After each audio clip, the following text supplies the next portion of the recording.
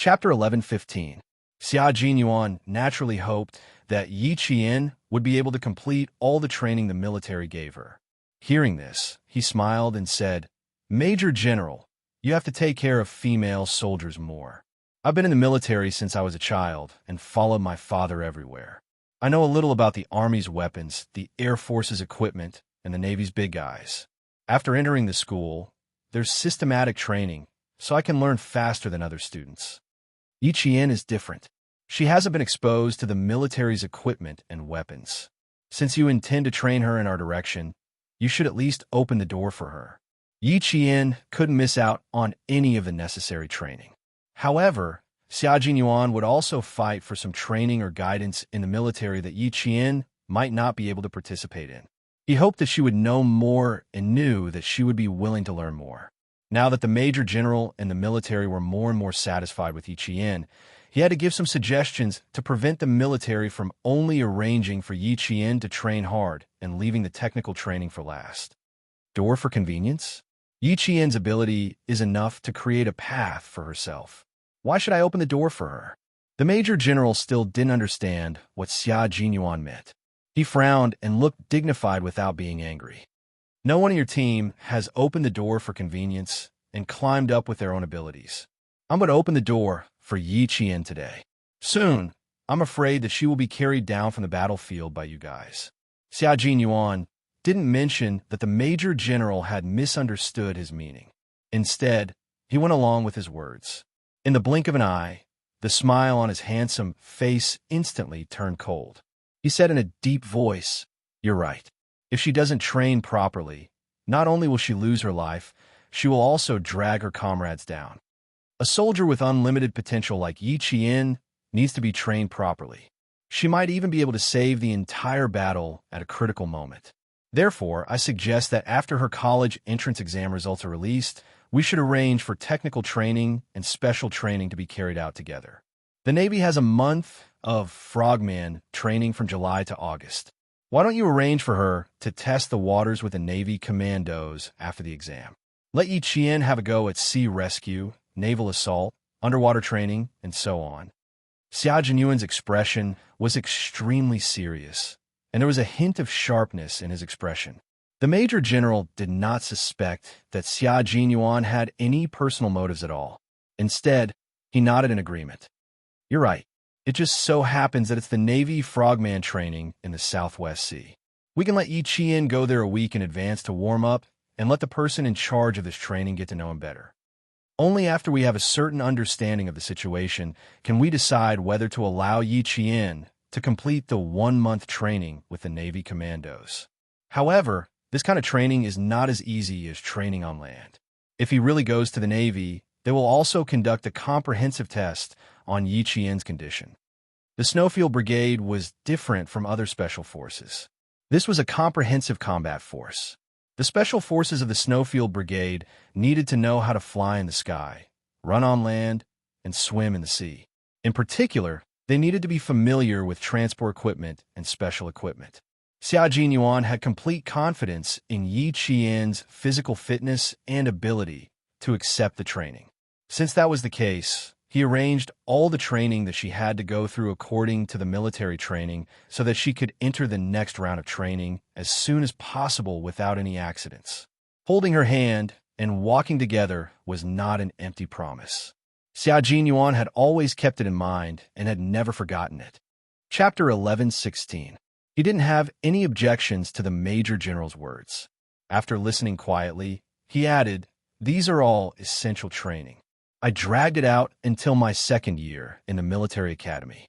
Of course, I can't say that the military didn't arrange it well. The main reason was that I went to the Air Force Base to play for more than a month after the college entrance exam. Now that Yi Qian is in the middle of the Navy's frogman training, the military has high expectations for her.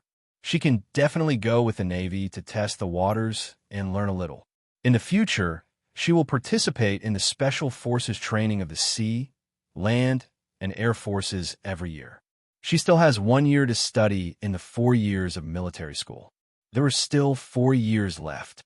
It was enough time for Little Fox to become an outstanding Special Forces soldier. He would wait patiently for that day to come. The Major General took his words to heart. You're right. We do need to bring up her training plan. The intensive training the military has arranged for her needs to be modified. He walked to the computer and saw the little red dot on the line moving forward. He narrowed his eyes and stared at the red dot. He asked Xianxia, we only arranged a team of 7 people to ambush her during her survival training. Why don't we add more people? Give her a good test, and then submit her training report as a case to the Navy. Major General, your arrangement is a bit sudden. Xianxia raised his eyebrows. It sounded like he disagreed, but there was a hint of interest in his handsome face. If one small team was not enough, they could arrange for another small team to go over. Then there would be 14 of them. Interesting. If the little fox really made it out of the survival training where she had to fight against 14 people at once, then the assessment of whether or not she could enter Lord Shui, you would probably stop. And then she heard him say with a laugh, if you really want to arrange it, you have to pick the right people. From the beginning of the training, Uncle Chun has been preparing ambushes. I have cooperated with her several times. Her reaction is very fast. Previously, she was ambushed under known circumstances, but this time, we arranged for her without any warning. Even old Chun didn't know about it. This kind of ambush is interesting. But the Major General paused when he thought of Soldier King's strength and said thoughtfully, you reminded me that Yi Qian, who was trained by Soldier King, would not be weak in this aspect. Indeed, we have to be selective. Xianxia couldn't wait for the Major General to do more to get the Navy to agree to Yi Qian's frogman training this July. He picked up his landline and handed it to the Major General. I have no objections to your arrangement. Of course, if you have any instructions, I'll listen to you immediately. What he meant was, I can immediately bring my men over to ambush Yi Qian. Go, go, go. You'd better be obedient tomorrow. The military will officially take over Yi Qian's affairs. Don't get involved. The Major General took the phone in his hand and called Nan Province's provincial military. How strong one's strength was could be seen through the test again and again. This time, without any water or food. If Yi Qian could still escape her pursuer's search and ambush, then there was no need to prove her individual strength. Send another team of 7 people to Langshan Ravine in Mount Dalong to search for a female soldier. If they can't find her within 3 days, withdraw. The Major General gave the order to the provincial military in front of Xianxia. This was the military's first assessment of Yi Qian's individual strength. It was suddenly carried out without Principal Chen's knowledge.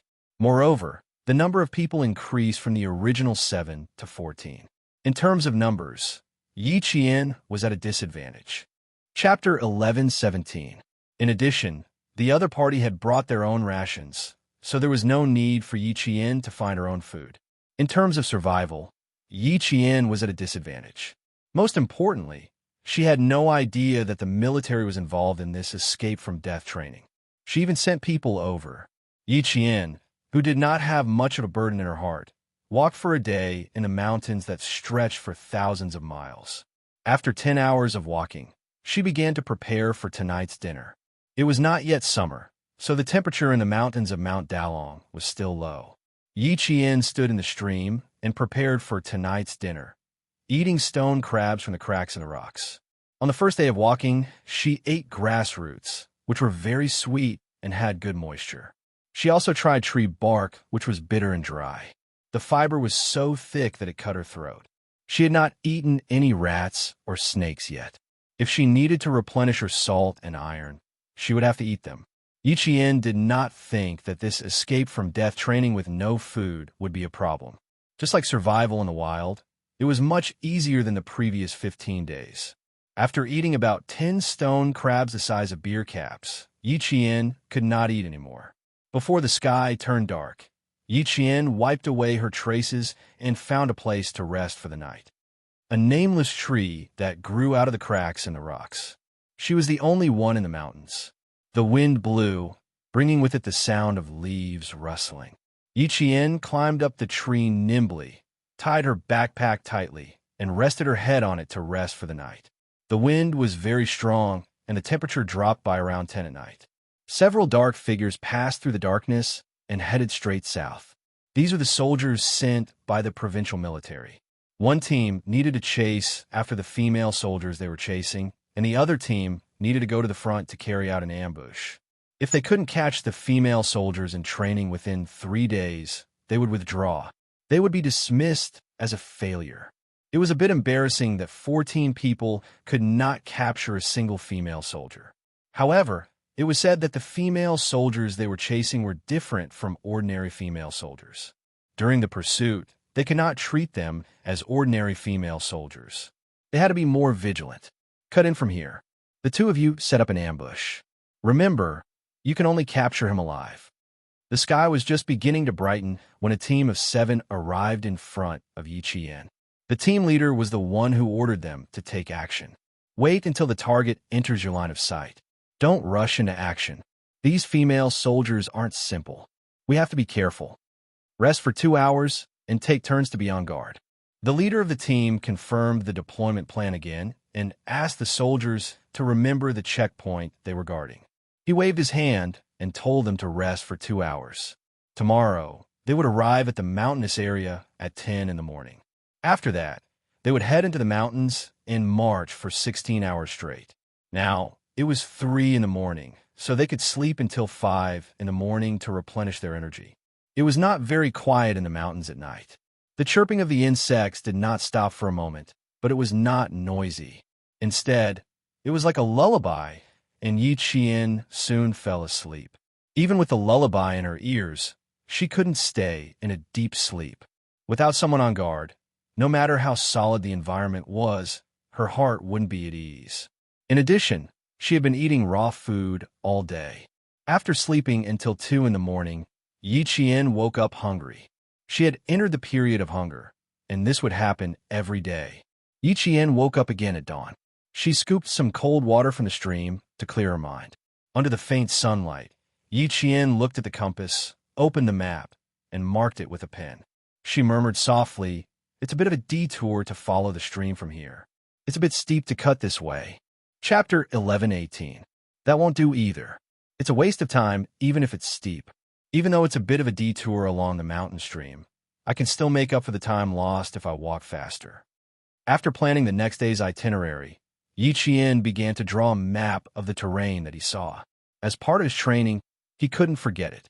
In order to replenish his protein and prevent his hunger from affecting his movements, Yiqian caught a non-venomous snake that was an estrus and made it for his breakfast.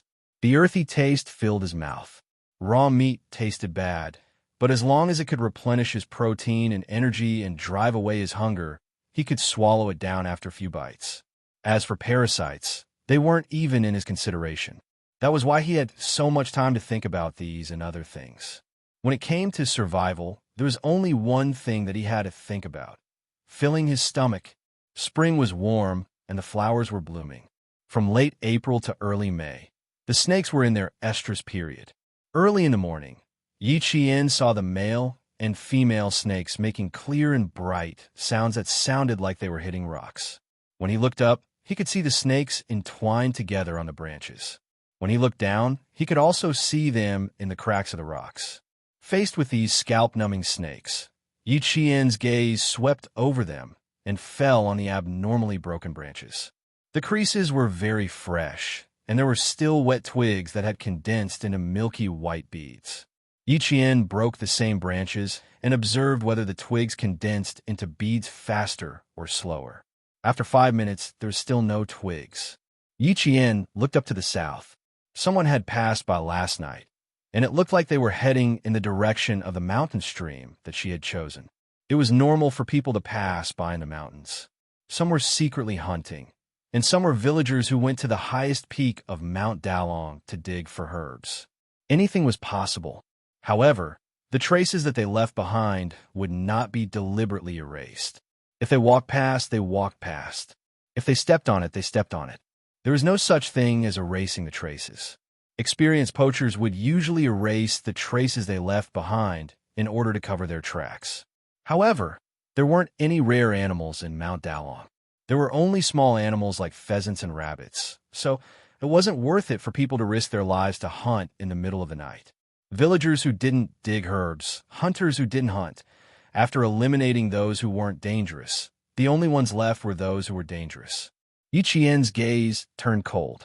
He held the dagger in his hand and continued walking south along the stream. Is it possible that he didn't take this path? I didn't see any traces along the way. Firstly, I didn't bring any water. Secondly, I didn't bring any food. Even if you're looking for food, you should leave some traces. About 5 kilometers away from Yi Qian, a few soldiers in jungle camouflage passed through the mountains. They stepped on the green moss as they searched for the correct location. Reporting, Captain Xiao, we didn't find anything here. Captain Xiao, did she go in the wrong direction? Lost her way in the mountains? Team B arrived at one of Yi Qian's training destinations, but they did not find any traces of her in this area, so they were suspicious. Captain Xiao was also a little puzzled. Logically speaking, there should be traces left behind by her. He turned to his comrades and said, "Go to the stream and search again." If the female soldier was lost, they definitely had to find her. However, he was afraid that the female soldier wasn't lost. It was them who couldn't find her. "Yes, sir." A few voices sounded in unison. They quickly spread out to search by the stream. After searching for about 10 minutes, Captain Xiao contacted the provincial military and reported their situation one by one. "Commander, we searched the place where she rested last night, but didn't find any traces. Do you think it's possible that no one came here?" Chapter 11:19. For Captain Xiao and the others, the mission was a bit sudden. They were also training in the army when they were suddenly told that a female soldier was undergoing special training and needed their cooperation to complete the assessment of the female soldier. Now, the female soldier was nowhere to be seen, not even a trace of her. Where were they going to find her? What if the female soldier got lost? The instructor in charge of Team A and Team B heard this and said to the captain of Team B, "We confirm that the female soldier has been moving in the direction given to you." The military leader said that this female soldier is not an ordinary female soldier. If you can't find her in 3 days, retreat. Moving in the direction given to them meant that they didn't find any traces left by the female soldier. All traces were erased by her. Captain Xiao, who was about 172 meters tall, had a cold expression on his face. After ending the call with the military, he immediately led the team to chase after the female soldier. After Yi Qian realized that there was a group of unidentified people in front of him, he became more careful. Although he walked carefully, he didn't slow down. Walking along the woods on both sides of the stream, Yi Qian's military boots stepped on the wet moss. With a cold gaze, he acted like a real warrior, embarking on his own journey. Yi Qian's diet was cut off. He relied on all kinds of raw food to maintain his life. He walked until about 11 o'clock in the afternoon and stopped. On the computer screen, where he could see her location signal, the red light that represented her was still flashing and didn't move forward. Stop about 1 kilometer away from Team A. The person who spoke was an unfamiliar young face. His facial features were handsome, and the lines were sharp and angular, as if they were carved by a master. There was a chill that kept people away from him. This was a man who had a completely different temperament from Xianxia. His skin was a healthy wheat color, and he wore a white Navy summer uniform. He sat in the Navy commander's office and stared at the flashing red dot in the same place. He was as cold as a glacier by the sea. There was no extra expression on his face. The Navy commander stood beside him and stared at the red dot in the same place. He asked, "Did she find something up ahead? Or is she just resting in the same place?" "I'm not sure." The man didn't speak much.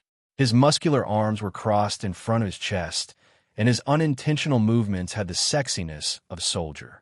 She started special forces training at the age of 14. There are very few girls like her. Are you saying that she has already noticed the abnormality? The Navy commander picked up the document sent by the Army and flipped to the last page. When he saw a line of training plans, the commander smiled and said, "This girl is indeed not simple. Jinyan, look here. She is trained by the sea." Jinyan, Li Jinyan, 26 years old, lieutenant commander, the captain of a certain naval commando team in the West Southern Sea, had been honored with first-class meritorious service many times and had even been honored with special-class meritorious service 3 times. Being exposed to the sun for so many years, he was not affected by the warmth of the sun. His entire face was as cold as a glacier, and he maintained the same expression all year round. No expression. He took the folder from the commander. His cold gaze fell on one of the items on Yi Qian's 4-year plan. The corners of his mouth twitched slightly, and he said flatly, "The records are vague. They can't be used for reference." "You don't be so picky. Didn't you just say that you started Special Forces training at the age of 14? That's very little. The little girl shouldn't be too bad. Otherwise, the military wouldn't have placed such importance on her." The Navy commander knew his beloved general's temper. Everything he did had to be perfect, not only for himself, but also for the soldiers in his hands. Chapter 1120. From July to August, he would lead the Frogman training team. They would conduct devilish underwater training on 4 islands near the Southwest Sea archipelago. The military had suddenly arranged for a female soldier who was likely to enter the Army Special Forces.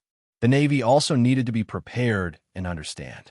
Li Jinyan's cold face didn't change at all in the face of his commander's kind reminder. He glanced at the screen and saw that the red dot suddenly began to move. He only glanced at it once before his eyes fell on the 2-inch photo. The photo was a blue background. The girl in the photo was indeed a young girl. Her facial features were not bad, and her skin was white. If he didn't see the tenacity between her eyebrows in the photo, he would have thought that she was the daughter of some high-ranking officer. He didn't know why, but looking at the photo, he felt that she was a little familiar.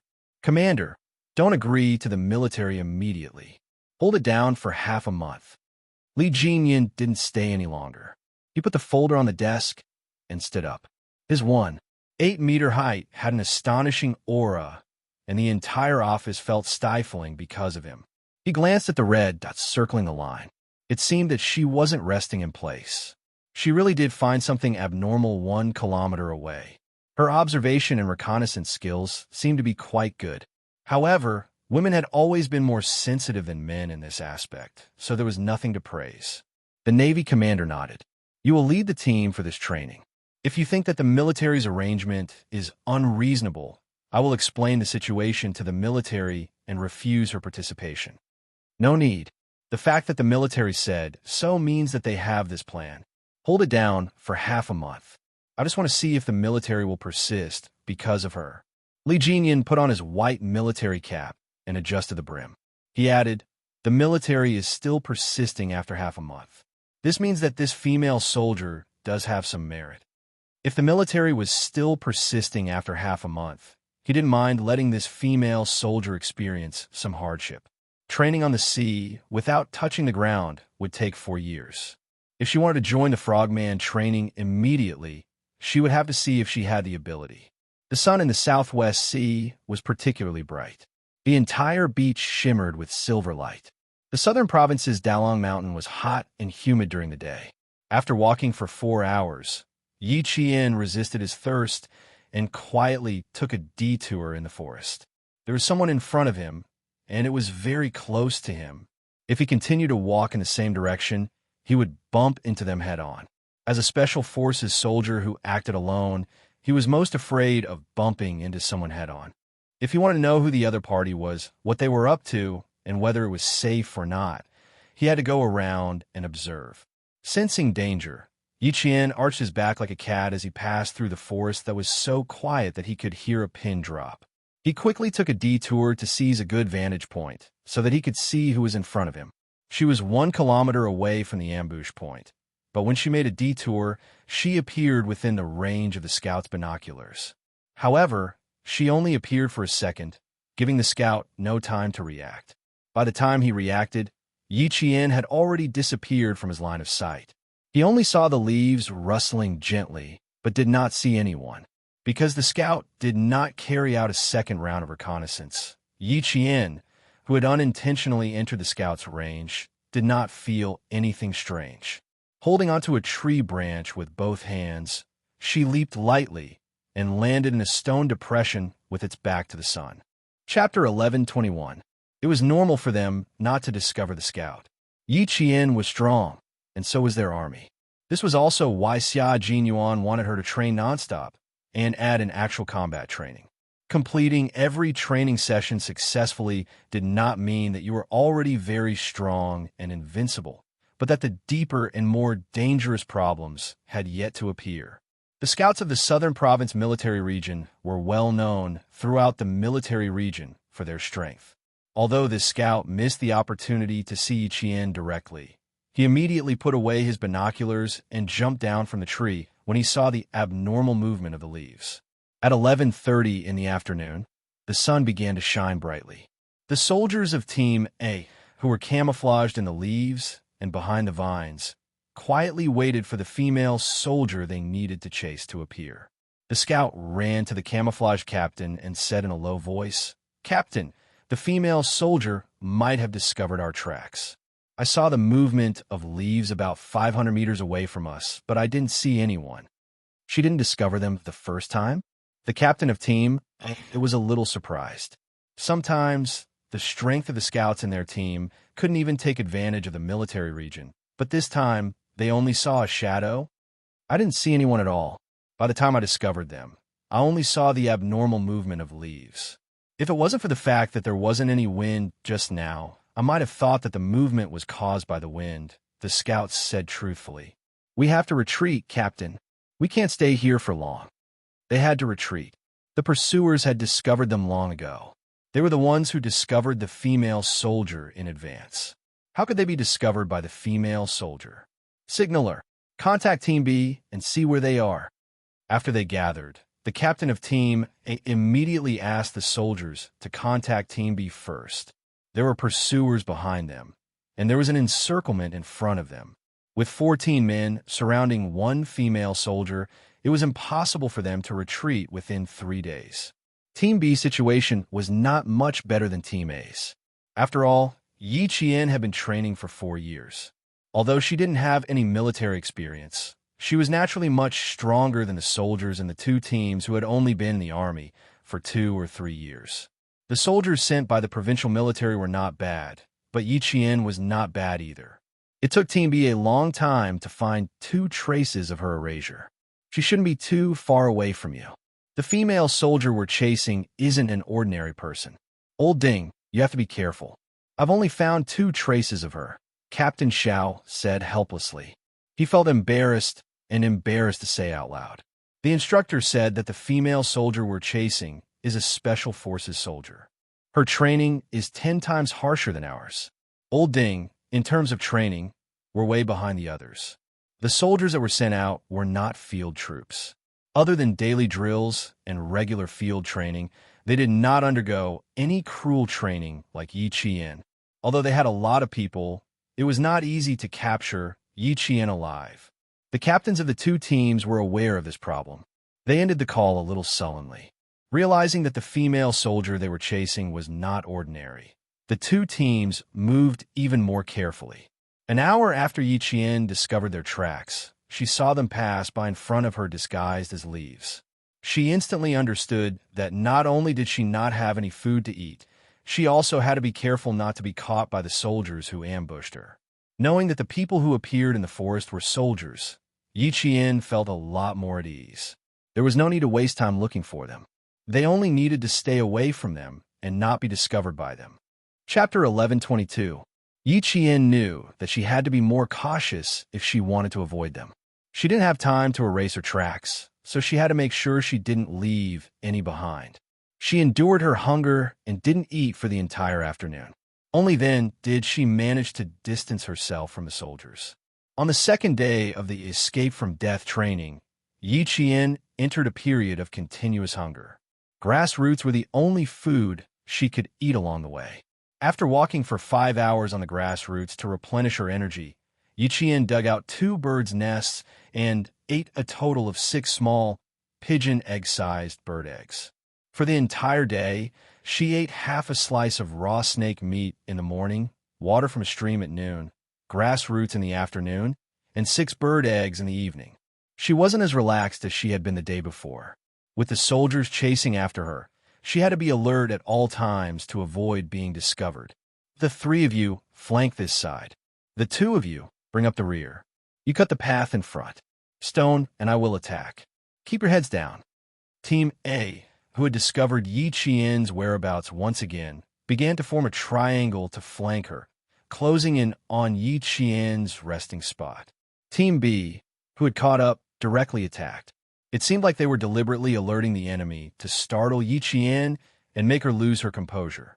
In the evening, the golden crow in the horizon fell into the sea of clouds. The last ray of light disappeared from the sky. Yi Qian, who had been resting against a tree, suddenly rushed down the steep mountain like an arrow released from a bow. She was so fast that the leaves brushed past her ears. She wasn't afraid that the leaves would stab her eyes or cut her skin. Fuck! When the soldiers who were still lurking saw her rushing down without a care for her life, they all tightened their backpacks and rushed down as well. Team Leader Xiao and Team Leader Ding followed the rustling sounds of leaves along the way and led their own soldiers to charge down without any regard for their lives. Flank, flank. 3 to the left and 3 to the right. The rest go straight in the middle. Before the 14 people had completely dispersed, Team D immediately deployed and said to Captain Xiao, "If we don't catch her tonight, it'll be difficult tomorrow." Yi Qian sensed that there were people approaching her and ran towards the route she needed to take tomorrow.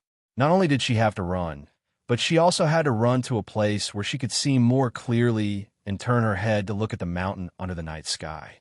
Otherwise, how would she be able to draw the topographic map of her march?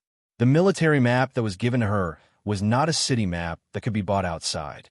It was a contour line formed by connecting various points. She wanted to draw a topographic map herself. She could only draw it by looking at it on the spot.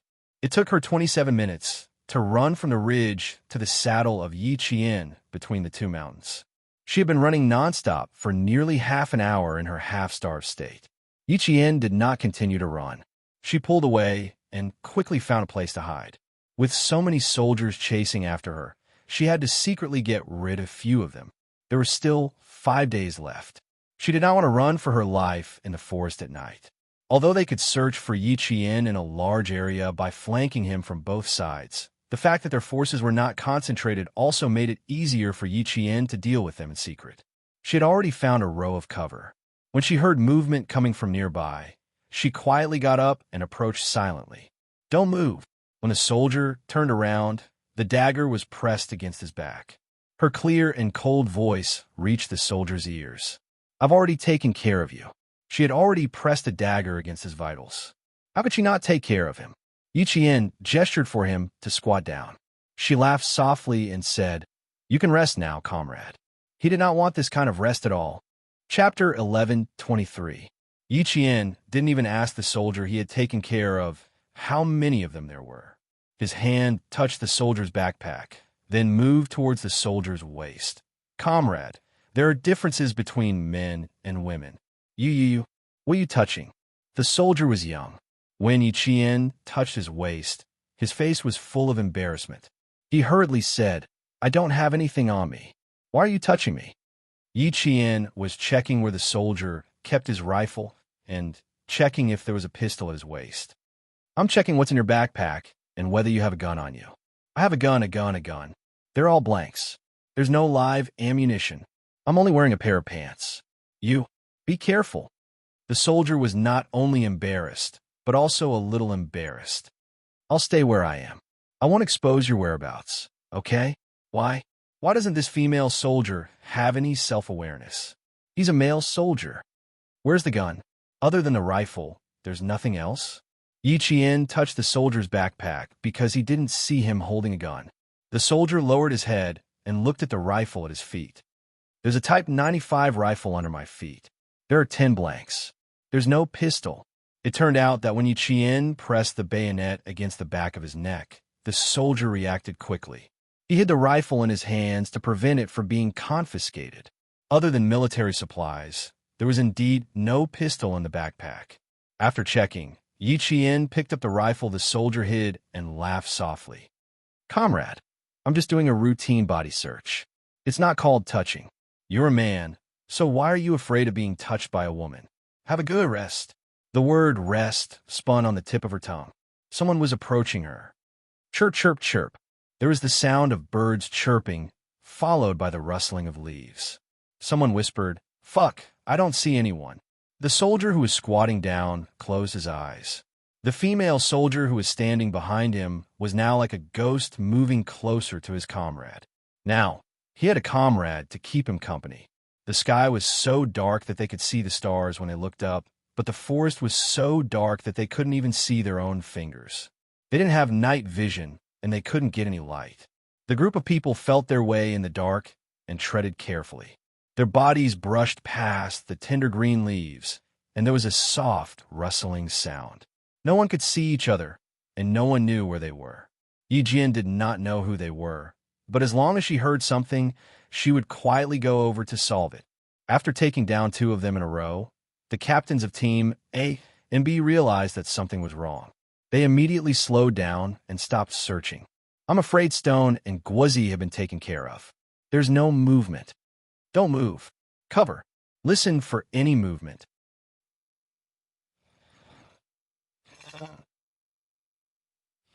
He had hit 2 fish with his spear. The sound was as soft as a mosquito in the dark. No matter how good Yi Jian's hearing was, it was impossible for her to hear it. However, she had now caught the 3rd fish. "Don't move. I have a Type 95 bayonet in my hand. If you continue to struggle, you'll get stabbed."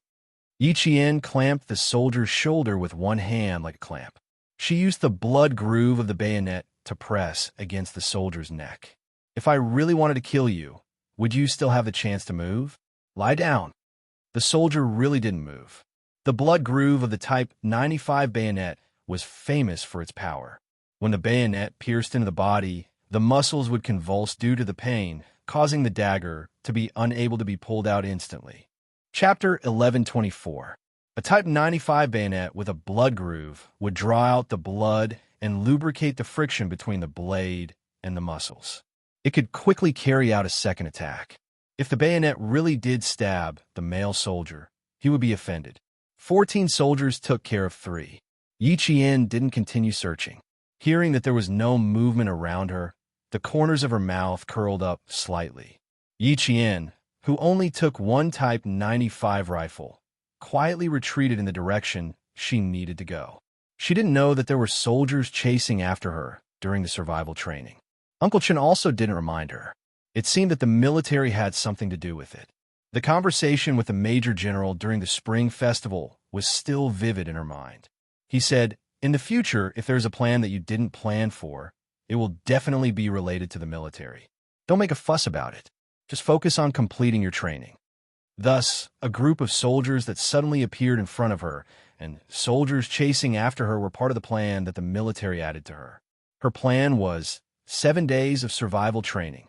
Instead of staying behind to take care of the soldiers chasing after her, focus on completing your training. You can't be distracted. The wind in the mountains blew gently, causing the leaves to gently rustle. Yi Qian, who had always been clear about what she needed to do, didn't have the slightest bit of nostalgia for the thrill of battle. She left the valley where the soldiers were hiding. The flashing red light continued to move in the direction she needed to go. It didn't take long for her to move away from the 12 stationary red dots. Li Jinyan unbuttoned the top 2 buttons of his white navy uniform, revealing his wild collarbone. His expression was focused and cold as he stared at the flashing red dots. He didn't continue to fight. Within 5 minutes, he had taken care of 3 and left. This was getting interesting. There are 2 things that soldiers should avoid during training: being provoked and being distracted.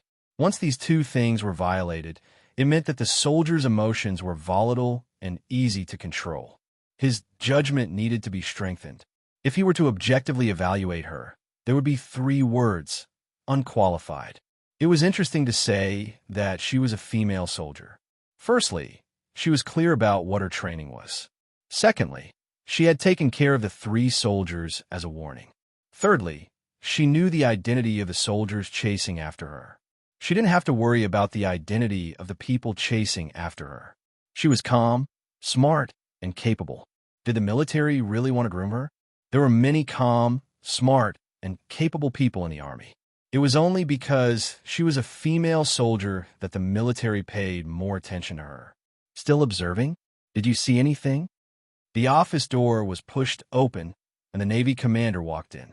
I've mentioned it to the Army and told them about the nature of our training this time. The Army is very insistent. Before the commander walked over, Li Jinyan immediately buttoned up the 2 buttons he had undone. He stood up and turned around. At present, you do have some ability. You took care of 3 soldiers in 5 minutes. You have a clear goal and are relatively calm. According to what you said, it's not bad? The commander laughed. It was rare for him, a general, to praise a soldier. I can only say that she is a calm person. The commander smiled and shook his head. What should I say about you? You're too harsh, and you'll scare away potential soldiers. You have to give them a chance to adapt. You can't keep denying their abilities. Personally, I think that this female soldier Yiqian is really outstanding. Her memory has reached an unfathomable level in the Army. It's not an exaggeration to say that she has a photographic memory. It's already at an unimaginable level. Chapter 1125. She can clearly repeat what happened a few months ago, what she said, and what others said. Such a powerful memory is indeed shocking. I was also shocked. As for Yi Jian, even though he had not met him yet, the Navy commander already admired him based on the information and his conversation with the Major General of the Army. She really has potential. I can see it. This female soldier, for the time being, I feel that she is outstanding. At 8 o'clock in the evening, the sky over the Southwest Sea had just begun to fade. Li Jinyan took out a list of names from his desk and handed it to the Navy commander. Take a look at this list. I won't deny soldiers with potential. After the basic training, there will be a ranking. Those who are not qualified will be eliminated. Those who are qualified will enter the second step of training. When he spoke, his facial muscles did not move. When he spoke in a cold tone, it seemed that even the temperature in the room dropped a lot. The pure white Type 97 Navy uniform was supported by his perfect and sexy figure to the edges and corners without a wrinkle. Not only did it show the majesty of the Navy, it also showed an indescribable sense of abstinence. The Navy commander opened the roster. The details of every soldier were clearly written down. Their strengths, weaknesses, potential, and so on were all clearly written down. He had always been at ease with Li Jinyan's work. Basic training in June, devil training in July to August. As for the Army's work, we will do our best to cooperate. Whether it is good or not, we will send them to you for inspection. After inspection, you will know. Yes. Li Jinyan did not say more. He was a soldier who was not good with words. If the Army insisted, he would of course accept. As for the arrangements and training after acceptance, it was not up to the Army to intervene. The long sound of the warship's horn came from the sea. The Navy, wearing dark blue training uniforms, gathered and ended the day's routine training. The sentinel holding a steel gun on the dock changed shifts with the next sentinel. In the bloody setting sun, the 2 sentinels' figures were straight. The sentinel who took the steel gun saluted his comrade and began his shift. White uniforms, black reefs, half of the sky was dark blue, and the other half was blood red. There were warships docked in the distance, and a few rows of Navy soldiers walked towards the barracks in neat steps, outlining the daily life of the naval barracks. Seagulls flew across the surface of the sea, bringing with them a cheerful chirp. On an unknown island, several frogmen carrying heavy oxygen tanks emerged from the depths of the sea. They made an okay gesture to their comrades, and like a shark, they swam to the shore with a strength that could split the sea. How many haven't come up yet? Speed, speed, speed. With Demon King Li's appearance, they would all dive for another 20 minutes. A pulmonary edema appeared. Today, I'll have to dive 40 meters. Tomorrow, I'll have to dive 60 meters. I'll have to see how far Demon King Li can dive. You talk too much. Take off your equipment, damn it. I've been carrying dozens of kilograms for a whole day. My spine is about to break. The soldiers in the Navy's Storm Commandos were both frogmen and divers. They trained for an average of 8 hours a day, and about 4 to 5 hours would be spent training underwater. Li Jinyan was the captain of the Storm Commandos.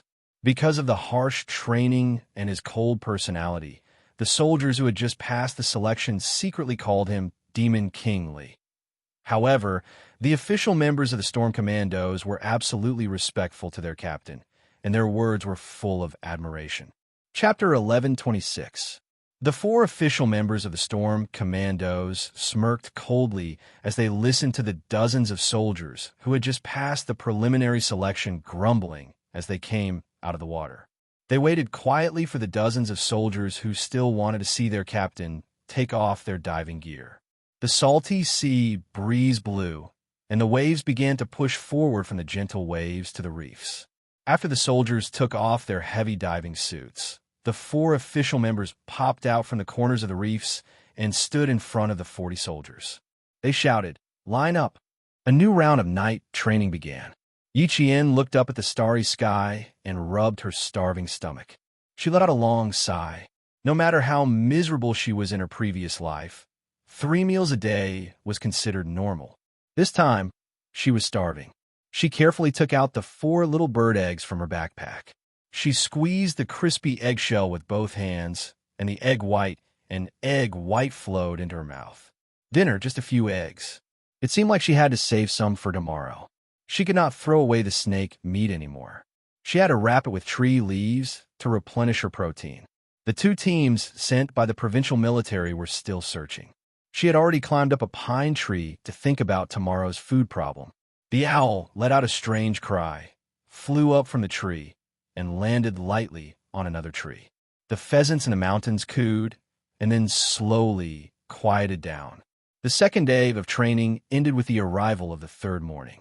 A thin mist rose in the forest. After a simple disguise, Yiqian did not rush forward recklessly like she did the first day. She had to be careful of the soldiers behind her, but it was also possible that they would catch up to her after she slept for a night. Every day, she had to go to a designated location to send her location. If the soldiers chasing her knew the location she had to go to every day, it was entirely possible for them to hide there and wait for her to bump into them. Yiqian, who was picking non-poisonous mushrooms in the pine forest, bent down, maintained her posture, ready to cover herself if she sensed anything strange. Yiqian, who dealt with mushrooms for breakfast, did not stay in one place. She did not leave any trace for the soldiers to find her. It was as if she had disappeared into thin air, leaving no trace behind. Captain Xiao and Team D led their soldiers towards Yiqian's destination. Last night, they knew that she had silently taken care of 3 soldiers by reaching behind their backs and pressing a bayonet against the back of their necks.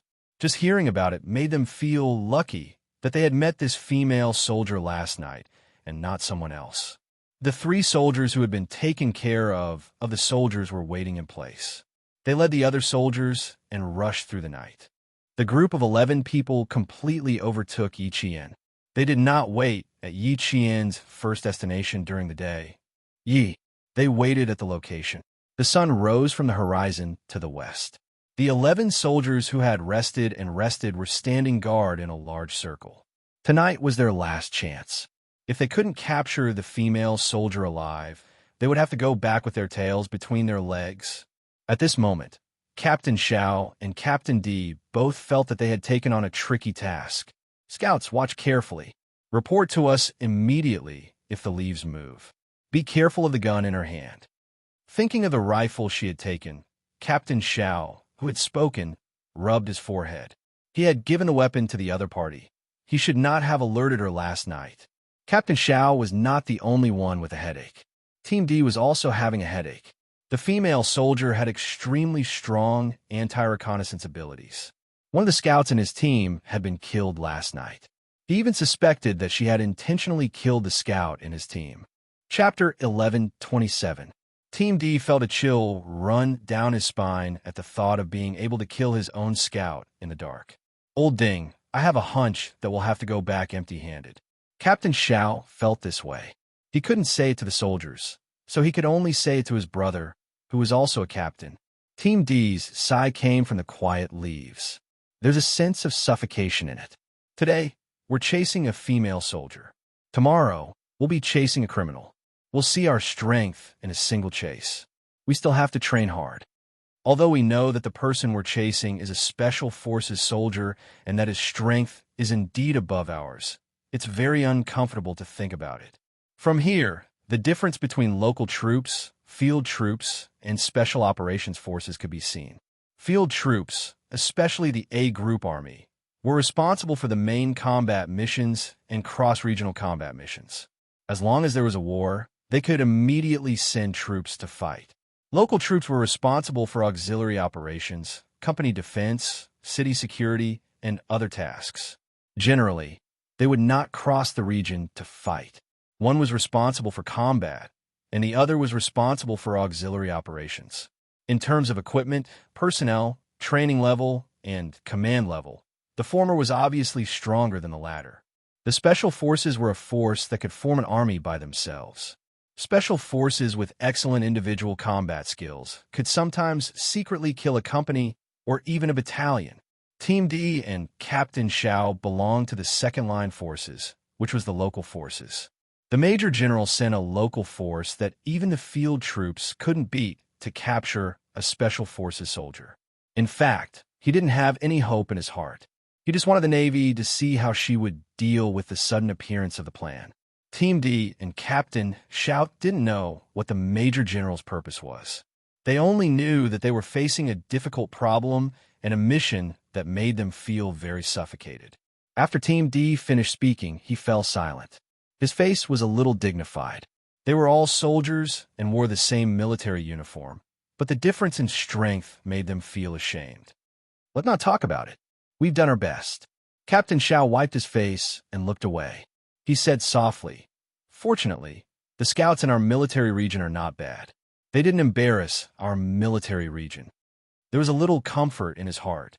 Every year, a group of scouts in the southern province's military region would be selected to join the field troops, and the auto soldiers in Fujian town were responsible for the security of Zongnanhai. These two strengths were famous in the military regions of the province. They had the strength, but it was a pity that they didn't need the auto soldiers for this mission. They still did not know that Yi Qian had joined the Southern Province Automobile Company to study for 2 years. If they knew, they would feel even worse. A female soldier was stronger than them in every aspect. How could they not feel uncomfortable? Tired birds began to return to their nests.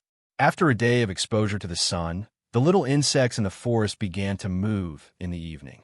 The high-pitched and low-pitched chirps of the insects ushered in a slender figure moving forward in the thick leaves. The female soldiers that gave the local troops a headache had appeared. This time, Li Jinyan saw the red dots representing the female soldiers quickly and accurately approaching the stationary green dots representing the local soldiers on the screen. His cold expression finally loosened a little. She seemed to know where the soldiers were hiding. Once she made a move, she would destroy a green dot. Intuition? It couldn't just be intuition. Observation skills. The female soldier had amazing observation skills and was quite skilled. Seeing the green dots disappear one by one, Demon King Li, whose expression never changed, narrowed his eyes slightly. Chapter 1128.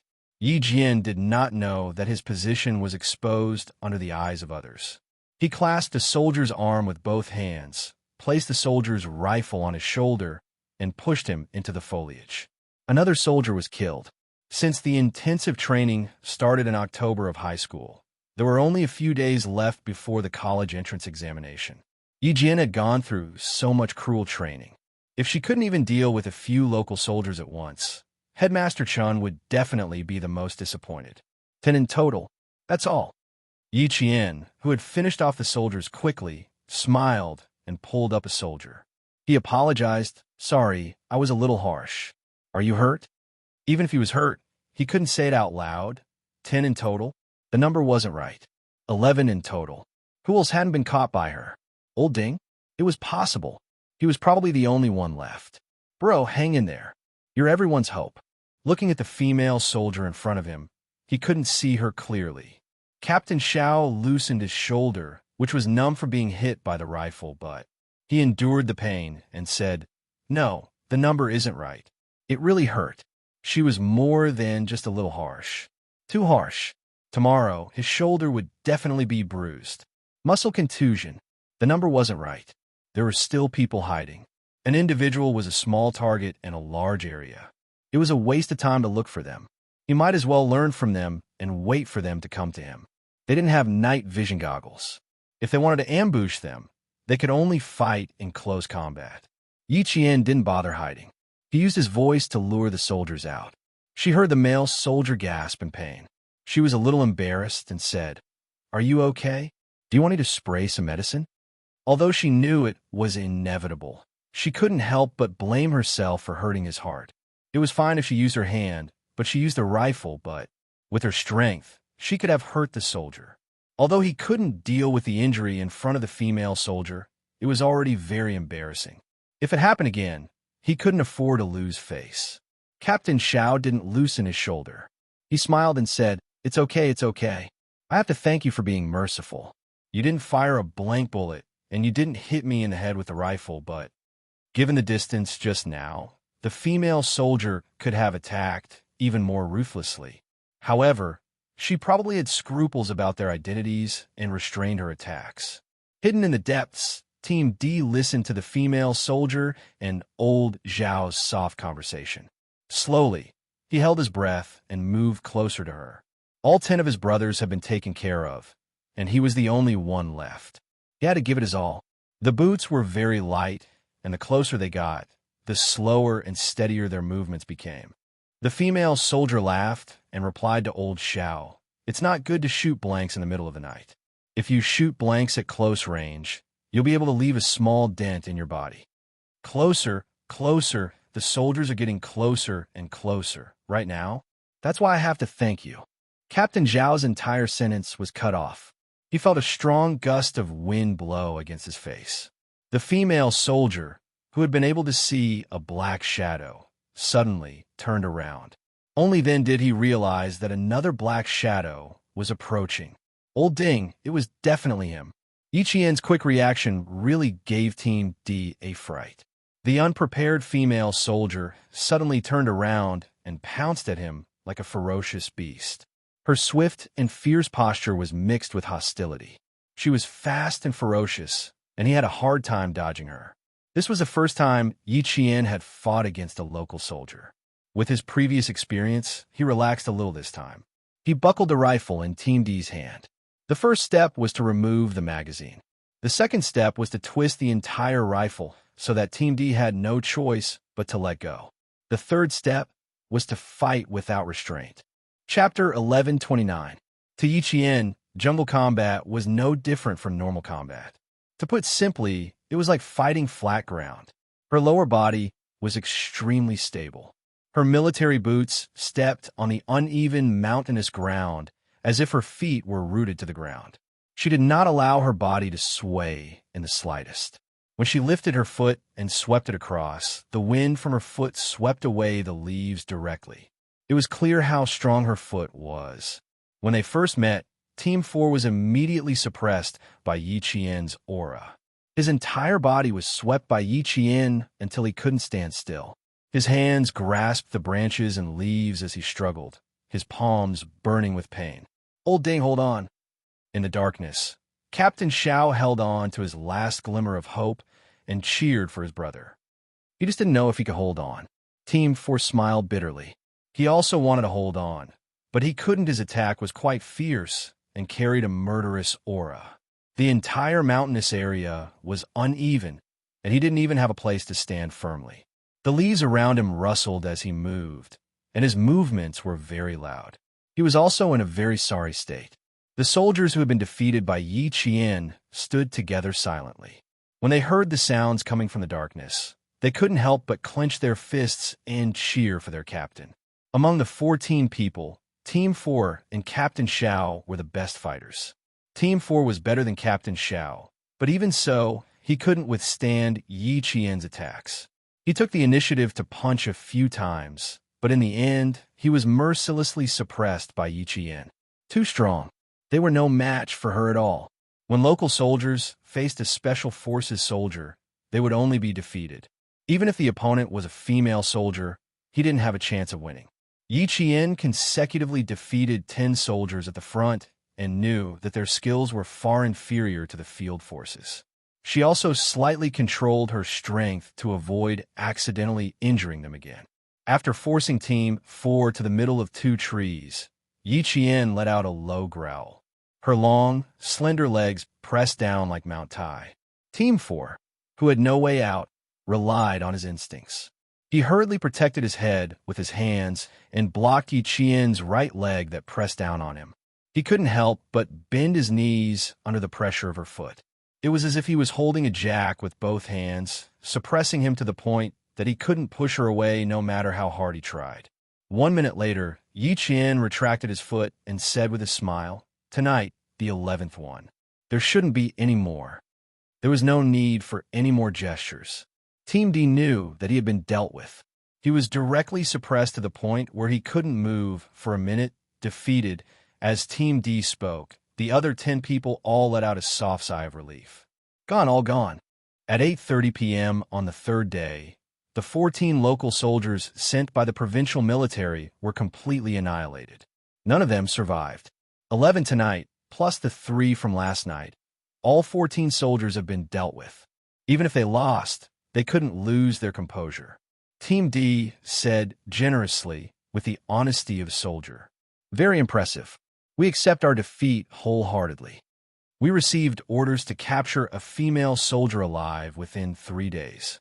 There are only a few hours left before the end of the 3 days. Our mission has ended in failure. He hadn't guessed wrongly. The military was indeed involved. Would there be additional training from the military from time to time in the future? She didn't know. Uncle Chen didn't know either. They had discovered it midway. In the next few days, would there be more?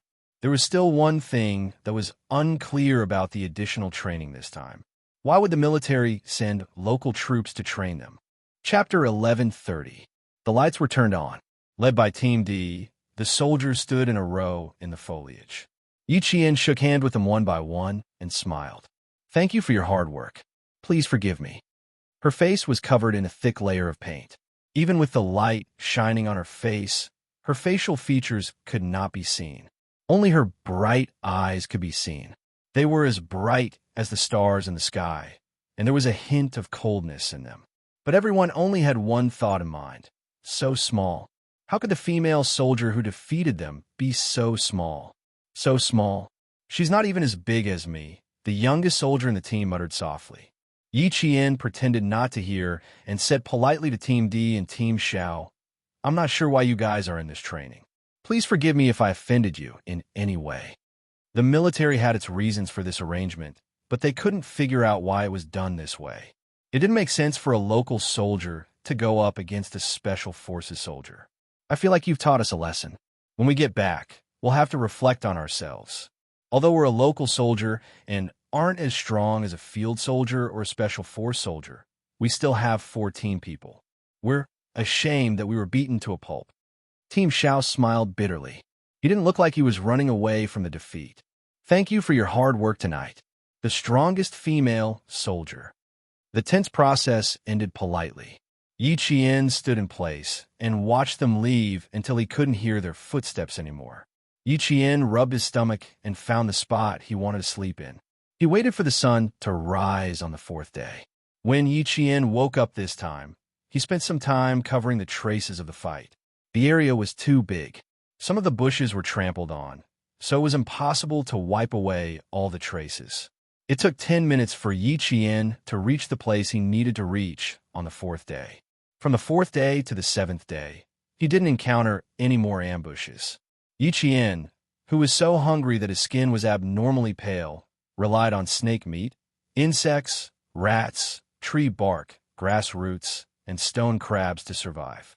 Finally, at 3 o'clock in the afternoon of the 7th day, he appeared in the area of the anti-chemical regiment's military zone. During the escape from death training, Yi Qian didn't miss a single signal for help. She didn't make a single call. With her amazing perseverance, she managed to survive. When she appeared, she was even one step ahead of Principal Chun. She smiled and said, "Uncle Chun, I'm out." It was normal to not have a meal for 7 days. There was no cooked food or warm water. She had to rely on food that ordinary people could not eat to survive. Looking at Yi Jian, who had lost so much weight in just 7 days, the corners of the iron-willed man's eyes turned red. Yi Jian had lost weight. She was wearing a jungle camouflage outfit.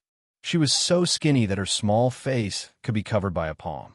The backpack on her back looked like a mountain, as if it could crush her at any time. However, her spirit was not damaged at all. She exuded a tough and indomitable aura. Standing in the sunlight, he was not crushed by hunger. He had the sword will of a pine tree that pierced through the clouds. He exuded the might of a soldier from head to toe. It's good that you're out. It's good that you're out. You're good at enduring. You'll have a bright future. Principal Chun patted Yi Qian's shoulder. His usually cold voice sounded a little choked up. The girl Jian didn't rely on anyone to get to where she was today. She relied on herself, one step at a time. Even if she had a close relationship with Major Xia, she didn't think of relying on anyone. She always remembered what Uncle Jin told her. It's better to rely on yourself than on others. She relied on her own strength to gain the appreciation of the higher-ups in the military. Chapter 11:31. Yi Qian, who was almost as thin as a match, smiled. Her eyes were as bright as the sun, emitting a dazzling radiance. She said, "Let's go home, Uncle Chun." She was really hungry, but her hungry stomach seemed to be blocked. Her mouth wanted to eat, and her body wanted to eat, but her stomach refused. You have to eat porridge. It's easy to digest porridge to recover your stomach's energy. You don't have to participate in training for the next week. Let your stomach recover first. Principal Chen reminded her with a smile. The two figures walked further and further away under the sunlight. On the road of the military, Yi Jian had overcome difficulties beyond her age by not giving in again and again, relying on her own courage and perseverance to move forward. While other students were still sitting in the classroom working hard for their studies, she had already found her own path and walked down it without complaint or regret. It took more than 2 hours to return to the city from the anti-chemical regiment. Yi Qian didn't go back immediately. First, she went to the anti-chemical regiment's infirmary for a simple examination. Then, she drank a bowl of plain porridge. Faced with the regiment commander and the political commissar's searchlight-like inspection, Yi Qian put down the empty bowl and smiled. If you really get used to it, it won't be a big deal in the future. Before the ancient humans found the fire seed, they also ate raw food. I feel that these few days I've been returning to the basics. A girl who had starved for 7 days straight, and then used the phrase returning to the basics to summarize the hunger survival training of escaping death. Her heart was really big. Since the first day I saw you during the military training, I knew you weren't simple. It's only been 2 years, but you've already come so far. You're even better than the soldiers in our regiment who spent 2 years as soldiers. Yi Qian, you're really something.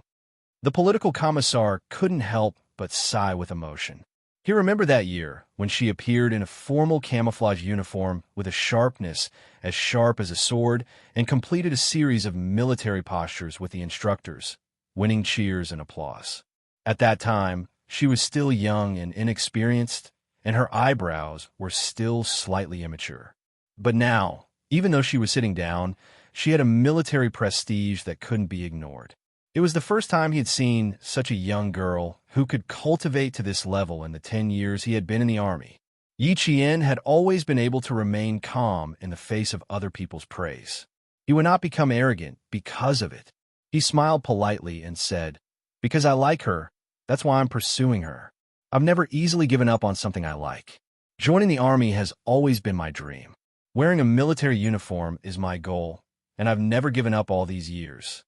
What's important is perseverance. What's important is perseverance. Your perseverance over the years is commendable. It's worth learning from all of us." The regiment commander had a deep impression of Yi Qian. Yesterday, his old partner had come to his office mysteriously and told him that there was a girl who had once made him want to stay in the anti-chemical regiment. He immediately thought of Yi Qian from the province's #1 middle school. He reported the names he had guessed correctly. His old partner asked him in surprise, "How did you know? Did the higher-ups inform you in advance?"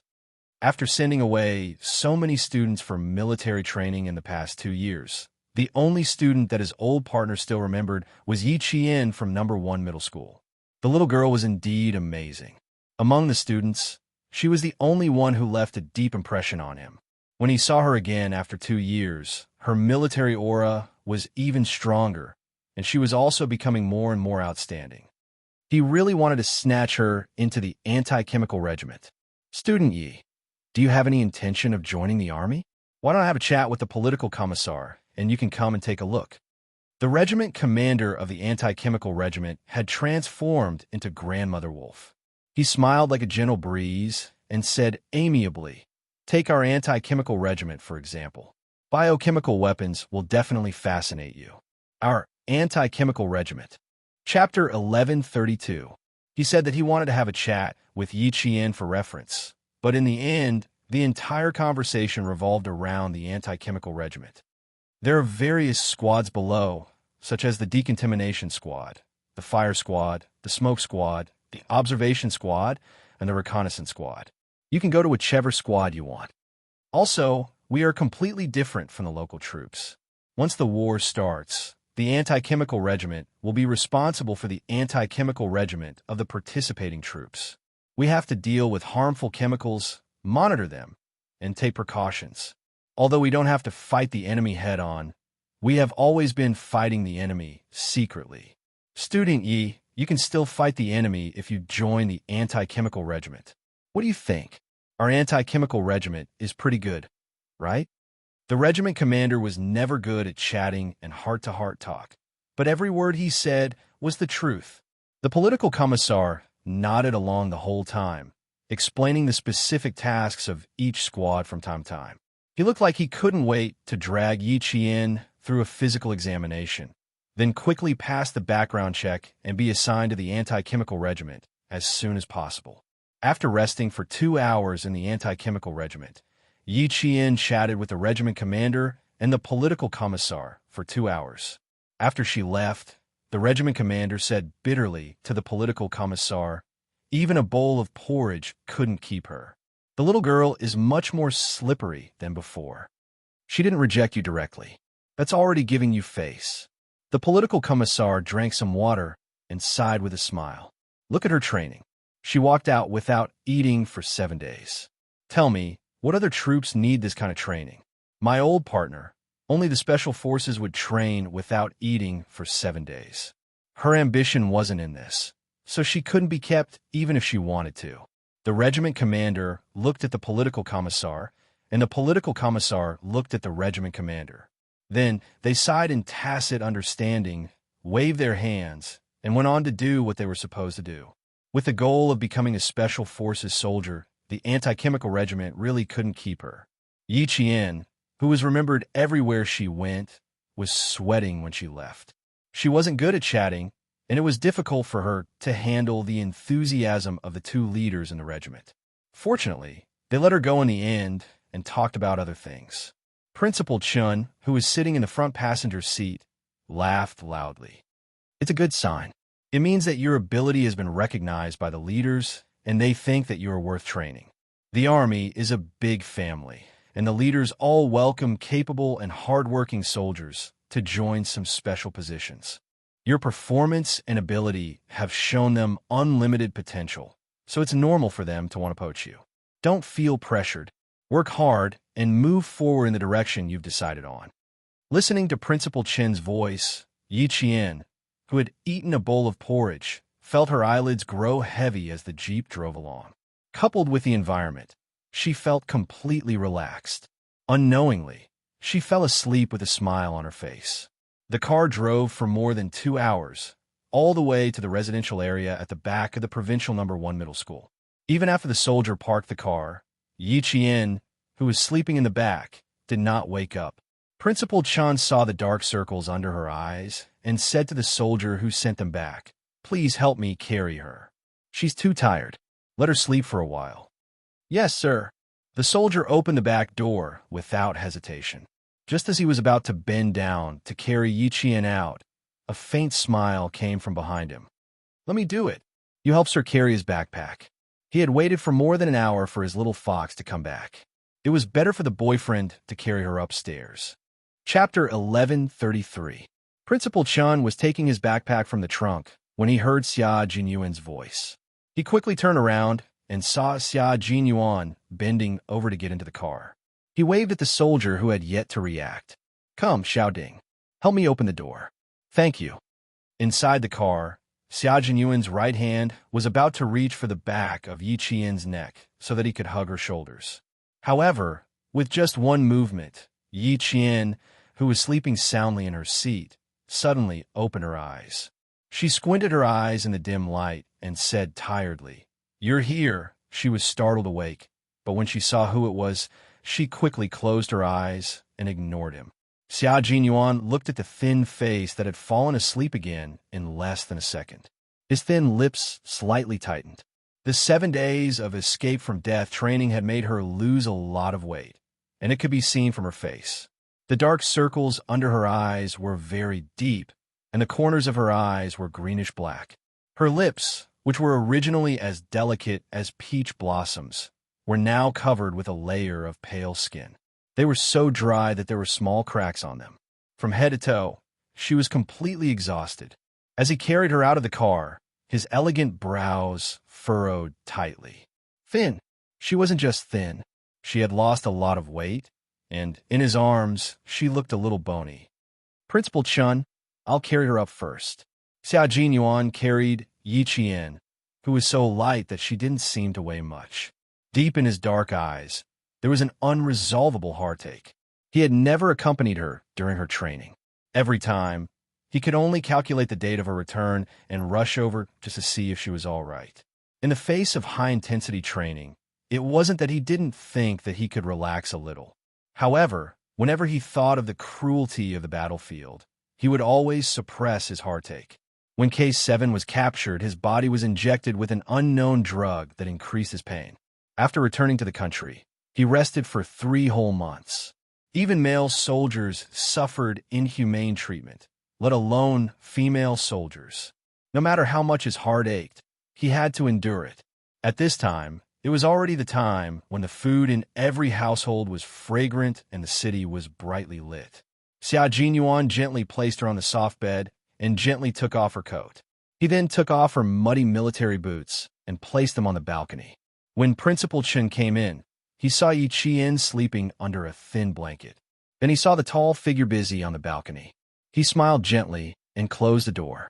Major Xiao really cared about Jian Yiling. Every time Jian Yiling finished her physical training, she would rush over to accompany her. She would also guide her emotions and seriously point out her shortcomings. With such a person taking care of Jian Yiling, he and Uncle Jin were not worried at all. Outside, all the houses were brightly lit. However, Yi Qian's room had the curtains drawn. There wasn't a trace of light coming in, and there wasn't a trace of sound. Only 2 long breaths could be heard in the darkness. Xia Jinyuan set off from the grassroots company in the middle of the night. Halfway through the journey, the car encountered a landslide that blocked the only road from the grassroots company to the city. He asked the soldier to turn around and drive back to the company. He carried his luggage and climbed over the dangerous landslide with his bare hands. He walked more than 40 kilometers overnight to the city. From the time he set off last night until he arrived at the provincial capital around 6 p.m., he didn't stop for even a minute. He drove the car that Xia Yiwei prepared for him to the school. Finally, at 7:20 p.m., Yi Qian came back. The 2 of them were in a race against time. In the end, they were finally able to lie on the same bed and rest. To Xia Jinyuan and Yi Qian, this could be considered as dating. Chapter 1134. There wasn't much time for the 2 of them to squander, and there wasn't much time for them to enjoy each other's company. Every minute and second was particularly precious to them, because they didn't know if the person beside them would go on a long journey in the next second. The only thing they could do was to seize the time they had to spend together and enjoy the rare time together. It was also rare for them to sleep together. Yi Qian slept until 2 o'clock in the morning. As soon as she moved slightly, Xia Jinyuan, who was lying next to her, immediately opened his eyes. Having just woken up, he asked in a clear and hoarse voice, "Hungry? I heated up some porridge in the kitchen. Do you want to get up and eat?" With her head still resting on his strong arm, Yi Qian, who was infatuated with his body temperature, rubbed her head against his arm and said in a dry voice, "I'm not just hungry. I'm so hungry that I want to eat fatty meat. Principal Chun told me to eat porridge for a week to nourish my stomach." Her words made Xia Jinyuan chuckle. He tightened his arms around her and hugged her tightly. He laughed until his chest shook as he said, "You can't eat that.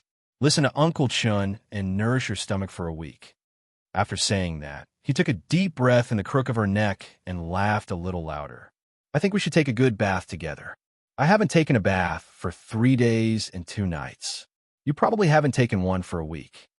Girls were usually shy when it came to such topics, and Yi Qian was the type who was very, very shy. Hearing this, she immediately got up from his arms and rushed to the bathroom in the room like a gust of wind. Hearing the sound of water rushing out of the bathroom, Xia Jinyuan laughed out loud. He didn't tease her any further. Maintaining his gentlemanly demeanor, Xia Jinyuan went downstairs to the car to get his luggage. After he scooped a bowl of porridge from the kitchen and put it on the dining table to cool, he saw Yi Qian, whose hair was still wet, walk out in a workout shirt and shorts. Because she had just showered, her fair skin glowed like a pearl under the light, but it was a little too thin. Yi Qian's face was no longer red. He had walked alone in the forest for 7 days and was starving the entire time. How could he have had time to clean up his image? At most, he would have used a towel to wipe his face, but there shouldn't have been any smell. In front of him, the 18-year-old Yi Qian was less restrained. At the time, he was shy, but after that, he was able to keep his composure. Faced with his gaze, Yi Qian calmly, "But even my old madam would give her a thumbs up after tasting her cooking. It's just that she rarely cooks. Even Ho Zi has only eaten her cooking twice." Culinary skills required talent, and Xia Yiwei was talented. She often said to Xia Lingyuan, "After I retire, I'll open a Chinese restaurant in France. I'll let them know that Chinese food is profound." Yi Qian sat in the dining chair he pulled out and joked, "Zigu has only eaten twice. What about you?" The white porridge was sparkling and looked very appetizing. She took a spoonful as she spoke. "I've eaten more. When I was in Fujian town, I went to see her whenever I had time. I ate dozens of times more than Ho Zi." Xia Jinyuan watched as she drank the porridge he made. He stood beside her and waited for Yi Qian to say a few words. For example, "The porridge is good. It's delicious." Or, "I want to eat more tomorrow." In short, as long as it was a compliment, it would be fine. Chapter 1135. It couldn't be helped. Every man wanted to show off in front of his girlfriend, and he was no exception. She and Xia Jinyuan were the only ones in the spacious house. He was standing beside her, watching her eat the porridge with a burning gaze. Yi Qian glanced at him without batting an eyelid. He lowered his head to eat the porridge with a slight smile. So Captain Xia was the one who made the porridge. He was standing there waiting for her to praise him. Yi Qian lowered her head and drank the porridge.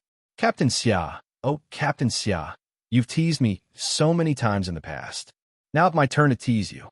After she finished the porridge, Yi Qian turned his head and said seriously, "Captain Xia, are you hungry too? Do you want a bowl?" He had been standing there for so long with a satisfied expression on his face. In the end, his little fox didn't even notice that she had finished the entire bowl of porridge. That's not possible, but from her expression, it seemed like she really didn't know. Did she think that Uncle Chun made the porridge? "How does the porridge taste?" he asked. Yi Qian nodded and said, "Uncle Chun made it. It's not bad." He continued to maintain a serious expression so that the man in front of him wouldn't notice anything amiss. Major Xia, who had always been observant, believed him. He raised his hand to touch the top of her head and sighed.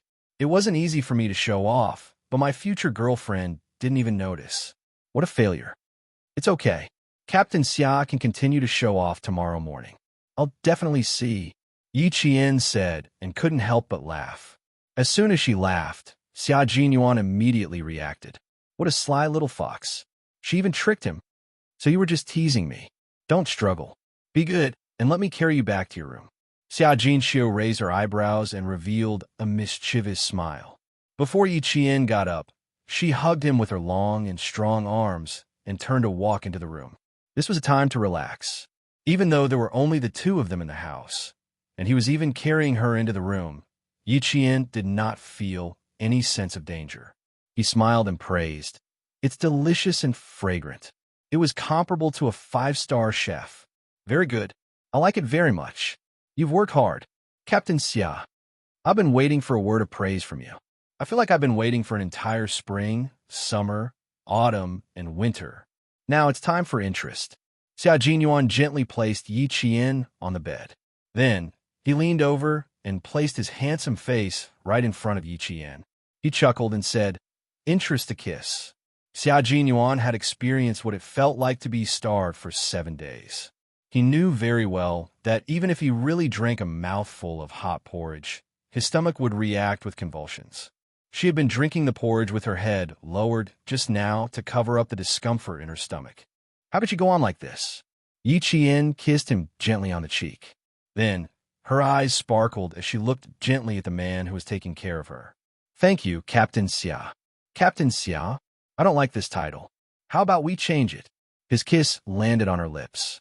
His gentle voice was as light as the strings of a piano under the dim light of the table lamp. "Good brother, what do you think?" "Mushy." Yi Qian closed his eyes. The corners of his mouth curled up as he said, "Captain Xia, Captain Xia, Captain Xia, Captain Xia." His lips and teeth were full of sweetness. "You disobedient little thing. Let's talk about it again next time." It was 2:30. After half an hour of messing around, it was time to rest. Xia Jinyuan kissed her forehead and got up. "I have to take a shower too. I haven't showered for 3 days and 2 nights. Didn't you smell my sweat just now?" Chapter 11:36. If there was a smell, Yi Qian would have been able to smell it. Because there was no smell of sweat, there was only a light, refreshing scent that filled his nose. Yi Qian joked, "Captain Xia has his own body fragrance. How could there be a smell of sweat? Is that so?" Xia Jinyuan lifted his hand to unbutton his cuffs and smiled. His handsome face revealed a lazy expression like a big cat. He smiled at Yi Qian and said, "That's not bad. At least it won't send my girlfriend away. In the future, if I sneak in the middle of the night, I won't have to worry about the smell of sweat waking you up." When it came to being thick-skinned, Yi Qian had always been at a disadvantage. The image of him climbing through the window in the middle of the night flashed through his mind. Yi Qian couldn't help but blush. He hugged the quilt to his chest and said stiffly, "I'm just being polite. Captain Xia is busy every day. Don't you know how dirty you are?" It really wasn't dirty. After taking off the jacket, there was a white shirt underneath. There wasn't a trace of sweat on it. It was so white that she could almost smell the scent of soap after washing it. He raised his head slightly, revealing his sexy throat. His slender fingers began to unbutton the top button of his shirt. Following the movement of his fingers, Yi Qian, who had no interest in men, was mesmerized. He didn't know that the man's action of unbuttoning his shirt with his head raised was so beautiful. Because of his relaxed expression, there was a lazy and indifferent attitude in his bones. Combined with his elegant temperament, it became extremely sexy. At 24 years old, he was more charming and attractive than at 20 years old. Mature, sexy, cold, calm. Facing the iron-blooded tenderness of a soldier, Yi Qian felt as if he could hear his heart thumping loudly. The girl he had a crush on was staring at him with a slightly dazed gaze. Xia Jinyuan, who had sharp senses, raised the corner of his mouth a little. He had always been very confident in his body. Little Fox, who had been training with a group of male soldiers, had seen a lot of shirtless male soldiers. It was undeniable that her heart was a little jealous. She didn't look at him that much. "Stop, stop, stop. You can go to the bathroom now." When Major Xia had unbuttoned the 3rd button and was about to reveal a large portion of his chest, Yi Qian, who was determined not to be seduced by men, immediately stopped him. He pointed in the direction of the bathroom and said seriously, "You can take it off inside. Put the dirty clothes in the laundry basket." If he didn't stop, she would be admiring him until he took off pants. Xia Jinyuan, who had the thought of showing off his figure in front of his girlfriend when necessary, couldn't go into the bathroom to take off his clothes. If he did, he wouldn't be Xia Jinyuan. His fingers stopped at the edge of the fourth button. As he slowly undid it, he said with an elegant smile, "Even if I take it off here, I can still put it in the basket. When I take off my pants later, I don't have to worry about my feet slipping and needing you to help me up." He was the only one who could come up with such an excuse. After he finished speaking, he looked up at the bed. Under the faint, warm light, he could clearly see the shyness on Yi Qian's face. There wasn't a trace of impurity on her face. It was as clear as a mountain spring. He couldn't help but want to tease her, and dote on her. Yi Qian met his gaze and saw the uncontrollable laughter in his eyes. In the end, the room was filled with his laughter. Yi Qian was so embarrassed that he jumped up from the bed. He was addicted to taking it off, and he was taking so long. Fine, since he wanted to take it off for her to see, she would take it off for him. Chapter 1137. Hey, slow down. This bed is very elastic. Don't push your head against the ceiling. Xianxia noticed that her movements had suddenly become violent. His heart tightened, and he no longer had the time to tease her. He hurriedly hugged Yi Qian, who was still trying to jump off the bed. Everything was fine. Why did you suddenly? Yi Qian, who was in his arms, became violent for once. She grabbed his collar with both hands, and, as he spoke, she valiantly tugged on his shirt. Yes, there was no need to undo the fourth button. She had already done it for him.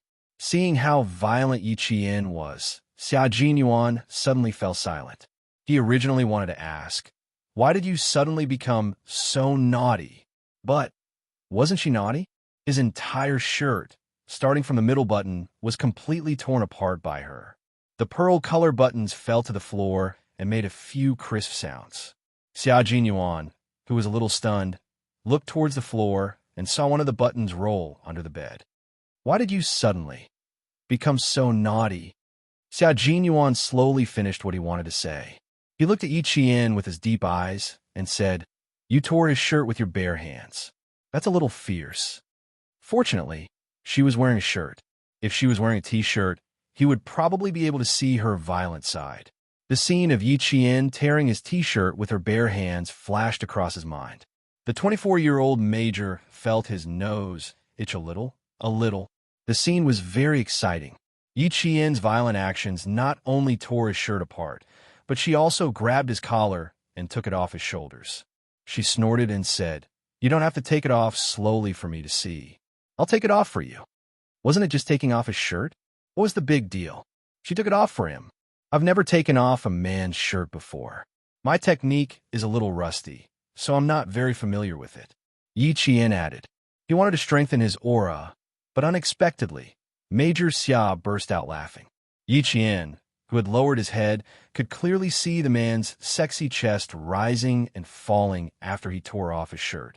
Every part of him exuded the wild charm of man. It seemed that he was a little too aggressive, she thought silently. It seems that next time I have to prepare a few more shirts for you to tear. Why was the girl he liked so interesting? Raising an eyebrow, Jun Yin smiled wickedly. It just so happens that I've never taken off a woman's clothes before. My technique is also a little rusty, and my movements might be even more unfamiliar than yours. Little fox, don't blame me for being too slow when the time comes. When the same words came out of his mouth, Yi Qian, who was holding back his embarrassment, blushed so much that even his ears turned red. Very aggressive, but also very energetic. Why didn't I realize that you had such a unique side to you in the past? Xianxia truly loved the other side of her that she revealed from time to time. It was so real and so true to herself. It would never be known to outsiders. He was the only one who knew the other side of the woman he loved. Just thinking about it made his heart fill with love. Yi Qian didn't want to listen to it anymore. After being aggressive, he regretted it a little. Hearing his shameless words again, the shy Yi Qian covered his mouth and glared at him. Xianxia, you're not allowed to say any more. Shut up. Even though his mouth was covered, he couldn't stop his laughter. His eyes, which were as deep as the ocean, were filled with a gentleness that could drown Yi Qian. He looked at her for a moment and said in a low voice, I won't say any more. I won't say any more. Chapter 1138. Yi Jian's thin lips moved gently in her palm. They were moist, warm, and itchy. She felt as if she had been electrocuted. Yi Jian was so shocked that she quickly retracted her hand and said, "Go and take a shower. Don't mention what happened just now again." Why did she tear his clothes just now? But he didn't regret it. At least she saw that he was obviously in a daze. He didn't react for at least 30 seconds and was stunned by his own actions. "Since I'm a good person, why don't you take off my entire shirt?" With his shirt hanging from his shoulders, Xia Jinyuan continued to shamelessly discuss the fun of tearing clothes with your bare hands. His dark and deep eyes were like an ancient well, and he smiled at Yi Qian with a dark and bottomless gaze. "You're unfamiliar with the craft. Practice a few more times, and you'll be able to master it one day." As he spoke, the corners of his lips curled into an ambiguous smile. He leaned close to Yi Jian's ear and whispered something softly. Yi Jian did not even think twice before biting his shoulder. "Xia Jinyuan, you hooligan. You're calling me a hooligan in your heart, aren't you? Little fox, when two people are in love with each other, it's not called being a hooligan. It should be called being in love with each other." Her bite was as light as a puppy's lick. She couldn't bear to let him feel pain. She bit him, and he said what he wanted to say in his heart. His cheek gently rubbed against her ear. Under the warm light, their intertwined figures rubbed against each other. Time seemed to have stopped, and the air was sweeter than honey. Xia Jinyuan was a man of grace, gentlemanly, and responsible. However, he also had a common problem with all men, domineering. But there was something different about his domineering nature. It wasn't the kind of domineering that meant what he said, but the kind that meant what he said. It made Yi Qian feel that his sincere, domineering nature contained the happiness of being pampered and cared for. He had just said, "Man, there are too many people in his life, but the only one he can truly hold in his arms is his own woman. He doesn't know how to love her, but he will try his best to love her and let her know that he loves her. He will put his love into action. As a normal man, it's normal for him to have certain thoughts about the woman he loves. He hopes that one day he can explore it with her, and he also hopes that she will accept it and not run away. The premise is that everything is based on her willingness." All along, Yi Qian felt that he wasn't someone who was easily moved. But after hearing this, he couldn't deny that he was very, very tempted. She loosened her mouth and rested her head on his shoulder. She mumbled, "Your muscles are so hard. There's a little taste of salt and meat. How much did I want to eat meat?" Hugging Yi Jian, who was so skinny that she hurt his hand, he stopped talking about adults. He had no choice. The little fox in his arms was no longer the little girl he first met. She should know what an 18-year-old adult should know. Bear with it. If you really want to eat, I don't mind you taking a few bites of me. Begin and go back to bed. If you don't want to sleep, you can read a book. Let's talk after I take a shower. After sleeping for a few hours, Yi Qian didn't feel sleepy. They hadn't talked for a few months, so it was good to sit and chat. Xia Jinyuan also took a quick shower. 3 minutes later, he was wearing the same fitness shorts as Yi Qian. He walked over lazily, exuding a cool aura. "Turn on the light and read a book. The desk lamp is too dim. It hurts my eyes." Chapter 1139. I'm just looking through it. I don't plan on looking at it for long. After knowing each other for so long, Yi Qian could clearly feel that the topics of their conversation had changed drastically, and there was a natural intimacy between them. Looking at Xia Jinyuan, who was sitting next to her and emitting steam, Yi Qian smiled and said, "You'll smell better after taking a shower." It was just past May, and the temperature in the middle of the night was cool and comfortable. Both of them were in good physical condition, so they didn't need to cover themselves with a blanket. They leaned against the headboard with a pillow behind them and chatted in a low voice. After some sweet tenderness, they started to talk about business. From July to August, the Navy Commando team will undergo frogman training. The Major General has already applied to the Navy for you, and now we're just waiting for their reply. If there are no accidents, you'll have to leave immediately after the college entrance examination results come out.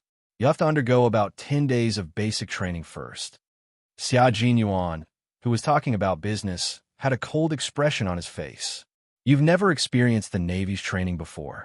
It'll be good for you to go and learn for a month. Navy frogman training? Yi Qian's eyes lit up when she heard this. She couldn't help but turn sideways. It sounds so mysterious. Is it a special force in the Navy? Pretty much, but we're used to calling it the commando team. The instructor in charge of this training is one of the top in the entire Navy. I've worked with him twice before.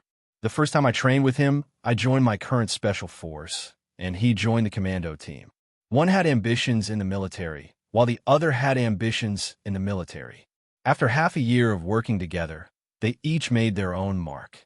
Xianxia smiled faintly when he talked about the past. He's an amazing commando. During the same period, I often competed with him. In the end, even the instructor was worried. There was such an amazing person. Why was he worried? Did you guys fight?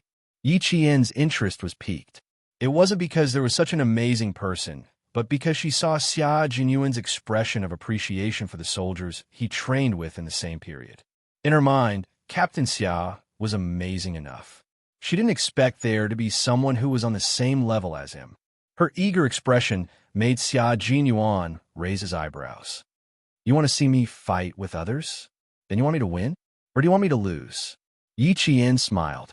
He wanted to see both. You can't help an outsider, little fox. Xia Jinyuan raised his hand and gently flicked her forehead. He laughed and said, The result you want to see is not there.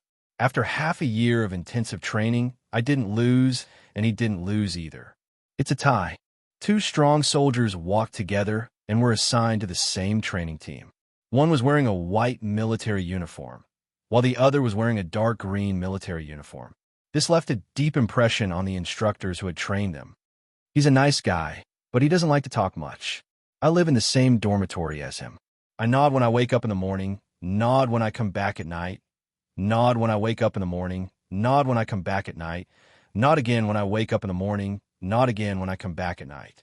One day, the instructor saw us like this and said, Both of you have cervical spondylosis? I see you guys pulling your necks every day. At that time, the whole team laughed. Now that I think about it, I want to laugh too. Xia Jinyuan was not stingy with his praise for the strong soldiers in the same period. This was because Li Jinyan was indeed a soldier worthy of respect. Although the two of them were from different branches of the military, they had more or less heard about him. During the fire incident in a bay, he was the one who led his commando team into the sea, risking the danger of being burned to death to save countless people. Such a strong person who was not afraid of sacrificing himself could only be admired. Chapter 1140. Yiqian, who was listening quietly, could feel that Xia Jinyuan really admired this person. She couldn't help but laugh. Then I can't say that I know you when I go over. Don't give me too much training. All right, what's his name? You'll definitely get it if you give him too much training. Xia Jinyuan chuckled. This little brat was really thoughtful. Was she afraid that Li Jinyan would take revenge on her? He didn't have any enmity with Li Jinyan. They only contacted each other once or twice a year, but they didn't have any grudges. Looking at her sparkling eyes and her expression that said, Captain Xia must have been beaten up by him. He didn't know whether to laugh or cry. I don't have any grudges with Demon King Li. Training is training, but a soldier who doesn't fight for first place isn't considered a good soldier. We both fought for first place in training, so we have a good relationship in private. Yiqian's eyes narrowed slightly. In her previous life, Yi Ying's mother-in-law was also surnamed Li. However, it was a secret who she married into. Even the villagers didn't know which family she married into to become an official's wife. She didn't pay attention to Yi Ying's in-laws. In her previous life, it was Yi Jifan and Yi Ying who had harmed her. Li Jinyan is a perfectionist. Once he finds out that someone isn't up to par, or that someone is trying to get by with their wits, he won't show them any mercy. He'll immediately invite them out of his commando team. He studied at West Point for half a year, and he has a Western-style ruthlessness when dealing with people. Considering that Yiqian would be joining Li Jinyan's team, Xia Jinyuan didn't notice the hint of gloom in Yiqian's eyes. He picked out some classic examples that could reflect his personality. He treats everyone who joins his team equally, regardless of their status. It can be said that he has a very upright personality, and it's admirable. As he spoke, he raised his hands and rested them behind his head. His slender legs were lazily crossed with an innate elegance. His thighs would even lightly touch Yiqian's feet from time to time. When Yi Qian glared at him, he immediately smiled and stopped. Last year, a soldier with some background joined his team. He said that he was the son of a military staff officer. That kid has some skills. He represented the country in boxing and won a silver medal. With a bit of ability and a decent background, it's hard to avoid being arrogant. On the first day, he went to the dormitory that he wasn't satisfied with. He said that he wasn't used to sharing a room with 4 people and requested for a separate room. At that time, Li Jinyan didn't say a word. He turned around and called the Navy headquarters. 2 hours later, the staff officer's son left the training camp. Everyone is equal. The same training, the same learning, no special privileges, no special treatment, no difference in status. Little Fox, after you go in, he'll add a rule that says there's no distinction between men and women. After talking so much about Li Jinyan, Yi Qian's curiosity was piqued by the contents of his training. He sounds like a good person with strong principles. Then isn't the content of his training quite harsh? Xia Jinyuan pondered for a moment before answering. It's harsher than the soldiers think. Every year, he'll select a few commandos from the thousands of people in the Navy, and only 10 or 20 will be left. If you train in his team, 1 month's training will be equivalent to 3 months of training. Learn well and build a solid foundation. It'll be more helpful for your future training. Xia Jinyuan didn't belittle Li Jinyan at all. He even made Yi Qian feel his admiration for him. He wasn't worried at all that praising another man in front of his girlfriend would damage his own image and raise others. Chapter 1141. A confident man was never afraid of being compared to others. Xia Jinyuan was such a man. He was confident, calm, and would never doubt Yi Qian's loyalty to love, let alone his own charm. As the night deepened, the low voices gradually disappeared. The lights went out, and the night was quiet. Everyone was sound asleep. Li Jinyan hadn't fallen asleep yet. The blue light from the screen illuminated his handsome and cold face, revealing a sharp and cold aura. He was still writing down the contents of the selection and training for the commandos. After countless revisions, he then arranged targeted training according to the abilities of the selected commandos. He didn't type quickly. Sometimes he had to pause for a while before he could type another line. The risk of underwater training had always been much higher than that of training on land. Take the training of being tied up and thrown into the water as an example. There were often students who choked because they couldn't untie the ropes in time. There were even some students who suddenly fainted after holding their breath for 2 minutes. Wait a minute, all kinds of dangers could happen. Team members are in groups of 2 and are connected by a partner rope. Each person must carry 100 kilograms of equipment and swim 30 kilometers together. At the same time, they must. A line of words appeared on the computer screen. Just looking at it made one's scalp tingle. Wouldn't it take a day and a night to swim 30 kilometers with 100 kilograms of equipment? There was a knock on the door. Then, the Navy commander walked in. "You're not done yet?" "Yes, I've finished the training for the Devil Week and the Foundation Week. Please take a look." Looking up from the computer screen, Li Jinyan picked up the folder next to his hand and handed it over. Seaweed sent a letter saying that this batch of soldiers for the primary selection wants me to practice with them. I plan to leave tomorrow afternoon, so we can practice together tonight. The Navy commander's hand that was about to take the folder froze. Then he simply took it back. "You're doing the foundation training again?"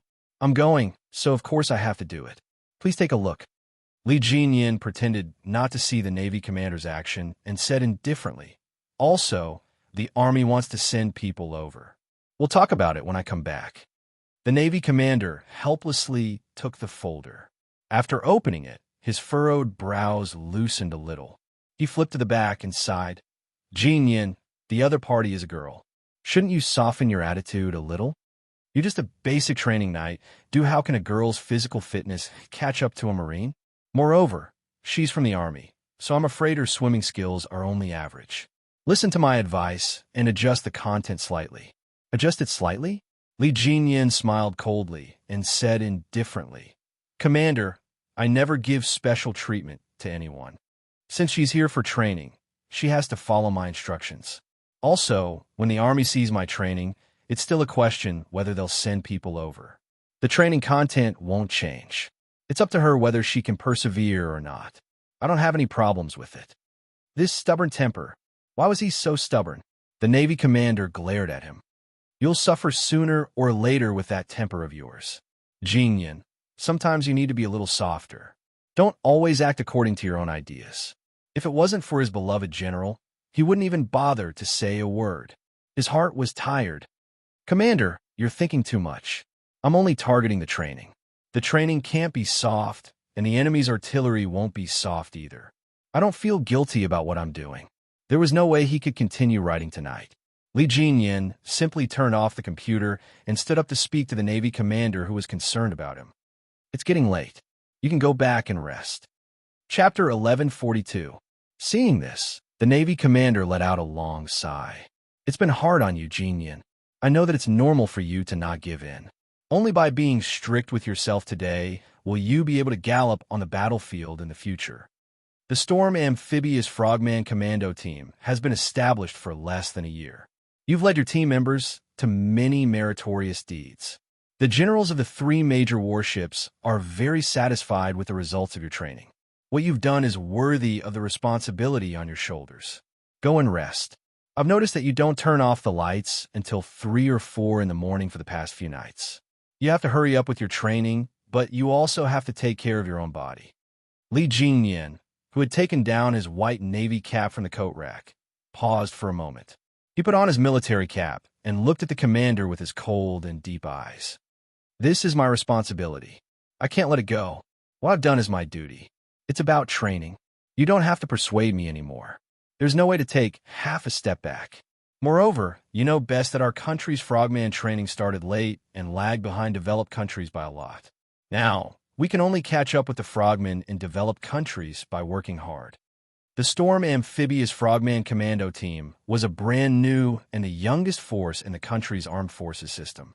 It had been established for less than a year. Before this, the country didn't have a specially established naval commando team. For example, the Guangzhou military region had its own Frogman Special Forces that belonged to the Guangzhou military region. A brigade in the Southern Province military region also had one that belonged to the Southern Province military region. However, only Li Jingyan's Storm Amphibious Frogman Commando Team truly belonged to the country's navy. This team had been established for less than a year and was the youngest force in the country's armed forces system. All the members were handpicked from the country's navy and army. Their physical fitness, skills, thinking, style, willpower, and quality were all first class. With such a young naval commando team, if Li Jingyan, as the captain, didn't strictly control it and increase the difficulty of training, how could he bear the responsibility? How could he answer to the country and the people? Facts have proven that choosing him as the first captain of this young, armed force commando team, the Marine leaders absolutely did not make a wrong choice. Although it has been established for less than a year, their combat strength is beyond the imagination of ordinary people. Coupled with the fact that their training places are all some deserted islands and corners, they have also become a strong, mysterious force.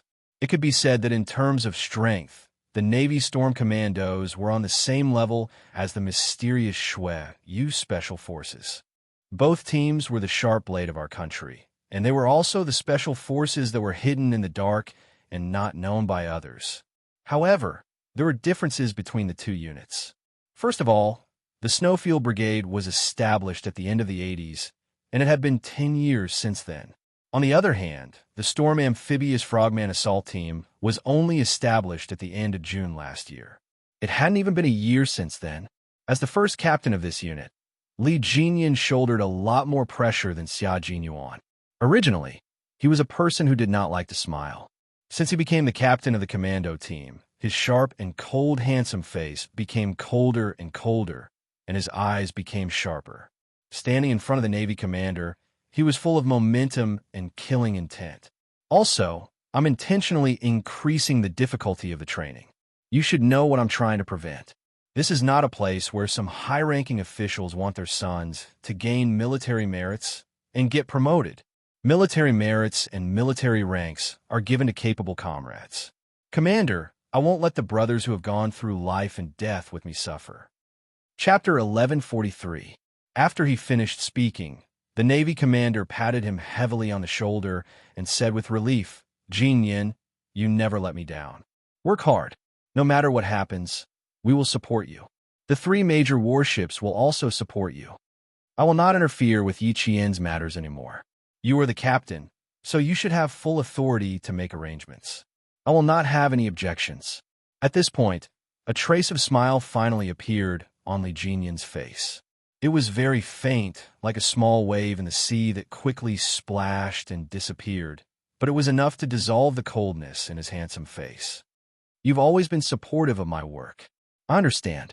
With a Navy commander who supported the progress of his work, he could avoid many external factors and make his work progress smoother and more orderly.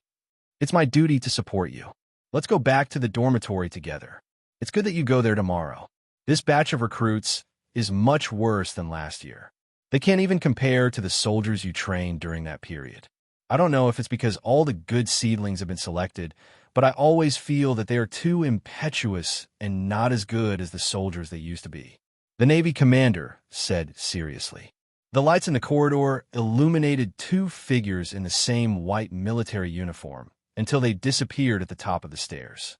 The wind blew and the waves hit. The sentries held their steel guns and straightened their backs.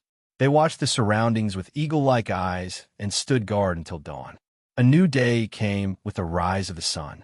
Xia Jinyuan, who had just finished his morning run, brought a bowl of piping hot porridge to Yi Qian, who had just finished washing up, and said seriously, "I didn't get to hear your praise in time last night. Remember to say it after you taste it. I'll wait to hear it." Sometimes, the great Major Xia could be narrow-minded. Yi Qian pursed his lips and smiled. After he scooped a spoonful of porridge, he praised, "Not bad. The porridge is thick, but not sticky. It's very fragrant." In order to make up for last night's lack of praise, Yi Qian drank the bowl of porridge for 10 minutes. 5 of those minutes were dedicated to praising Major Xia. In front of him, even if it was just a bowl of porridge, the smile on Yi Qian's face was more than ever. The kind of smile that came from the bottom of his heart was like the rising sun outside, bright and beautiful. In her previous life, Yi Qian was as quiet as an orchid. She was talented, but failed to live up to her expectations. She rarely smiled. In this life, only Xia Jinyuan brought her endless joy and made her smile like a blooming flower. Xia Jinyuan looked at her smiling as she spoke. She was still optimistic without a trace of gloominess, and the darkness in his eyes gradually dissipated. He thought that he wouldn't have to worry about her training in the future and could really let go. Let her face it alone and adjust by herself. She wouldn't need his guidance or psychological guidance anymore. After going through so many trials and tribulations, his little fox was much more determined and mature than before. Her mental fortitude had also improved greatly, and she no longer had the hesitation she had when facing the sacrifice of her comrades. At 6:30 in the morning, Yi Qian went back to her room to pack the revision books she brought to school today. Xia Jinyuan cleaned up the dishes. After he finished cooking in the kitchen and returned to his room, he saw her standing in front of her luggage. Her side profile was slightly dark, and she looked slightly serious. Yi Qian heard footsteps and turned around. She saw the tall figure walking towards her. She pursed her lips and bent down to take out a yellow training uniform from her luggage. "Captain Xia, where did you rush over from?" Looking at the unzipped luggage from last night, Xia Jinyuan smiled casually and said, "I wasn't in a hurry. I just finished my work and came over. I didn't deliberately rush over." Chapter 1144. With that said, Xia Jinyuan reached out to take back the training uniform that he had used to climb the landslide. However, Ji Yunshu's hand flashed away, preventing him from taking it back. "You were in a hurry, and you didn't even take a car. You." Yi Qian pointed at the 2 obvious mud marks on his knees. Although the corners of her mouth were pressed tightly together, her eyes were slightly red. "Where did you come from? How did you climb all the way?" If he had been training to climb, there would have been marks on the knees of his pants and the elbows of his sleeves. However, Yi Qian only saw the marks on his pants and not the elbows of his clothes. However, There was some mud on his sleeves, so she understood everything. It was difficult to hide something like this from her. Xia Yuan couldn't bear to see her cry for him. He used his thumb to gently wipe away the tears at the corners of her eyes and gently explained, "When I came out, there was a landslide and the road was blocked. I wanted to catch the last bus into the city, so I had to climb over the landslide. Be good, don't cry. We often encounter this kind of thing, so don't take it to heart. Just treat it as my field training. When you cry, I feel even worse in my heart. I originally wanted to see you smile and listen to your voice, but I didn't expect that I would make you cry." The last thing he wanted to see was her tears. Drop by drop, they smashed into his heart like marbles.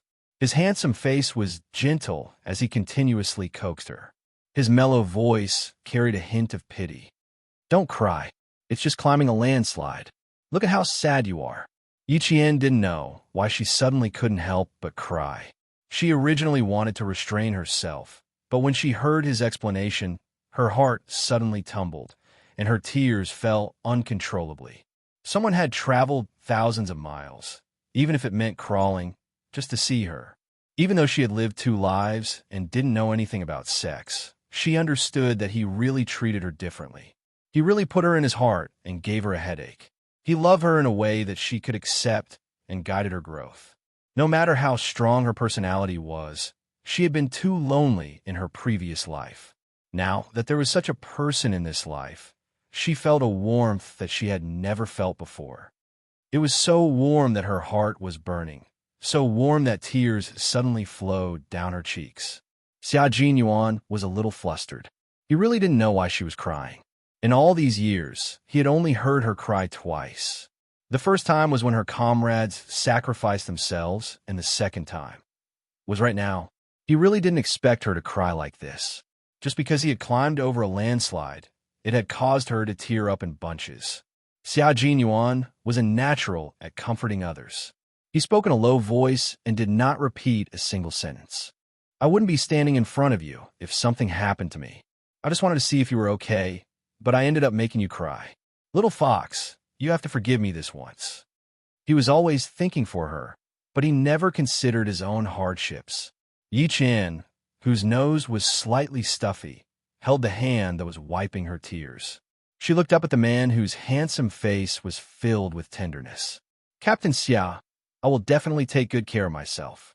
Just like how you take care of me, I will take good care of myself.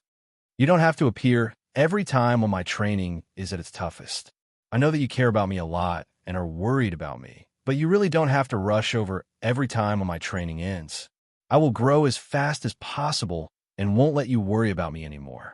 Yi Qian looked at the man who was crying because of her with his clear eyes. His deep, dark eyes were filled with reluctance. She tiptoed and gently planted a kiss on his chin. "You're heartbroken that I traveled thousands of miles to come here. Similarly, I'm heartbroken that you've worked so hard for me." Chapter 1145. You were in such a hurry yesterday, yet you were still wearing a white shirt. You clearly put away your dirty clothes in advance and purposely put them on because you didn't want me to worry. Since you know that I would be worried, don't tire yourself out like this in the future, okay? In order to not tire Xia Yuan out again, Yi Qian even resorted to seducing him with her beauty. She paused after every sentence, then kissed him gently on the chin. She kissed him back and forth, whispering sweet words to him in a soft voice. It was early in the morning, but the young major's heart was already racing. His long arms wrapped around her slender waist. Xia Yuan kissed the little mouth that was messing with his emotions. He nibbled on her soft lips and sucked deeply. Sometimes he was gentle, and sometimes he was domineering. Her breaths were intertwined with his. Their breaths were so intertwined that they could no longer tell who was who. The sudden deep breath made Yi Qian's body tremble slightly. Her trembling hands wrapped around his muscular waist. She stood on her heels and used her lips and tongue to kiss the man who gave her a sense of security and love. Her active response made Xia Yuan very happy. At the same time, he heaved a sigh of relief. At least she didn't cry anymore. People always said that women were made of water. He didn't believe it at first, but now he really believed it. His little fox, who didn't even blink when she saw blood, suddenly burst into tears. Her tears fell like strings, and he was stunned for a few seconds. Last time, he was prepared when she cried for her comrades who had sacrificed themselves. This time, she cried because she had climbed down the slope. He really didn't have any time to prepare, and it was completely out of his expectations. Their relationship had been progressing well ever since the love letter, but they were still separated more than they were together, so they lacked the intimate interaction between lovers. If they really wanted to interact with each other, both of them were the type of people who could restrain themselves. They wouldn't let anything happen to them. After the kiss, the two of them pressed their foreheads against each other and quickly adjusted their breathing. Xianxia was tall, so when he lowered his head, he could see Yi Qian's well-developed chest rising and falling right in front of his eyes. He thought to himself, "This is really going to kill me." Then he closed his eyes and stopped looking at the scene that was going to kill him. Yi Qian, who exercised all year round, not only did she develop well, her body proportions were also perfect. Her legs were long and slender, her waist was slender, and her breasts were firm. Coupled with her imposing manner, she attracted the attention of boys wherever she went.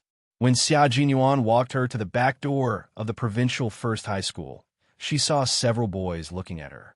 However, they didn't look like they were in love with her. Instead, they looked confused. It's only been 7 days. How did Yi Qian become so thin? Also, who was the man beside her? He had never seen it before. When another two boys glanced over again, Major Xia slightly straightened his expression and swept his gaze over them. Without doing anything, he killed the two boys and made them leave in a panic. Let's go, it's so scary. Who's that man? Why did Yi Qian lose so much weight? The two boys from grade 2 class 2 whispered to each other as they walked quickly. Yi Qian was definitely a celebrity in the provincial first high school. There wasn't a student from grade 1 to grade 3 who didn't know her. It couldn't be helped. Every year at the opening ceremony, she would go on stage as the student representative. The teachers of each class would often say to their students, "Look at your senior, Yi Qian. Look at your senior, Yi Qian. Look at Yi Qian from grade 3 class 1. Look at her, look at her. Her grades are good enough, right? She's still so hardworking." Chapter 1146. Look at you. Your grades are a mess, yet you're still not working hard. Do you think you're good? If you're really good, learn from Yi Qian. If you're half as good as her, I won't even care if you sleep in class. In the second year of high school, Yi Qian had always been compared to others. She had to compete with them every day without fail. Under such circumstances, it would be strange if someone didn't recognize her. Because they recognized her, when they saw a young man with a strong aura beside her, their gazes lingered on her longer than usual. Who's that man? His gaze is so scary. He must be Yi Qian's brother. They look a little alike. The way they walk and their expressions are similar. They look like siblings. Are you crazy? Yi Qian doesn't have a brother. She's the only one left at home. How can he be your brother? But they do look a little alike. Cousin? Distant relative? 7:20 in the morning was the peak time for school. There were many people at the front gate and back gate. Students who passed by would usually pay attention to Yi Qian, and so would even come over to greet her. However, none of them did that today.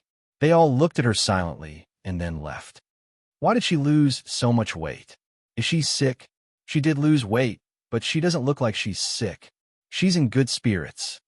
Who's the person beside her? He's quite handsome, but his gaze is a little scary. I don't dare to look at him too much. Some of the whispers reached their ears clearly, while others were muffled and couldn't be heard clearly. Even if they reached his ears, it didn't affect Xianxia. He smiled and walked elegantly to school with Yi Qian. Everyone says you've lost weight. I'm afraid they think you've lost weight because of a scary man like me. Am I scary? I don't think so. I look decent. It was the first time Xianxia was accompanying his future girlfriend to school. The corners of his mouth were raised high. Although they weren't holding hands, he could at least show his face in front of the provincial first high school students to make his presence felt. Although his identity hadn't been recognized, it was good to be able to walk in front of her classmates. Don't think too much, Captain Xia. They looked at me first, then you. You, take a second look. When he said that he wanted to send her to school, he already knew that there would definitely be many students sizing her up. As a matter of fact, he didn't know how many gazes he received along the way. Yi Qian said with a smile. He nodded at a girl who was smiling at him and politely said, "Good morning." Then he continued to speak to Xia Jinyuan, "But you're right about one thing. I'm afraid they really think that I've lost weight because of you." He returned to the team in the afternoon. The distance from the residential area to the campus was less than 400 meters. Walking slowly for 10 minutes became the time they spent together. She wanted to spend more time with him, even if they were seen by their classmates. In the past, she was afraid that he would be influenced by an underage student because of his identity as a soldier. Now that she was 18 years old, what did she have to be afraid of? Hurry up and go. I'll visit you again when I'm free. Xia Jinyuan walked Yi Qian all the way to the back gate of the school. He was wearing a white short-sleeved shirt and black trousers. He stood by the side, looking handsome and elegant. His eyes contained a gentle smile as he watched Yi Qian enter the school. The boys would look at Yi Qian more often, while the girls would secretly look at Xia Jinyuan more often. He stood tall and slender among the students. His handsome face contained a deep and charming smile. Even if he only smiled at Yi Qian, it still made the hearts of the girls who walked past him palpitate. Chapter 1147. Even though she didn't say a word, she couldn't help but blush when she walked past him. Yi Qian, who had already entered the school, smirked when he saw this. So many people were looking at him. Fine, this was the first time she felt a little jealous. Captain Xia. Yi Qian walked up to him and gestured for him to lower his head with a smile. Then, under everyone's gaze, Yi Qian suddenly kissed Major Xia, who was bending down with his head lowered. Gasps could be heard all around. Both the boys and girls watched as the good student of their school, Yi Jian, kissed a man's face. "I'm going to school. See you next time, my good brother." After the kiss, Yi Qian looked at Major Xia, who was stunned by his actions and felt even better. He waved at him, and amidst the gasps, Yi Qian turned around and walked into the school gate without any pressure.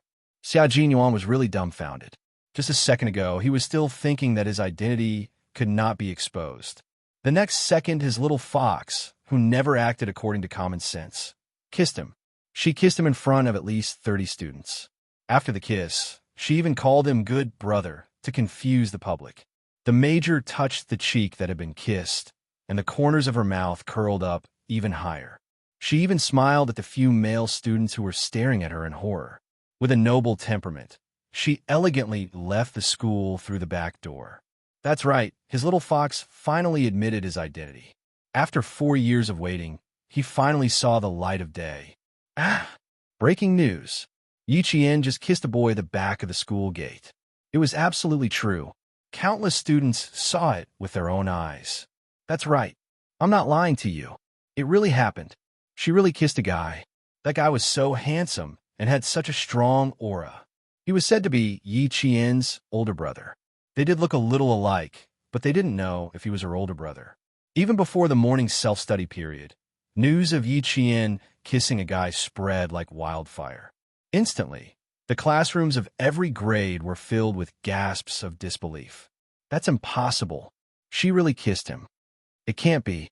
You really saw it? Fuck. Really? The goddess in our hearts really kissed a man? What does he look like? Handsome? Ugly? Damn, is he that handsome? It can't be, and it's very high. There was no Yi Qian in the class, so he could only ask. Meanwhile, some of the grade 12 class 1 students were staring at Yi Qian. Their eyes were like searchlights, trying to find some clues from her face. This time, Jiasin did not hesitate to take the lead. She squeezed onto the same stool as Yi Qian and said with a worried look, "There are only 40 days left until the college entrance exam. Yi Qian, why are you kissing a man? If you really want to kiss me, you have to do it in secret. Why did you kiss me in public? You have to pay attention to your image. Okay. You have to pay attention to your influence. Let me tell you, the whole school knows about it now. Everyone knows about it. Even teacher wants to have a heart-to-heart talk with you. Just wait. I'll definitely have a heart-to-heart talk with you later." The girl who was listening by the side was extremely anxious. Why didn't she get to the point? She kept shushing her and said, Are you in a relationship? What does that guy do? Where's he from? What did you date? Jiasin, get to the point, get to the point. Damn, she was asking all the point. And Jiasin turned her head to glare at the girl who was urging her and said, When did you date? Why is there no news at all? Who is that guy? Is he reliable? What does he do? Do you even know about it? Chapter 1148. After she asked the question, all the students held their breaths and waited for Yi Qian to answer calmly. Then, someone rushed into the classroom like a gust of wind and shouted, Holy shit! I just heard someone say that Yi Qian kissed a man who was so handsome that he angered both men and gods. She even took the initiative to kiss him. Do any of you know? The classroom was very quiet, but the boy's voice was exceptionally loud. The students who were waiting for Yi Qian's answer turned to glare at the boy who came late. All the students sitting in the classroom knew. You're the only one who knows. So handsome that he angered both men and gods. Yi Qian laughed and pondered for a while before saying, Not so handsome that he angered both men and gods. But handsome, he is indeed a little handsome. And Jiasin rubbed her forehead and forced a smile. She asked, Jane Eyre, you're focusing on the wrong thing. Can you answer me a little? You dare to run a red light at a critical moment. Aren't you afraid of being punished? Everyone was only concerned about who Yi Qian kissed, but in Jiasin's focus was completely different. She was afraid that something would happen to Yi Qian, and at this time, something would happen to him. No, don't worry. Yi Qian comforted her and smiled. I'll tell you who he is in the future. It's a little inconvenient now, but I can tell you that he is indeed someone who is very close to me. Our relationship is far from what you have seen. Everyone's curiosity can be quelled. It was just a normal kiss. Don't tell me that the couples in class don't know what a normal kiss is. This is what it is. The few couples in the class kissed normally. Yi Jian just didn't say it out loud. The students of grade 12 class 1 immediately understood. A few boys screamed and said, She's already taken. There's no hope for all of them. Go, go, go, go. Turn your grief into strength and learn. The whole class burst into laughter. If they were to talk about it, they wouldn't be surprised. It was just a small matter. Who didn't have a crush on someone? Who didn't fantasize about kissing someone in their heart? As for Yi Qian, his grades were at the forefront, and his actions were also at the forefront. They couldn't compare. Are you sure? Are you sure? The students dispersed, but Jiasin didn't leave. She said softly, You always have your own way of doing things. If you say it's fine, then it's fine. Damn, I was scared to death just now. I was just getting breakfast when I heard a bunch of people talking about how Yi Qian kissed a man. A very, very handsome man. How handsome? And Jiasin had always believed in Yi Qian.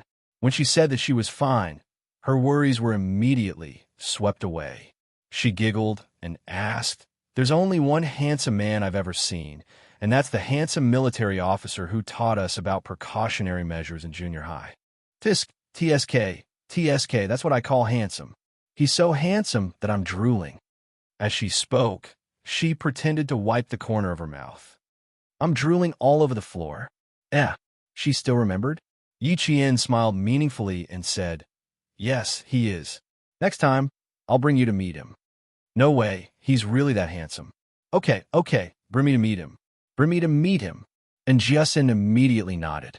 Then she touched Yi Qian's arm and frowned as she stared at her wrist. What happened?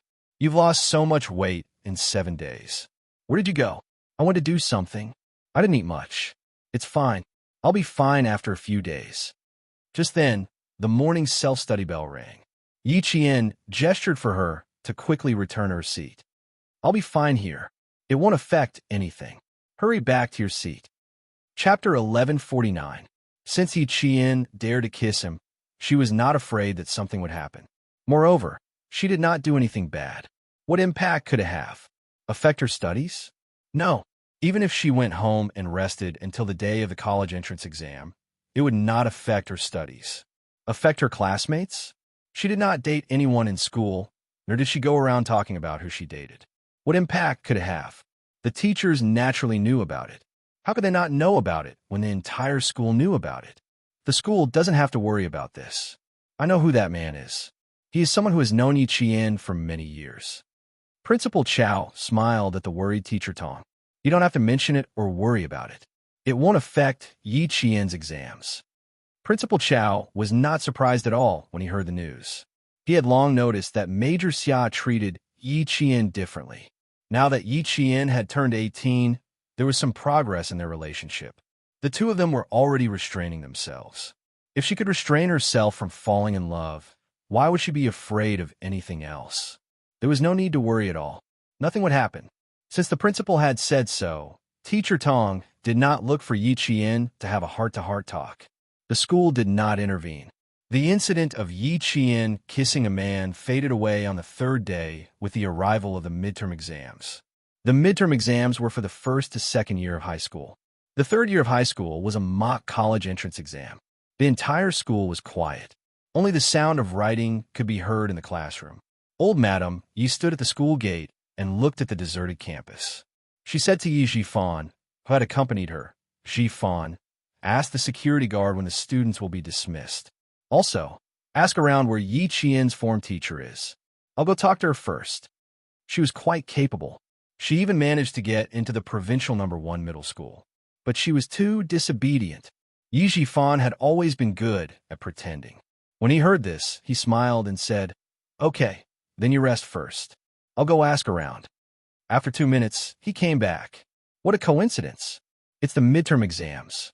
I asked the security guard to call Miss Jian's form teacher. We can only go in when she arrives. Mom, what kind of lousy school is this? Don't you have any respect for your elders? Yi Zhixiang, who was dressed in bright red, frowned and said in disgust, Lele and Xianxia should go to an elite school. Mom, I don't like this kind of place. Yi Zhifan glanced at her and said calmly, being able to enter the provincial first high school is equivalent to having one foot in the door of a university. Whether Lele and Xianxia can enter is still unknown. Here, it mainly depends on the results. What do you mean by looking at the results? Donate 100 to 200,000 yuan to their school, and my 2 sons can enter whenever they want. They can even choose their teachers. Yi Zhixiang rolled her eyes at her brother and curled her lips in disdain.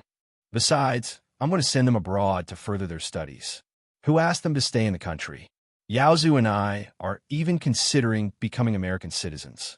Old Madam Yi did not like her daughter's exaggeration and said unhappily, "Don't talk about things that have no basis in reality. The province's #1 middle school is a century-old school. It's not a school you can enter just because you want to. Also, don't keep talking about what school you want to join. I don't like to hear that." Ever since Sun Yaozu's identity was cleared, old Madam Yi clearly felt that her daughter and son-in-law did not like to listen to her. But she had no choice and could only accept it. But that did not mean that she could not do anything. She still had to deal with Yi Qian's matter. One did not want Yi Qian to ride on her daughter's head. The other did not want Yi Qian to stand out. Both of them wanted to get what they wanted, so they still had to rely on her at crucial times. Chapter 1150. The whole school was in the middle of a midterm exam. Even if the school guard connected the phone to the teacher's office, Teacher Tong could only come out after she was done invigilating the exam. The weather was not too hot. Sitting under the shade of a tree and chatting for 10 to 20 minutes could pass in the blink of an eye. However, Yi Zhixiang had no intention of chatting at all. After standing for less than 5 minutes, she said impatiently, "Why hasn't she come out yet? Brother, hurry her up. What is she doing? We've been waiting for so long, and there's still no sign of her." She was standing outside the school like a fool. She thought that her family valued that wretched girl a lot. "Zhixiang, go back to the car and wait. Don't walk around in front of me. You're making me dizzy." Seeing that her daughter was so impatient, old Madam Yi asked her to go back to the car so that she would not leave a bad impression on the teacher. She also wanted to play the family card in front of the teacher. She wanted to let the teacher know that it was not that the family could not tolerate Yi Qian, but that the girl was too wild and could not tolerate the family. She wanted to control the teacher's attitude first, and then let the teacher lecture Yi Qian. She wanted to see if she knew how to respect the teacher and whether she had any sense of propriety and shame. Old Madam Yi was definitely an expert in handling family matters. After learning about Yi Qian from Yi Zhifan, she immediately decided not to go to Yiqian directly. She would go to the teacher first and ask the teacher to stand on her family's side. When the time was right, she would wipe away a few drops of tears and cry. She did not believe that the girl could escape unscathed. In terms of success, Yi Jifan was definitely skilled in politics. However, he was not half as good as old Madame Yi when it came to handling family matters. As for Yi Xiang, needless to say, she had not learned anything at all. She believed that there was nothing in the world that could not be solved with money. Yi Xiang really went back to her imported red BMW. Old Madame Yi secretly frowned as she watched her leave. This was also the reason why she did not want to fall out with Yi Jifan. With a brother who was an official protecting her, Sun Yaozu would have some misgivings. Jifan, your sister has a straightforward personality. As her brother, you should teach her more in the future. I'm old, and I can't care so much about your matters. In the future, your sister can only rely on you. I hope you'll take good care of your sister on account of how well I've treated you all these years. When Lei and Chang grow up, your sister will have someone to rely on in her next life. Old Madame Yi had always doted on her own daughter. Now that she was old, seeing that her daughter couldn't keep her cool, she was afraid that she wouldn't be able to control Sun Yaozu in the future. When the time came, she would divorce and become an abandoned woman. After returning to the southern province for so long, this was the first time old Madame Yi had really put down her old face and begged her adopted son to take care of her for her sake. It could be seen that she no longer trusted her son-in-law, Sun Yaozu. For the sake of his daughter, he was willing to throw away his pride. However, Yi Jifan smiled faintly. Mom, you're worried that Xiang won't be able to protect her, but why can't I see that you're worried that no one will protect Ying in the future? Mom, don't you think the world is still fair? Your daughter doesn't have anyone to protect her, and mine doesn't either. It's really fair. His words made old Madame Yi's eyelids twitch. That matter. She was indeed a little too cruel. She was also a little too young back then. She was afraid that her second daughter-in-law would get pregnant with a boy and take away the Yi family's assets. You still blame me in the end. I know. Old Madame Yi let out a long sigh. Her youthful spirit instantly withered with that sigh. She suddenly felt that she had aged a lot. Chapter 11:51. In the face of old Madame Yi's remorse, Yi Jifan's expression was very calm. More than 10 years had passed, and the things that made him so angry that he wanted to kill someone were now over. His daughter Yi Ying's studies were good, and she was ambitious. If she really had a son, it might not be as good as a daughter. He said it just to provoke old Madame Yi. Old Madame Yi didn't know that he only wanted to provoke her. For her daughter to have a backer in the future, no matter how angry she was, she had to suppress it. What happened back then was my fault. Jifan, if you want to blame someone, blame me. It has nothing to do with your sister. Mom knows that she was wrong. Now, I can only do my best to make up for what I owe you. If you really can't let it go, then blame this old fart. Now that he saw that she had something to ask of him, he started to put on airs in front of her. Endure, she could only endure. Who knew that the seed she brought back from the side branch would be so promising? Look at what you're saying. You're my mother. How could I blame you? All right, let's not talk about the past. Yi Jifan stopped talking about it. When old Madame Yi said, now I just want to make it up to you like back then, her meaning was very clear. That year, when he found out that his wife had been sterilized, he went to find old Madame Yi the night he came back. That day, many things happened one after another. It was also that night that he found out that he wasn't old Madame Yi's biological son. The reason why she didn't want her wife to have a second child was very simple. She didn't want her daughter-in-law, who had no blood relations with her, to have another boy. In order to suppress the matter, old Madame Yi proposed to split son Xueqing's pension into 2 parts. One for him, and the other for Yi Xiang. As for the jade pendant, she could pretend that she didn't see it. At the same time, she would leave the village with Yi Xiang and not interfere with anything, including the election of village officials. As for him, he would no longer pursue old Madame Yi's responsibility and would no longer think about having a boy. At the same time, he would use the jade pendant as a condition to watch over Yiqian. He could give her food, but he definitely couldn't let her become a talent. After so many years of twists and turns, the only thing that could not be allowed to happen was the matter of Yi Qian becoming a talent. However, there was still one thing that he didn't understand back then. Yi Jifan thought about it and asked directly, "Big brother shouldn't be uncle's son, right? Back then, which family did you send uncle's son to?" This question made old Madame Ye's face darken. "Jifan, this wasn't part of our deal. Your uncle's son is Yi Qian's father. Something happened to him, and he died outside." Yi Jifan's expression darkened slightly. He smiled and said, "Don't be angry. I only asked because I heard that IQ is hereditary. I thought that Yi Qian was so good at studying. Big brother doesn't have such a high IQ. Sister-in-law is smart, but she's not as smart as Yi Qian. Also, don't you think it's strange that Yi Qian doesn't look like big brother at all? He looks 60% like sister-in-law, but I don't know who he got the other 40% from." Old Madame Ye's face was not only dark, but also cold. "That's why before I left the village, I repeatedly reminded you to watch over that damned girl. You can't let her have the chance to become a talent." As she spoke, her voice was tense and filled with disgust. "Your sister-in-law married Yi Xinfan for less than a month and said that she had a child. Then, the child was born before a month. She was obviously unclean before she married him, bringing someone else's bastard child into our Yi family." Chapter 1152. Yi Xinfan, Yi Qian's father, was an honest villager. When he was young, Yi Xifan had never been afraid of his big brother. Now that he knew something he didn't know, Yi Xifan nodded and said without a trace of surprise, "No wonder the little girl didn't follow Big Brother. She's not Big Brother's child. She didn't look like Yi Qian, she didn't have the same IQ, and she didn't have the same way of doing things. It made sense that she wasn't Big Brother's child. What about Big Uncle's son?" The elders in the village said that when Big Aunt came back with Big Uncle, the whole village was shocked. Even the way she walked and spoke was like a fairy.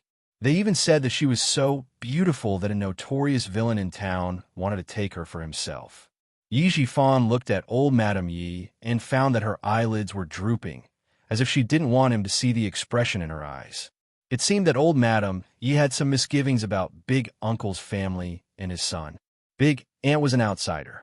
When she came back with Big Uncle, even the way she walked and spoke was like a fairy. This meant that Big Aunt was very elegant back then. To be able to raise such a beautiful and elegant daughter in that era, it was definitely not something an ordinary family could raise.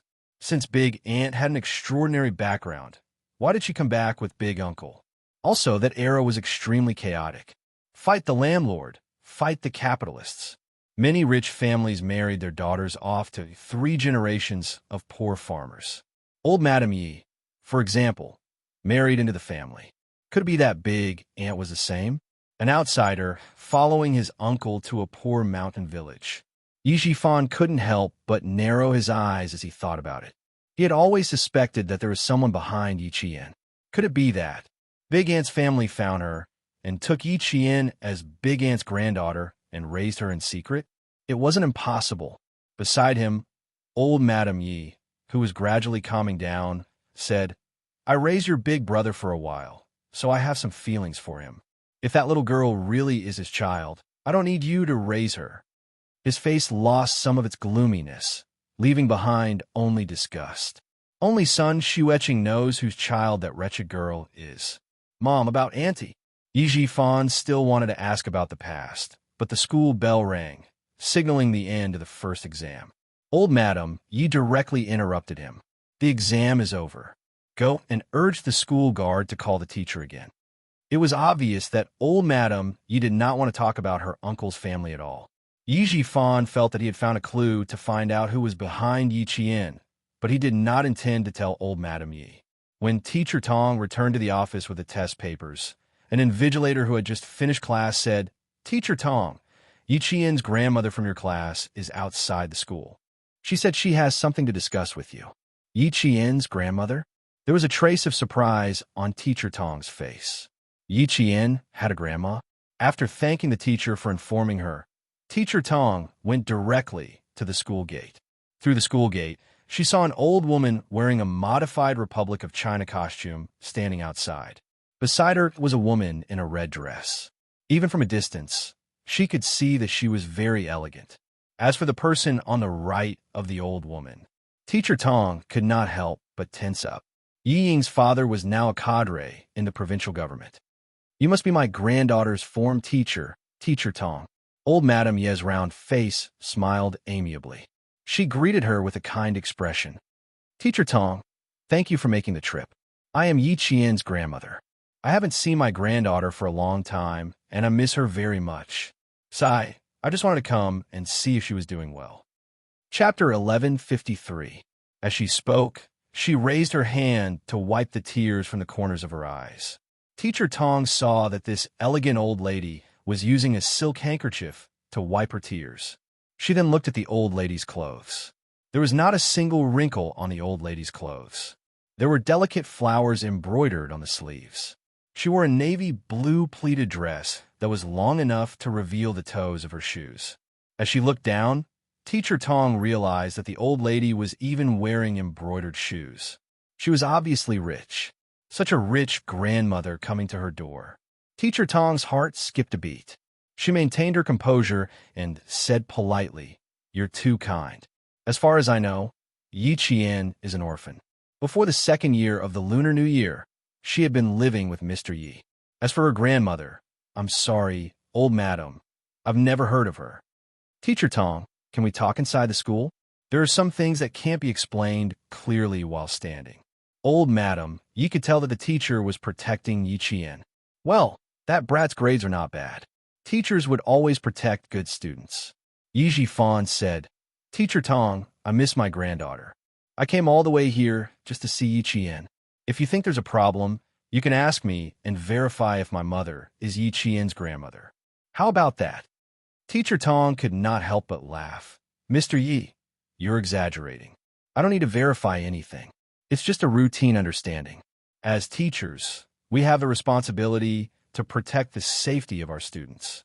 She really couldn't believe that such a dignified grandmother would suddenly appear. How could she not be suspicious? "Teacher Tong, are you afraid that we'll kidnap Yi Qian or something? My mother and I sat in the car for more than 10 hours just to see Yi Qian." "What? Is your teacher going to stop a grandmother from seeing her granddaughter? You're being too nosy." Yi Zhixiang's tone was particularly aggressive. Teacher Tong said in a low voice, "Madam, I'm a teacher. I have my responsibilities. Please be more polite." "Thank you." Yi Zhixiang's face turned red, then white. If it wasn't for old Madame Ye's words, she probably would have gotten serious with Miss Tong. "Teacher Tong, I have also been waiting outside for half an hour. If you have doubts, it means that you are a teacher and truly care about my granddaughter." Old Madame Yi once again used the silk handkerchief in her hand to wipe the corners of her eyes. Her voice was choked with sobs as she said, "This child has had a hard life, but it's all thanks to you. With a good person like you taking care of her, she grew up smoothly. Thank you so much. Thank you for taking care of my granddaughter. Thank you. Thank you." Seeing an old woman apologizing, crying, and thanking her from time to time, Teacher Tong, who was a little vigilant, finally invited the three of them to her office. "Yi Qian still has an exam later, so it's not convenient for me to bring you to see her. Let's go to the principal's office first and wait for her to finish her exam before we call her over." Teacher Tong had always been cautious when it came to Yi Qian. Now that an old lady had suddenly appeared and was even brought here by Yi Ying's father, Teacher Tong felt uncomfortable whenever she thought about how Yi Ying had treated Yi Qian in school. She had to let Principal Chow know and let him come out to greet her. Principal Chow was also surprised by old Madame Ye's arrival. He had never heard of Yi Qian having a grandmother. While pouring water, he secretly said to Teacher Tong, "Go and call old Chen over. Tell him that Yi Qian's grandmother is here." Chapter 1154. Old Chen was the only one who knew about Yi Qian's situation in school.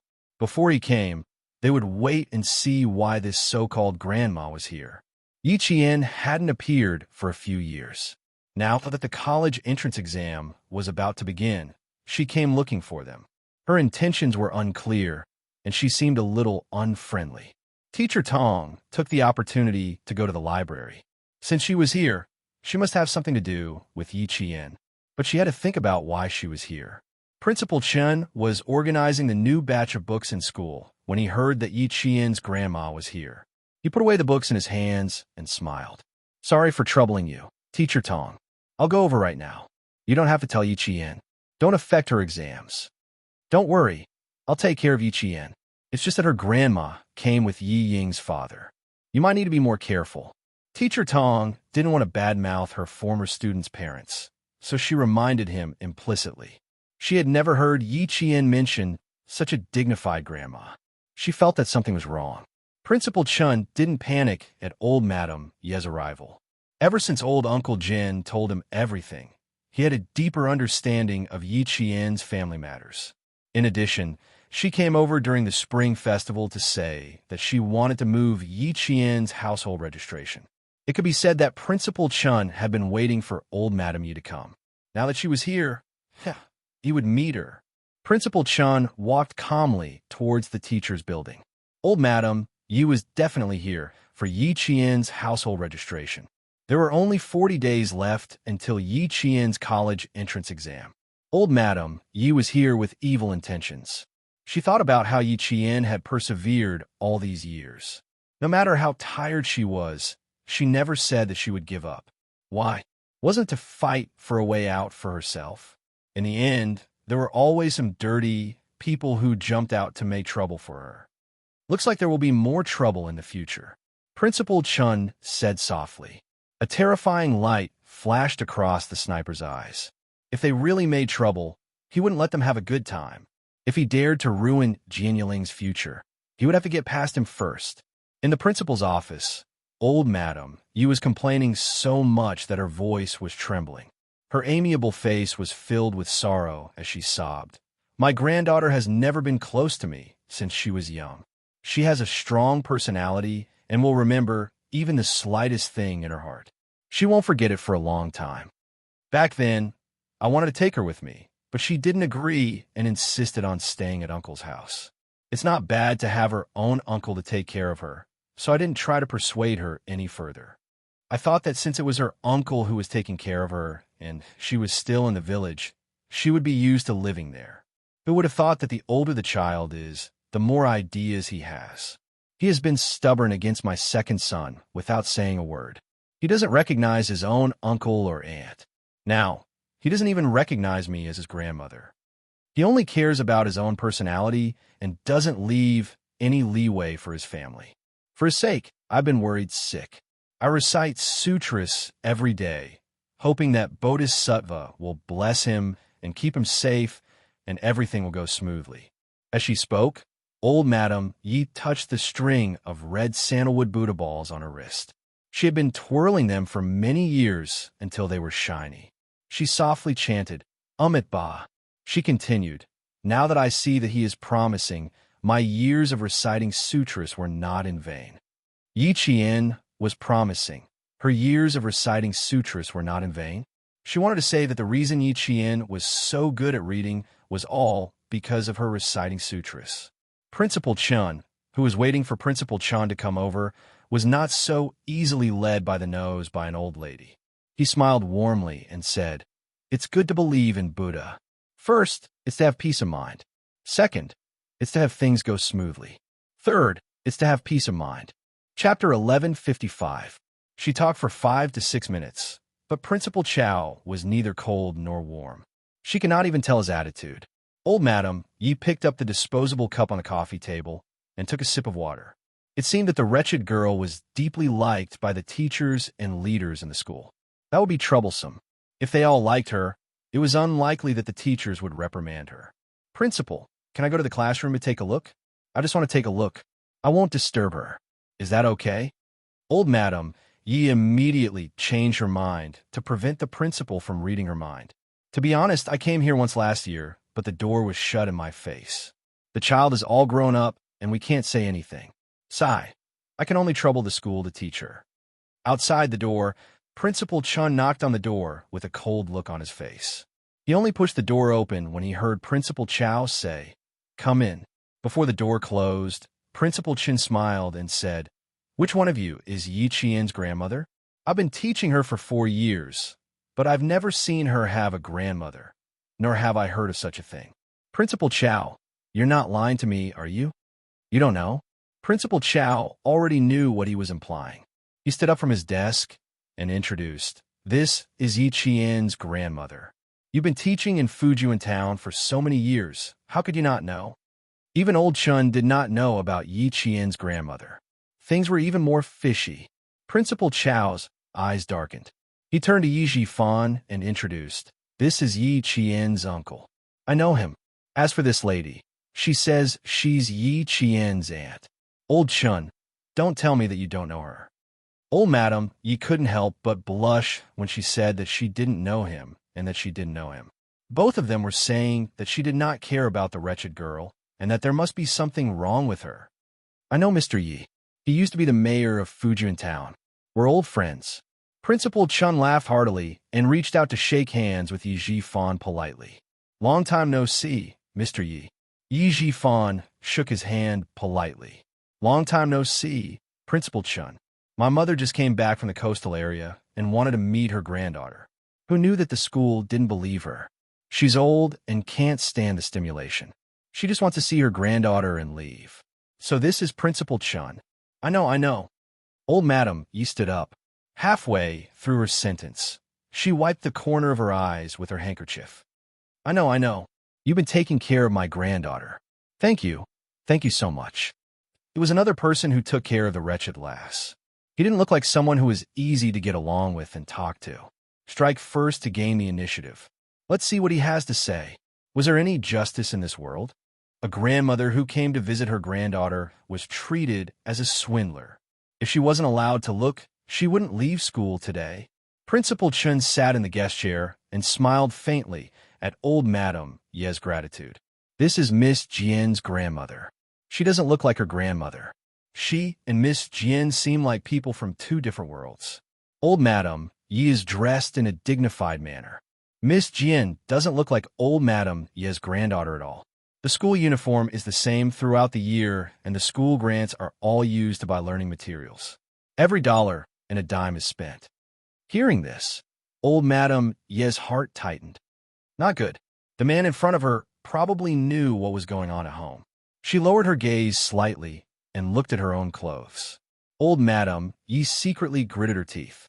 Chapter 1156. No wonder the brat was becoming more and more disobedient. She had someone guiding her. "No, I must get the brat's household register today. Otherwise, if I let her go out again, she'll be a troublemaker in the future. She'll definitely be rebellious and make the family restless." Chun. Old Madam Yi wanted to interrupt and speak up for herself, but Principal Chun looked up slightly. The hostility in his eyes was so strong that old Madam Yi almost bit her tongue. Principal Chun continued calmly. "Little Jian is studying in the town's middle school. I've observed her secretly. A pair of sandals has to be worn for 2 years, and a pair of canvas shoes has to be worn for 2 spring, autumn, and winter. On the other hand, Mr. Ye's daughter has new clothes and shoes all year round. It's obvious that she's loved by her grandmother and loved by her parents." "Old Madam, I'm afraid you've got the wrong person. Little Jian is a poor brat. How could she have a grandmother like you? I'm old and my memory isn't so good. And Mr. Yi, you're a cultured person. You should know that the college entrance examination is coming soon. Third-year high school students have to work hard in the last 40 days. No matter what happens outside, it shouldn't affect the student studies. If I remember correctly, your daughter, Ying, should be." Throughout, Headmaster Chen spoke with a smile and did not say anything inappropriate. Literally speaking, he was just stating a fact and did not have any other intentions. He only wanted to express his own opinion and did not make any personal attacks. Those who weren't familiar with him wouldn't think too deeply about it. They would think that the old madam was old and confused. Those who knew the inside story would be able to understand the meaning behind her words. "You, as a grandmother, dress so well, eat so well, and drink so much. On the other hand, your own granddaughter doesn't have a pair of new shoes or new clothes all year round. Even her school fees are funded by the school. How dare you jump out and say that you're Yi Jian's grandmother." Principal Chun had a good grasp of the rhythm of his words. There were a few times when old Madam Yi and Yi Zhixiang wanted to interrupt, but they were blocked by his next sentence. They could only listen the whole time and didn't have a chance to interrupt. After he finished speaking, old Madam Ye's face was very pale. This man knew everything about her family. He knew everything. If she continued, it would be his sophistry. "No, I can't play the family card anymore. I can't play it anymore." If no one knew the inside story, she was confident that she could persuade the teachers. Now that there was someone who knew the inside story, the more she said, the more it would arouse the disgust of the school leaders and teachers. She had to change her method. Old Madam Yi was still trying to figure out a way to regain control of the situation when Yi Zhixiang couldn't help but say, "Is it necessary for all of you to know whether or not my mother is Yi Qian's grandmother? We're only looking for Yi Qian, not you. I advise you not to stretch your hands too far. Don't meddle too much. What do other people's family matters have to do with you?" Yi Zhixiang, who was finally able to speak, pulled a long face and scolded with arrogance. "This is my family's business. Why are you, an outsider, interfering?" Old Madam Yi did not stop her. Apart from the fact that her attitude could easily be caught, her daughter was telling the truth. Why should she let an outsider interfere with her family's business? Principal Chun glanced coldly at Yi Zhixiang. His eyes were filled with the hidden ruthlessness of a sniper. Yi Zhixiang was so frightened that her heart skipped a beat. She couldn't maintain the arrogance on her face. Chapter 11:57. As an outsider, it's not appropriate for me to meddle in your family's affairs. Moreover, I don't even know you. Why would I meddle in your family's affairs? Compared to Yi Zhixiang's rude and arrogant attitude, Principal Chun was much more cultured. "Since you've mistaken me for someone else, then there's no need to look for Yi Qian." "Principal Chun, I'm ashamed of what you just said. All these years, I really haven't fulfilled my responsibility to take care of my granddaughter. I also didn't think that she would run away from home because of her aunt." The corners of old Madam Ye's eyes were red from all the rubbing. She no longer tried to explain why she didn't take good care of Yi Qian. Instead, she cried bitterly and said that it was all her fault. "I'm already old and I don't care about that much. I just want to see my granddaughter. Principal Chow, I'm begging you. Let me see my granddaughter. Yes, I miss her so much. I haven't been home for a few years. Every time I called, her aunt would say that everything was fine at home. She told me not to worry. I believed her. I believed her. Who knew that she was just lying to me? My granddaughter ran away from home and even moved her own household register out of the Yi family. I've let down my eldest son and my daughter-in-law who sacrificed herself for me." Old Madam Yi, who no longer used her silk handkerchief to wipe her tears, threw herself onto the armrest of the wooden sofa and cried. As she cried, she didn't forget to give Yi Zhifan a look. If they didn't force Yi Qian to come over, they wouldn't let the whole school know about this today. Seeing this, Yi Zhifan sighed and slowly opened his mouth. "Principal Chun, my mother has been living with my sister in the coastal area. What about Yi Qian? Ever since she left my house, my wife was afraid that my mother would be angry, so she kept it from my mother and said that Yi Qian was fine at home." As he spoke, he revealed a bitter smile. "I'm also partly responsible. I thought that my mother wouldn't come back, so I wanted to keep it a secret for as long as I could. In addition, Yi Qian has the school to take care of her. I thought that since we can't control her at home, we might as well let the school take care of her." Old Madam Ye's fists landed on Yi Zhifan's shoulders, one punch after another. Her fists came fast and furious. Even Yi Zhifan did not have time to react before his shoulders were hit several times. "You're her uncle. I handed her over to you to take care of, but you forced my granddaughter to the point where she can't even see her grandmother. You're cutting a piece of flesh from my heart. Do you want me to be too ashamed to face your elder brother and sister-in-law after they pass away?" Compared to son Dongqing's tantrum, old Madam Ye's tantrum was brilliant. She was so brilliant that Principal Chow almost believed her. Fortunately, before he opened his mouth, he glanced at Principal Chun beside him and stopped in time. He sat quietly in the office chair and waited for the old lady to finish her act. 40 minutes after the Chinese literature exam, The campus was still quiet. After handing in his paper, Yi Qian hurriedly walked out of the teaching block and headed towards the teacher's office building. Just now, the music teacher said that her grandmother had found Teacher Tong and asked her if she should go and have a look. Grandma? What kind of grandma did she have? One who never cared about her and was even cruel enough to say to her son-in-law, "It's inauspicious to kick her to death at home. Put her outside.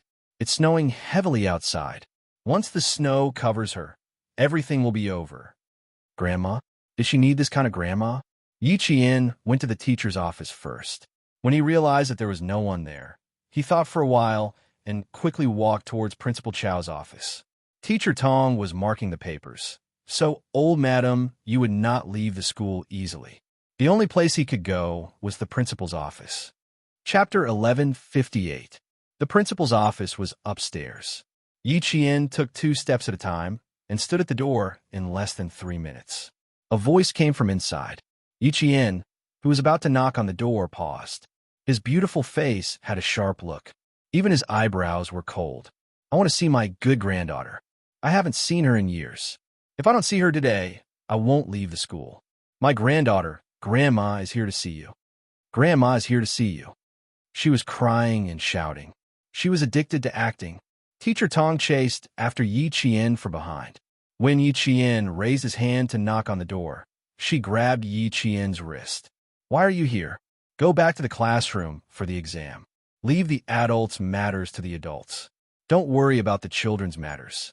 Seeing Teacher Tong and old Madam Ye's shameless crying, Yi Qian pursed his lips and said softly, "Teacher Tong, the person inside is indeed my grandma, but she can't be considered my grandma. My family situation is a bit complicated. If I didn't come, I was afraid that Principal Chao and Uncle Chen wouldn't know the truth and would be blamed by old Madam Yi." She took down a key that was hanging together with the name tag.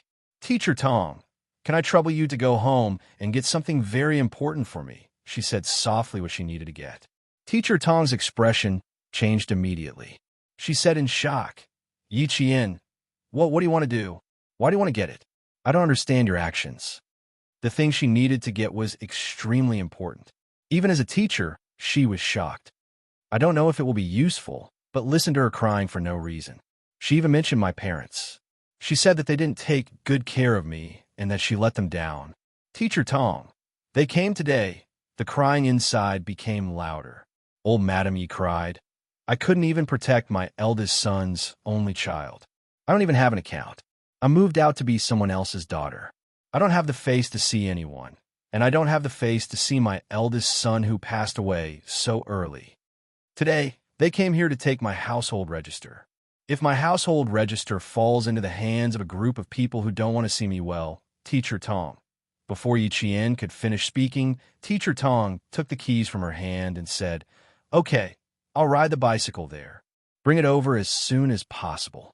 Your parents' spirits in the netherworld will definitely not watch you be harmed by a group of heartless relatives." After Teacher Tong left, Yi Qian knocked on the door with a cold look in his eyes and said in a clear voice, "Principal Chao, I'm Yi Qian." With Yi Qian's voice, the crying in the office stopped abruptly. Headmaster Chen's eyes darkened. "Who told Jian Yiling about this? She came here to distract her during the exam." Before Principal Chao could say "come in," old Madam Yi, who was still acting, stopped crying. She stood up and rushed to the door. As she opened the door, she called out, "My dear granddaughter, my darling." It seemed that she was so excited by Yi Qian's arrival that she was incoherent. When the door opened, Yi Qian saw a figure in a good mood rushing towards him. He leaned slightly to the side and avoided old Madam Ye's hug. He nimbly slipped into the office. Old Madam Yi almost fell to the ground when she missed.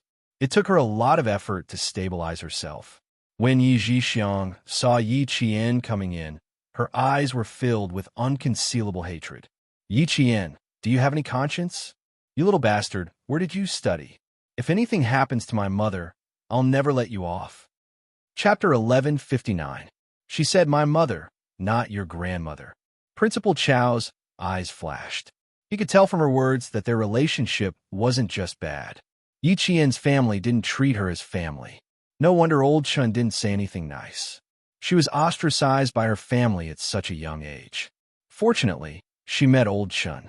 Otherwise, her life would have been ruined. In her previous life, Yi Qian was controlled by Sun Dongqing and Yi Ying. She didn't meet Principal Chun, so her life was ruined. Principal Chao finally had an idea.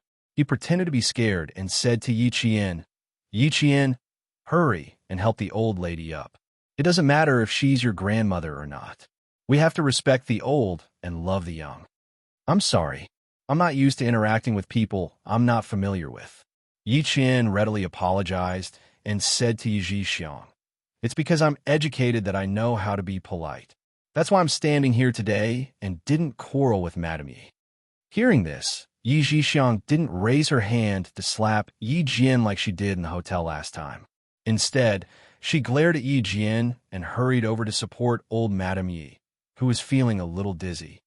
Mom, why are you sitting up?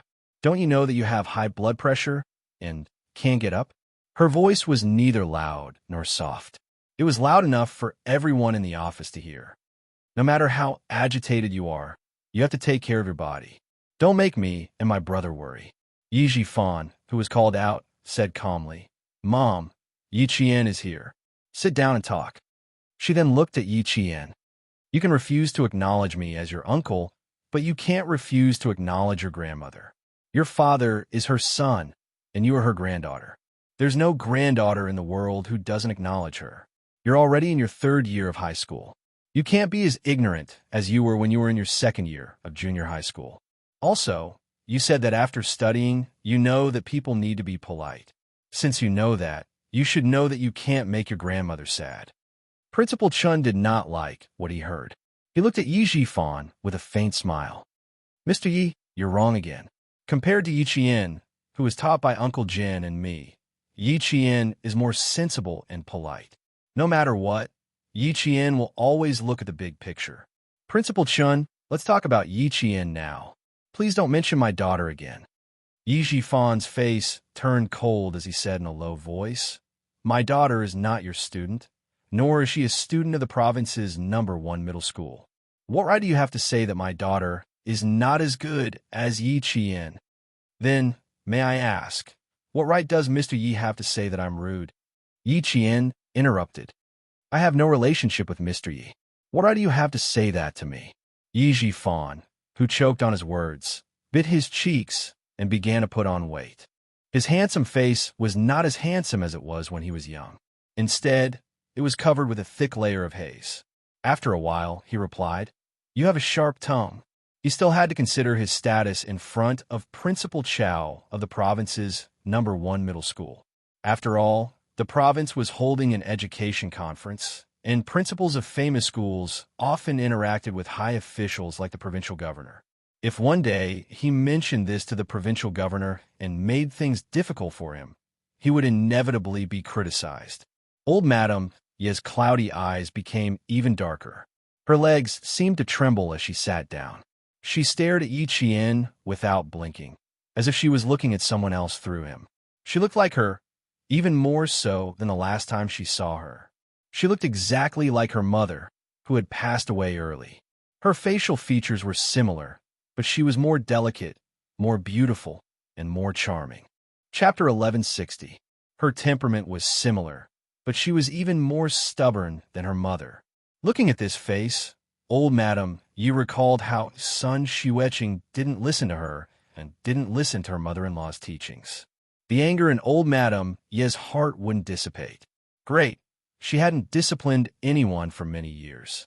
She didn't believe that she couldn't discipline an 18 or 19-year-old girl today. Jifan, it's fine. As long as our little girl is happy, it's fine. Mom is old. It's nothing to be wronged. Old Madame Yi gently wiped her tears. She quickly wiped the corners of her eyes with a silk handkerchief embroidered with lotus flowers and scriptures. She held it in her hand, ready to wipe her tears at any time. Her gaze fell on Yi Qian for a long time. When Yi Qian raised his eyebrows and looked over, old Madame Ye's eyes moved slightly. She stared meaningfully at Yi Qian again before calmly looking away. No matter how good she was only 18 or 19. She wanted to see how she could maintain her image as a good student in front of the principal. Teacher Tong knocked on the door with a black backpack. When she came in, the atmosphere in the office was at its worst. Yi Qian ignored old Madame Ye's words with his cold attitude. He even snorted disdainfully. Yi Jifan, on the other hand, saw a trace of interest. The older the ginger, the spicier it was. Old Madame Ye's methods came one after another. She was much better than Sun Dongqing, who only knew how to make a scene. Who knows, maybe he could really get Yi Qian's household register today. As long as he got the household register, he could openly change her university aspirations as her guardian. She wouldn't even be able to attend a third-rate university. After witnessing Yi Qian's power at Caesar Hotel, Yi Zhixiang, who had some misgivings, chose to remain silent. She slanted her eyes and looked over with disdain, waiting to watch a good show. Yi Qian, who saw their expressions, curled his lips slightly. He stood obediently beside Principal Chun and said softly, "Uncle Chun, she's not my grandmother. I don't have a grandmother, an aunt, or an uncle. Don't be afraid, Uncle Chun knows. You shouldn't have come. You should focus on your exams." Principal Chun sighed and said to Principal Chow, "I'll leave with Yi Qian first. Please take care of them." Principal Chow nodded with a cold expression. "Okay, I'll take care of this matter. Take Yi Qian and leave. Girl, you'll forgive me. Me, for your parents. I'll kneel to you." Old Madame Yi was really cruel to herself. She had no choice. She had promised Yi Jifan that she would either get Yi Qian's household register before the college entrance exam, or she would make a scene so that the whole school would point fingers at her and the wretched girl wouldn't be able to take the college entrance exam in peace. It was just a scene. After she finished speaking, she really knelt on the ground. Yi Jifan quickly squatted down to help her up. "Mom, please don't make things difficult for us. If you kneel to your own granddaughter and beg for forgiveness, how will Yi Qian face the whole school in the future?" Yi Zhixiang obviously didn't expect her mother to be so cruel. She was stunned for a moment and said sharply, "Yi Qian, you bastard! You let your own grandmother kneel to you. Are you even human? Aren't you afraid of being struck by lightning?" Her voice was so sharp and loud that it could be heard from across the office. Chapter 1161. Yi Jifan also shouted, "Yi Qian, what's the point of studying so many books? You don't even know the basics of loyalty, filial piety, etiquette, and righteousness. No matter how much you study, no matter how good your grades are, it's useless. The provincial first high school has such a disloyal and unfilial student like you. It's a disgrace to the century-old school." Back then, didn't his daughter, Yi Ying, bring shame to the century-old school? Today, he wanted to see who was the one who brought shame to the century-old school. Yi Jifan had never forgotten that Yi Ying had a transfer out of the provincial first high school because of the military training. Now that the opportunity had come, he naturally had to shout, "Let me kneel! Let me kneel! My granddaughter is angry. She has no one to complain about her grievances. As an uncle, you didn't protect her. As an aunt, you mistreated her. You can't even tolerate your sister's only bloodline. I was blind to believe you too. It's all my fault, all my fault." How could old Madame Yi really kneel? When Yi Jifan stopped her, she took the opportunity to sit on the floor. She kept saying, "I'm wrong," and "I'm guilty," causing the entire office to become restless. "If you really want to kneel, I won't stop you." Amidst the commotion, Yi Qian's cold voice sounded. She walked over to old Madame Yi and opened the black backpack that Teacher Tong had brought in. When she took out the things inside, Yi Qian immediately screamed. She was so scared that she screamed. Yi Jifan's gaze fell on her. He didn't scream, but his scalp tensed up. She actually took out Yi Xinfan's photo and Sun Xueqing's photo. "Old Madame Yi, you did wrong, my father. If you didn't force my father to go out and earn money, he wouldn't have died. If my mother didn't seek justice for my father, she wouldn't have sacrificed herself. You did wrong, my parents, and I really don't want to acknowledge you. Do you know why I don't want to acknowledge you?" Yi Qian's voice was as cold as ice.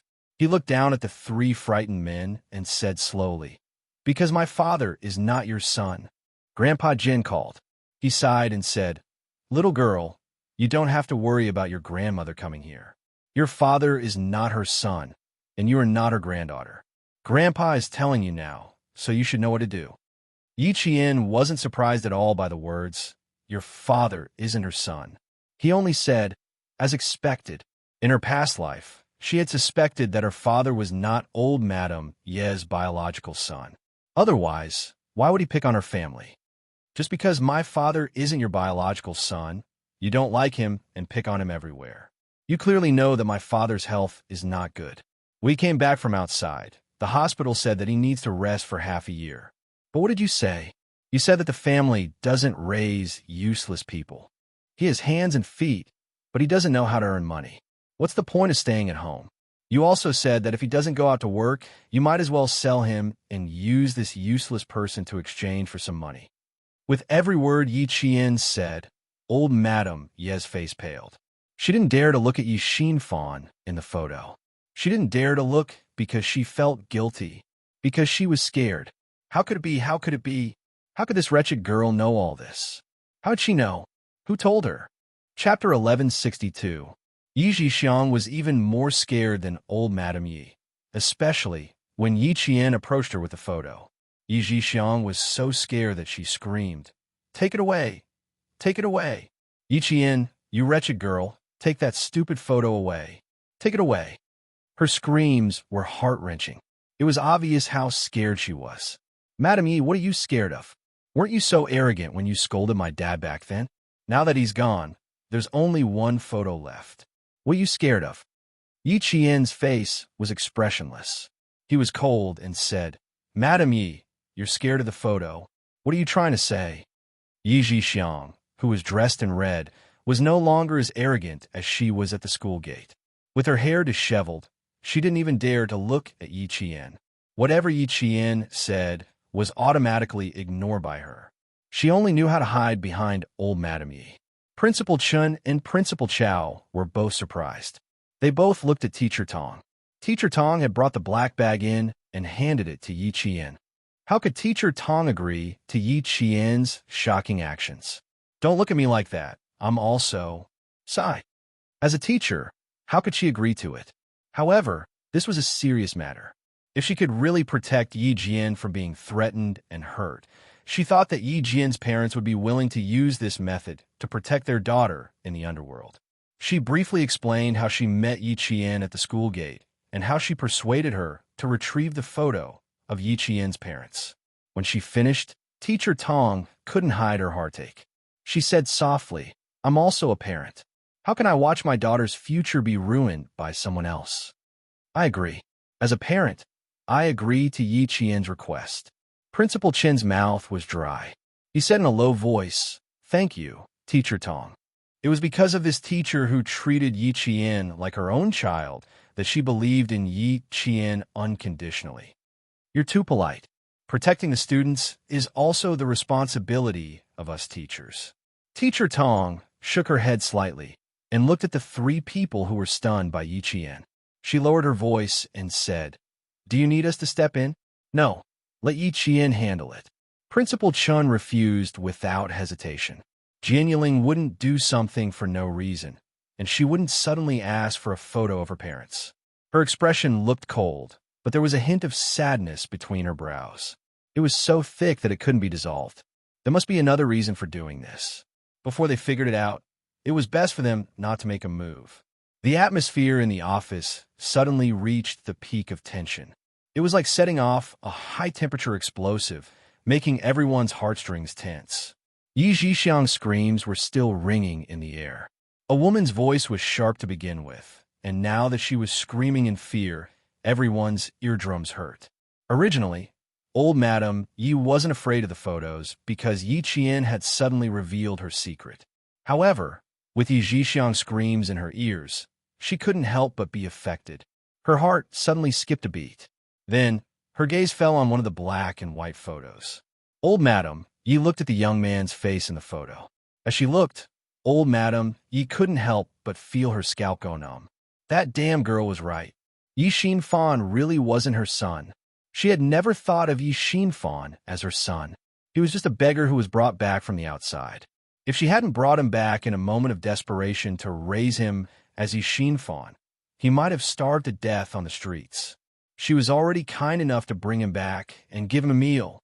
Chapter 1163. Old Madam Yi had 2 sons and 1 daughter. Her eldest son was Yi Zhifan, her second son was Yi Zhifan, and her youngest daughter was Yi Zhixiang. To this day, everyone in the village believed that her 2 sons and 1 daughter were Old Madam Yi's biological children. No one had ever suspected that her 2 sons were not her biological children. Old Madam Yi had always thought that no one knew about this secret. She had brought Yi Zhifan back to the village from the city, other than her own father, who knew that he was not her biological child, and a few of the older generation knew a little about it. As the older generation passed away one by one, the fact that Yi Zhifan was not her biological child was buried in the earth. No one ever brought it up again. Even if the older generation knew a little about it, and suspected that Yi Zhifan was not her biological child, they would never have thought that the Yi Zhifan she brought back was not her uncle's son. The night she went to the city to pick up Yi Zhifan, because she was afraid that she would be implicated by her uncle, and because she was young at the time and thought that her sister-in-law was better than herself, she saw that the couple was in trouble. For some reason, she left the 4-year-old Yi Zhifan at an unknown bus station. After she was done, she hurriedly searched for him, but Yi Zhifan was nowhere to be found. At that point, she walked around the dilapidated street in fear and panic. When she saw a little beggar about the same size, she hardened her heart and carried the little beggar back to the village, afraid that she wouldn't be able to report back to her superiors. Those years were too turbulent. Even now, there were still many things that she could not explain or explain. As time passed, the truth of the matter was buried in the river of time. No one brought it up again. Old Madam Yi did not think about it anymore. She had even forgotten that she had done such a heartless thing when she was young. Now that Yi Qian had suddenly brought it up, how could Old Madam Yi not be shocked? What shocked her even more was that she did not expect Yi Qian to remember everything she had said so clearly. Yi Qian's gaze was extremely clear and sharp. When he looked at her, he felt like there was nowhere to hide. No matter how pitiful Old Madam Yi had pretended to be, he did not pity her at all. You've always disliked my parents and me. I didn't understand why you spoiled Yi Zhixiang so much before, but now I understand. My father isn't your son at all. I'm not your son, so of course I wouldn't feel bad for him. My dad was injured and needed to rest, but you scolded him one day and stabbed him the next. An honest man sat alone in his room until dawn, carrying a few clothes and coughing as he left home to earn money. The money I earned didn't go to my mother. You kept all. Old Madam Yi, you sold my father's life for money. Tell me, why should I acknowledge you? Why should I recognize you? The last 2 sentences, why should I recognize you, were filled with hostility and sharpness. Yi Zhixiang screamed again in shock. Old Madam Yi was so shocked that she took 2 steps back without caring about her image. Yi Qian, who had been on the battlefield and killed people before, not only was there hostility between her brows, there was also a bloodthirsty coldness. Sometimes, she was not good at hiding her emotions. Even Teacher Tong would be shocked when she saw this. This time, looking at Old Madam Yi's obviously vicious and disgusting face that was pretending to be kind, and recalling the past that she could never forget in her 2 lifetimes, the viciousness in her heart, the bloodthirstiness in her eyes, and the murderous aura in her voice were like the rising tide of the sea, rushing towards her face with a steaming momentum. Even the elderly Old Madam Yi was so frightened that layers of cold sweat appeared on her back. Chapter 1164. In the yellowed black and white photo, Yi Zhifan had an unnatural smile on his face as he stared at Old Madam Yi, who had retreated to the edge of the sofa. He seemed to be smiling, but at the same time, he seemed to be crying. Old Madam Yi was so shocked that she turned her head away, not daring to look at him. One of the photos Yi Qian took out was of her father, and the other was of her mother. When the 2 photos were placed side by side, no one would think that they were husband and wife. Yi Zhifan's features were plain and unadorned. There was no trace of him on Yi Qian. On the other hand, Sun Xueqing's features were beautiful. She wore a Type 71 military cap with a 5-pointed star in the middle. Her bright eyes and white teeth exuded the heroic spirit of a soldier. With the two photos in front of her, even though old Madame Yi looked away, her mind was still rapidly switching between the two people in the photos. One moment it was Yi Xinfan, the next moment it was Sun Xueqing. Where her mind froze on Yi Xinfan's photo, old Madame Yi suddenly shivered. Her hands couldn't help but tremble. Old Madame Yi, so you know fear too? How could the changes on her face be hidden from Yi Qian? Seeing her facial muscles twitching slightly, Yi Qian's voice became even sharper. There's not a day that you don't think of my father as your son. There's not a day that you don't want to take advantage of my family. In the end, you drove my father to his death. Old Madame Yi, your retribution has long been waiting for you. And I will wait for you to receive your retribution. Retribution? That wretched girl said that she would receive her retribution. Old Madame Yi, who was looking away, heard this, and her face instantly twisted. Her eyes were ferocious as she stared at Yi Qian, who was not afraid of her at all. Principal Chao saw the ferocity in her eyes. She no longer had the kind and amiable look from before. It was clearly a sharp and mean face. He almost believed her words. That was close, that was close. Luckily, Yi Qian came himself. Otherwise, even if Old Chen was here, he might not have believed Old Chen completely. Principal Chao, who was secretly wiping away his cold sweat, sighed softly. His eyes were filled with pity as he looked at the slender figure standing proudly in the middle of the office. It really wasn't easy for Yi Qian to get to where he was today. Principal Chao let out a long sigh in his heart. It wasn't easy at all. At this moment, old Madame Yi wished she could charge forward and give Yi Qian a few tight slaps. She actually cursed her own grandmother to suffer retribution. How could she have such guts? Who gave her the guts to go against her? Even Yi Xinfan and Sun Xueqing had never dared to curse her like this. It had to be said that Yi Qian had hit the nail on the head. Some people became calmer as they got older, while some people became more suspicious as they got older. Old Madame Yi, who had a strong desire for control, belonged to the latter.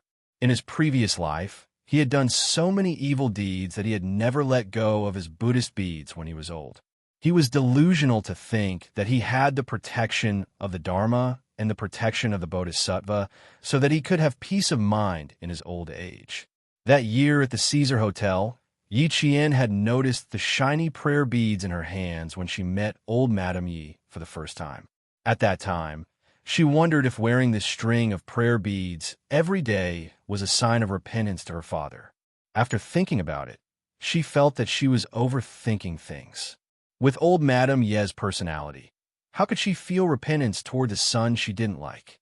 In her previous life, she didn't have the ability to go against the Yi family.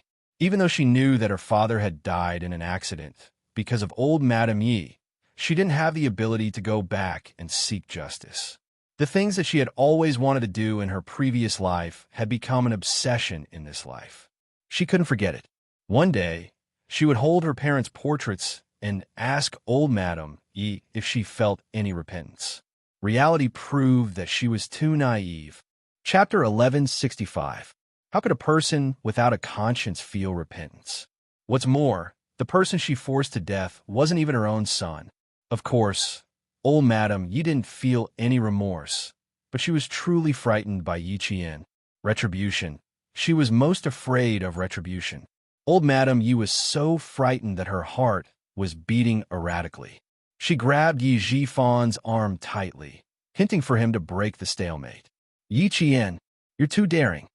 Yi Zhifan didn't show much fear. His elder brother and sister-in-law's early deaths had nothing to do with him. He calmly reprimanded. Where did you hear that from? Your father is my elder brother, your grandmother's son. How can you say he's not my father? As expected, he wasn't easy to deal with. With her move, the school leaders and teachers wouldn't easily step in. Yi Zhifan, who was the calmest of the three, was vexed. He put on the airs of an elder and reprimanded her again. Yi Qian, you casually took out your parents' portraits. Unfilial son is heartless, even more vicious than a scorpion. His scolding wasn't light. As an official, he didn't swear, but his words were 100 times worse than a swear word. Faced with the scolding, Yi Qian lightly sneered. Unfilial son? Mr. Yi, you're talking about yourself. Since you're old Madame Ye's son, how could you allow her to live outside with her own daughter? And how could you allow your own wife to insult old Madame Yi in front of you? In the Yi family, I've heard a lot of those insults. Unfilial son is heartless, even more vicious than a scorpion. Mr. Yi, I'll return the favor. Yi Qian's reaction to arguments was exceptional. There were only words she didn't want to say, but nothing she couldn't say. In an instant, Yi Jifan's face turned ashen. He stared at his niece, who made him more and more confused. After a while, he coldly snorted and said to the pale-faced old Madame Yi, "Mom, let's go back first." Yi Jixiang didn't even dare to raise her head. She was afraid to see the viciousness in Yi Qian's eyes, as well as the murderous intent that terrified her. "Mom, let's go, let's go. That wretched girl is a lunatic just like her mother. Let's go, let's go." Yi Qian's shock wasn't normal. It was so great that it was abnormal. Her words made Yi Qian's cold eyes sharpen. His gaze shot towards Yi Jixiang like an arrow. Yi Qian, who had no intention of letting them leave, saw her figure flash past. Her movements were so fast that it was a blur. In the blink of an eye, she had blocked their path. "Didn't you want to take away my household registration? Why are you leaving so soon?" Not only did she block them, but she also grabbed Yi Jixiang's wrist with lightning speed. Her gaze was bone-chilling. "Madam Yi, back then you and son Yaozu wanted to beat me to death. Now that you have money and power, why don't you dare?" Her grip was so strong that Yi Jixiang didn't even notice it. However, it was already too late. Yi Jixiang screamed in pain as her wrist was gripped so tightly that her bones hurt. "When did I say I was going to kill you? Let go of me. Let go. Didn't you come here to find trouble with me? I'm here, and I took the initiative to ask you to stay. Shouldn't you be happier?" As Yi Qian spoke, a faint smile appeared at the corner of his mouth. "I still have over 40 days before the college entrance exam. I don't want to waste any more time with you." Chapter 1166. Yi Jian's voice seemed to penetrate every nook and cranny of the room. Her voice was laced with a bone-chilling coldness that spread to every corner of the room and pierced into Yi Jixiang's body like needles. She couldn't escape even if she wanted to. Those two colorless photos. No, she didn't want to see them. She didn't want to see them. What does your college entrance exam have to do with me? Damn girl, let go of me. Ah, ouch, ouch, ouch. Let go, let go. The more Yi Jixiang scolded her, the stronger Yi Jian's grip became. Yi Jian, who could carry a heavy weapon and run, had a lot of strength in her grip. With a little more force, Yi Jixiang screamed like a pig being slaughtered. It hurt, it hurt, it hurt too much. She felt like her bones were being crushed. Her screams made old Madame Ye's relaxed face twitch. She scolded, "How old are you? Why are you screaming? Shut up."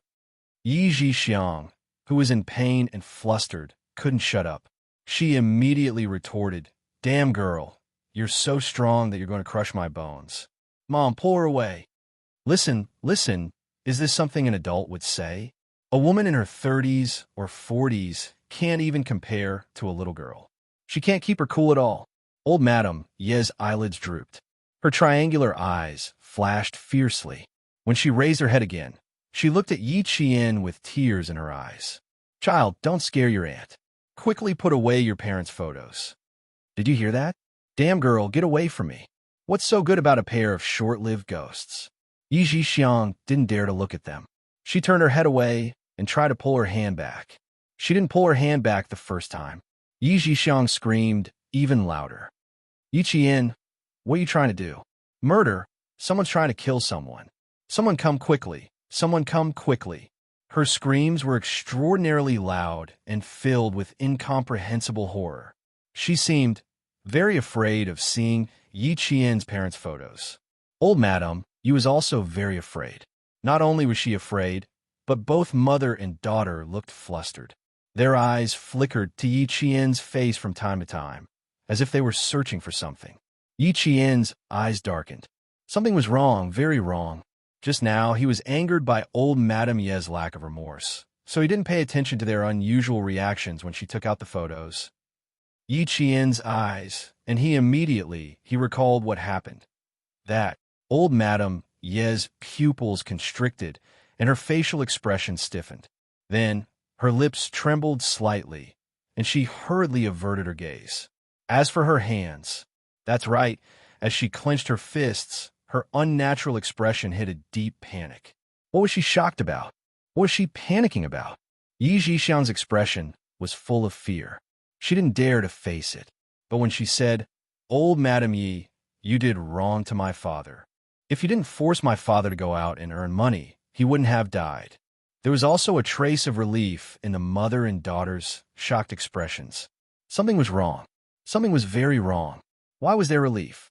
When she said, "My father isn't your son," old Madame Ye's face turned pale. She was scared again. This time, there was even a trace of guilt.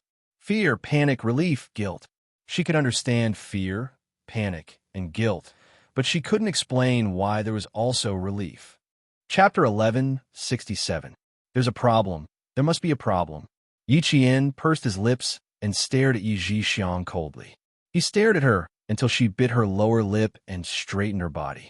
Her head was twisted so much that her neck was about to be dislocated. Seeing her daughter so easily frightened, old Madame Yi pressed her daughter's shoulder. If she had known this would happen, she wouldn't have let her come. That wretched girl didn't seem to know anything. She shouldn't scare herself and let her find out more. "Zhixiang, you're her aunt. Don't be so alarmed. Little Jian isn't close to us. If you scream again, how can she be close to you in the future?" She hinted at Yi Zhixiang to calm down and stop screaming. "It's just your brother and sister-in-law. We're family. What's there to be afraid of? Didn't you plan to go to the Martyrs' Cemetery tomorrow to pay your respects? Now that you've seen the photo, you should bow properly to show your remembrance." Yi Zhixiang wasn't willing, but old Madame Ye's fingers tightened around her shoulders. She knew that no matter how much she resisted, she had no choice but to lower her head. She bent, lowered her head, and bowed to the black and white photo. Even so, she never looked directly at it. Seeing this, Yi Qian didn't let go of her hand. Instead, he tightened his grip. Old Madame Yi clenched her teeth and sighed. "You're too extreme. If your parents were still alive, they would be so sad. Your father was diligent, and your mother worked for the country and the people. Child, you should learn from your parents. Learn how they lowered their heads in front of her. Learn how to be honest." How could old Madame Yi say the words in her heart out loud? She could only harshly mutter them in her heart. Behind the tears, the pair of murky eyes that were filled with scheming were rolling with ominous clouds. This wretched girl was far more difficult to deal with than she had imagined. She had to stay calm. She hadn't panicked or messed up after so long. It was as if she had been waiting for her to come. Luckily, she only knew this one thing. Just now, she was really scared and thought that she knew something else. She glanced coldly at Yi Zhixiang. Seeing that she wasn't panicking anymore, old Madame Yi finally calmed down. Now that she knew that her father wasn't her biological son, and that her teacher was helping her, she couldn't do anything to her teacher. She had to think of another way. In the dark, old Madame Yi glanced at Yi Zhifan, who had a dark expression on his face. She saw him glance at the silent teacher Tong and then shake his head subtly. His meaning was obvious. His teacher was not going to help them convince Yi Qian. Looking at Yi Qian's stubborn behavior, old Madame Yi, who had been scheming in her heart, suddenly smiled. Those who are too hard will break easily, while those who are soft will never be defeated. Since the wretched girl had such a stubborn personality, he might as well let her break herself. There was no need to dirty his hands. Old Madame Yi raised her well-maintained but slightly withered hand and placed it on Yi Qian's wrist. She said softly, "So what if old man Jin told you everything? Your father has been my son for more than 10 years. How can you say no just because you say no?" Earlier, she was still pretending to show off her familial love. Now, she suddenly revealed her poisonous tongue. Yi Qian, who was holding his parents' portrait, couldn't help but narrow his eyes. He didn't need to guess to know that this vicious old lady was scheming again. No matter what she was scheming, he would definitely make her return empty-handed today. She would come here with her head held high and leave the school with her tail between her legs. Chapter 1168. Your father is my son. I could do whatever I want with him. He's just a wild thing that came out of nowhere. What about your mother? So what if she has a fiery temper? At least I'm still alive. She's already dead and turned into a pile of bones. She had a fiery temper, right? Fine, I'll just say things that you don't like to hear. I want to see how a 19-year-old girl can keep her composure. Old Madam Yi purposely lowered her voice at the beginning, but as she slowly tightened her grip on Yi Qian's wrist, her voice gradually became louder and filled with the helplessness of an elderly person. Little Jian, you can't explain what happened over the past 10 years. Your father's surname is Yi, and so is your surname. Whether you admit it or not, everyone in the village knows that your father is my son and you're my granddaughter. No one can change this. You have to admit it, even if you don't want to. You're still young, and it's easy for you to trust the wrong people. At this point, old Madam Ye's gaze drifted to Principal Chun before she continued sadly. Grandma doesn't blame you for being insensible, and I don't blame you for not coming out to meet me.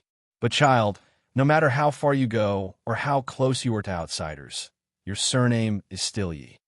Her tone was filled with sorrow. In a few words, she had described Yi Qian as an unfilial son who didn't even acknowledge his ancestors. Headmaster Chun, who was insinuated as a bad guy, calmly raised his eyes. Seeing that Yi Jian did not show any signs of anger on her face, a faint smile appeared on his resolute face that had been through many hardships. Old Madam Yi was indeed someone. No wonder her daughter and son-in-law had to rely on her for so many years. She couldn't do anything to the teacher, so she came up with the idea of angering Yi Qian. It was true that they wanted to take away Yi Qian's household registration, but their ultimate goal was to ruin little Jian's future. On the eve of the college entrance exam, all the candidates were protected like pandas by the school and their parents, afraid that a slight distraction would affect the exam. Last year, the grandfather of a candidate from the provincial first high school passed away. In order not to affect the candidate's revision, the whole family kept it a secret and only brought the candidate to his grandfather's grave to kowtow after the exam. They didn't even dare to say that a relative had passed away, afraid that the candidate would fail the exam. On the other hand, old Madam Yi used the excuse of looking after her granddaughter. On the surface, she missed her granddaughter so much that she fell ill, but in reality, she had an ulterior motive. They only wanted to ruin Yi Qian's college entrance exam. If Principal Chun could see it, Principal Chow and Teacher Tong could see it even more clearly. If it wasn't for Yi Qian hinting at them with his eyes, Teacher Tong would have kicked old Madam Yi and her family out of school.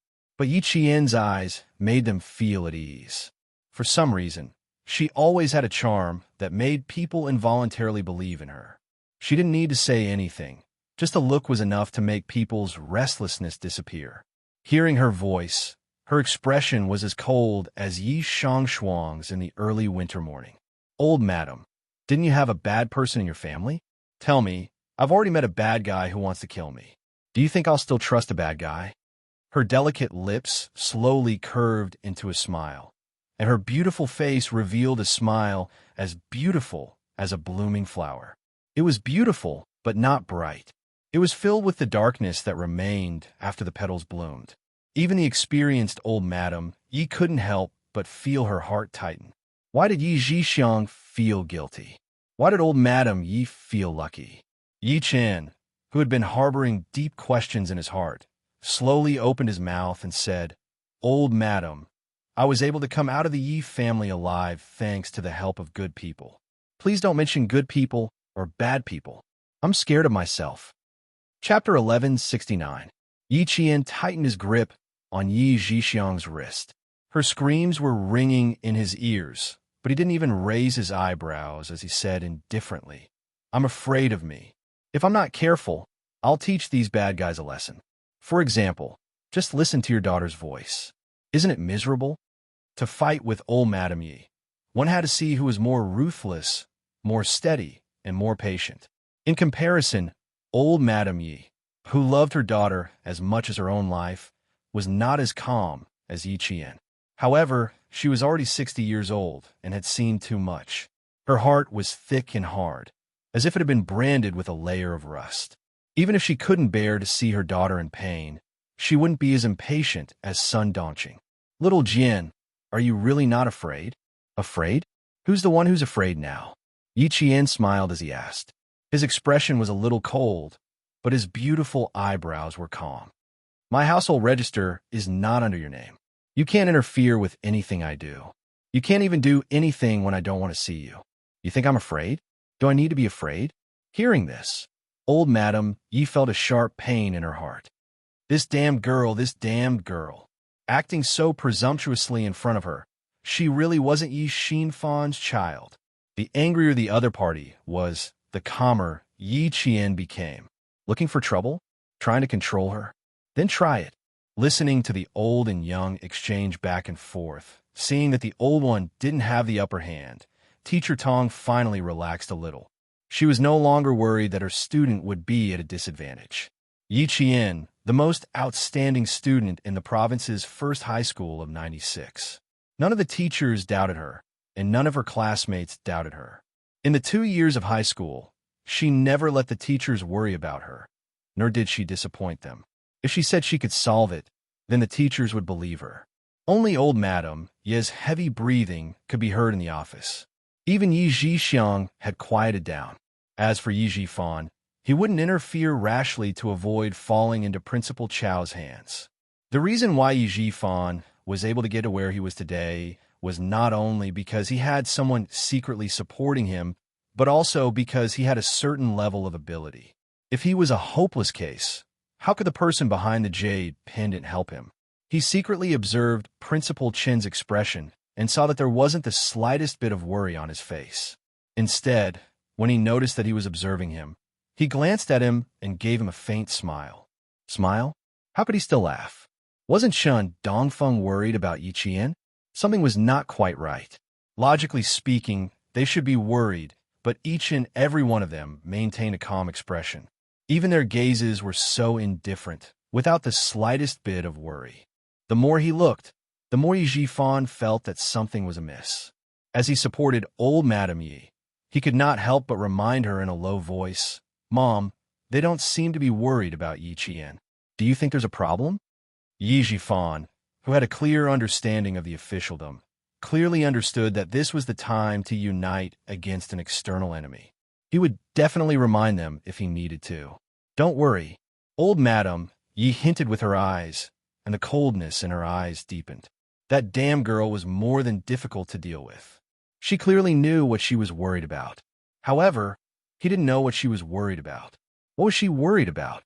What exactly was she worried about? There must be something. There must be something. Old Madam Ye's brain was not rusty. Her cloudy eyes were gloomy, like a piece of wood buried in the ground, emitting a rotting smell. Principal Chun was completely relieved. He could clearly see that in front of the girl, old Madam Yi, who was full of airs, could not gain any advantage at all. Instead, from time to time, she would be angered by Yi Qian until her face turned ashen. Chapter 1170. Old Madam Ye's plan to provoke Yi Qian and make him do something inappropriate was indeed brilliant. Unfortunately, no matter how good she was at scheming, she would never have guessed that Yi Qian had undergone special training to be able to control his temper at all times and calmly deal with any unexpected situations. Old Madam Yi, who couldn't think of a solution, glanced at her hand that was tightly gripping Yi Qian's wrist, and a sinister look flashed across her eyes. There was only one way, which was to provoke her and make her do something inappropriate. Her sinister old eyes flashed with scheming, and with a stuffy nose, she said in a muffled voice, "Yi Qian, you may be able to cause a ruckus now, but that won't be the case in the future. Without a home, you'll lose your roots. Do you really want to make everyone lose face? Do you really think that you've won just because you've caused a ruckus? No, even if you win, you'll tarnish your reputation. Do you understand?" At the age of 18 or 19, she cared about her reputation. If she caused a ruckus and was made fun of by both boys and girls, would she still be able to continue being arrogant?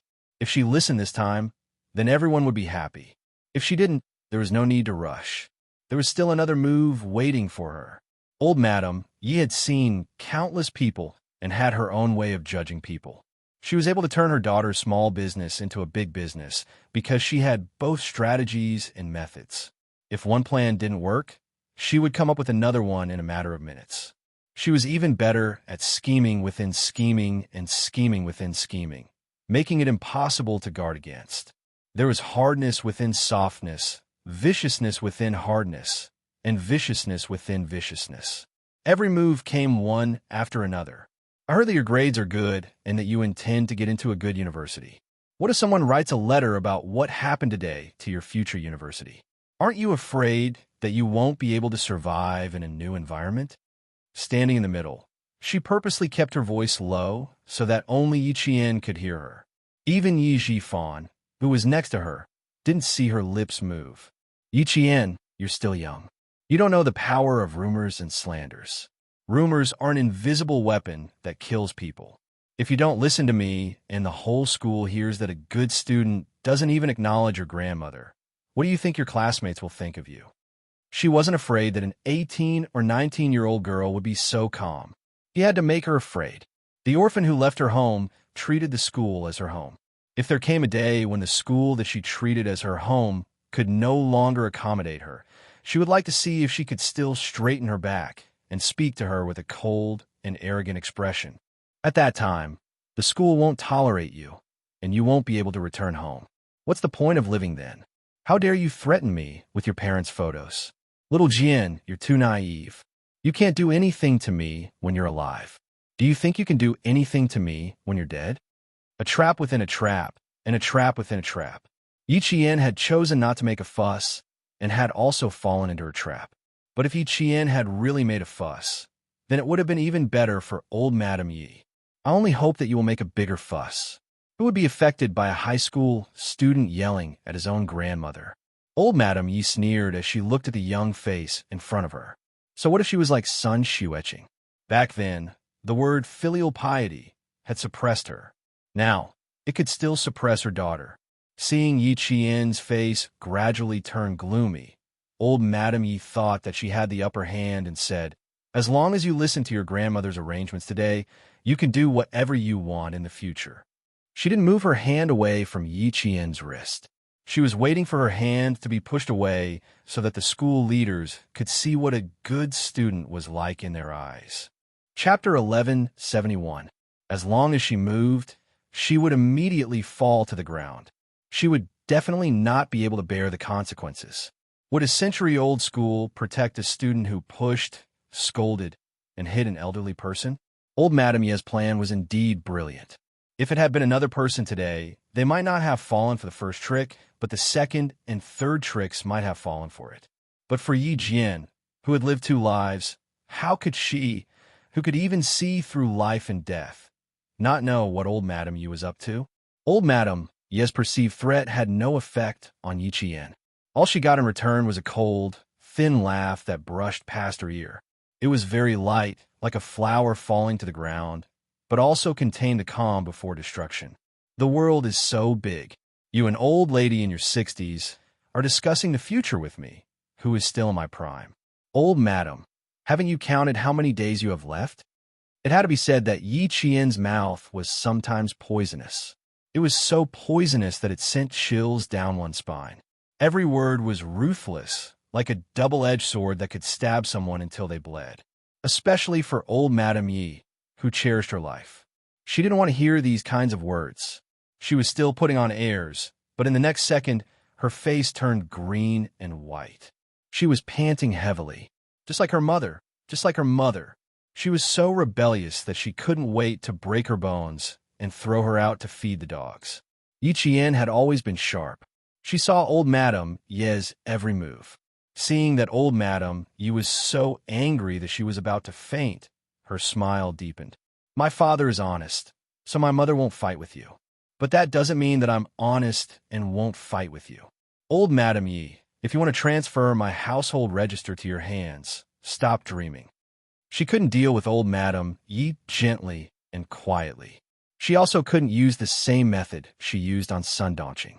60 years old was considered an old person.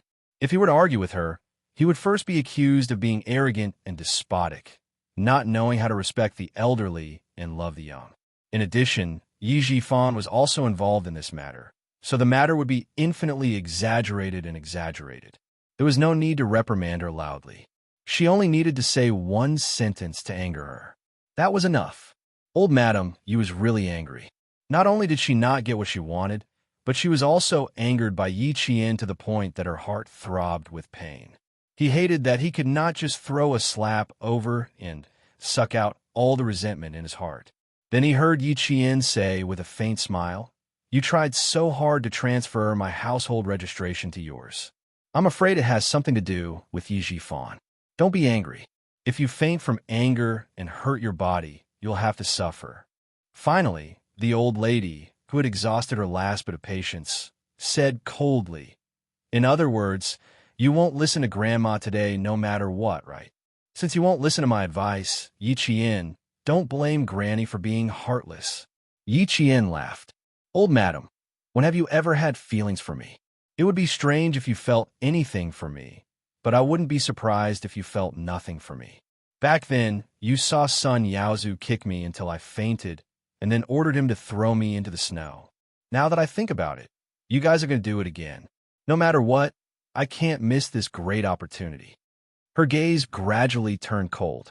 That trace of coldness was like a steel needle piercing directly into old Madame Ye's face. It was as if she could see through people's hearts. She seemed to be implying something.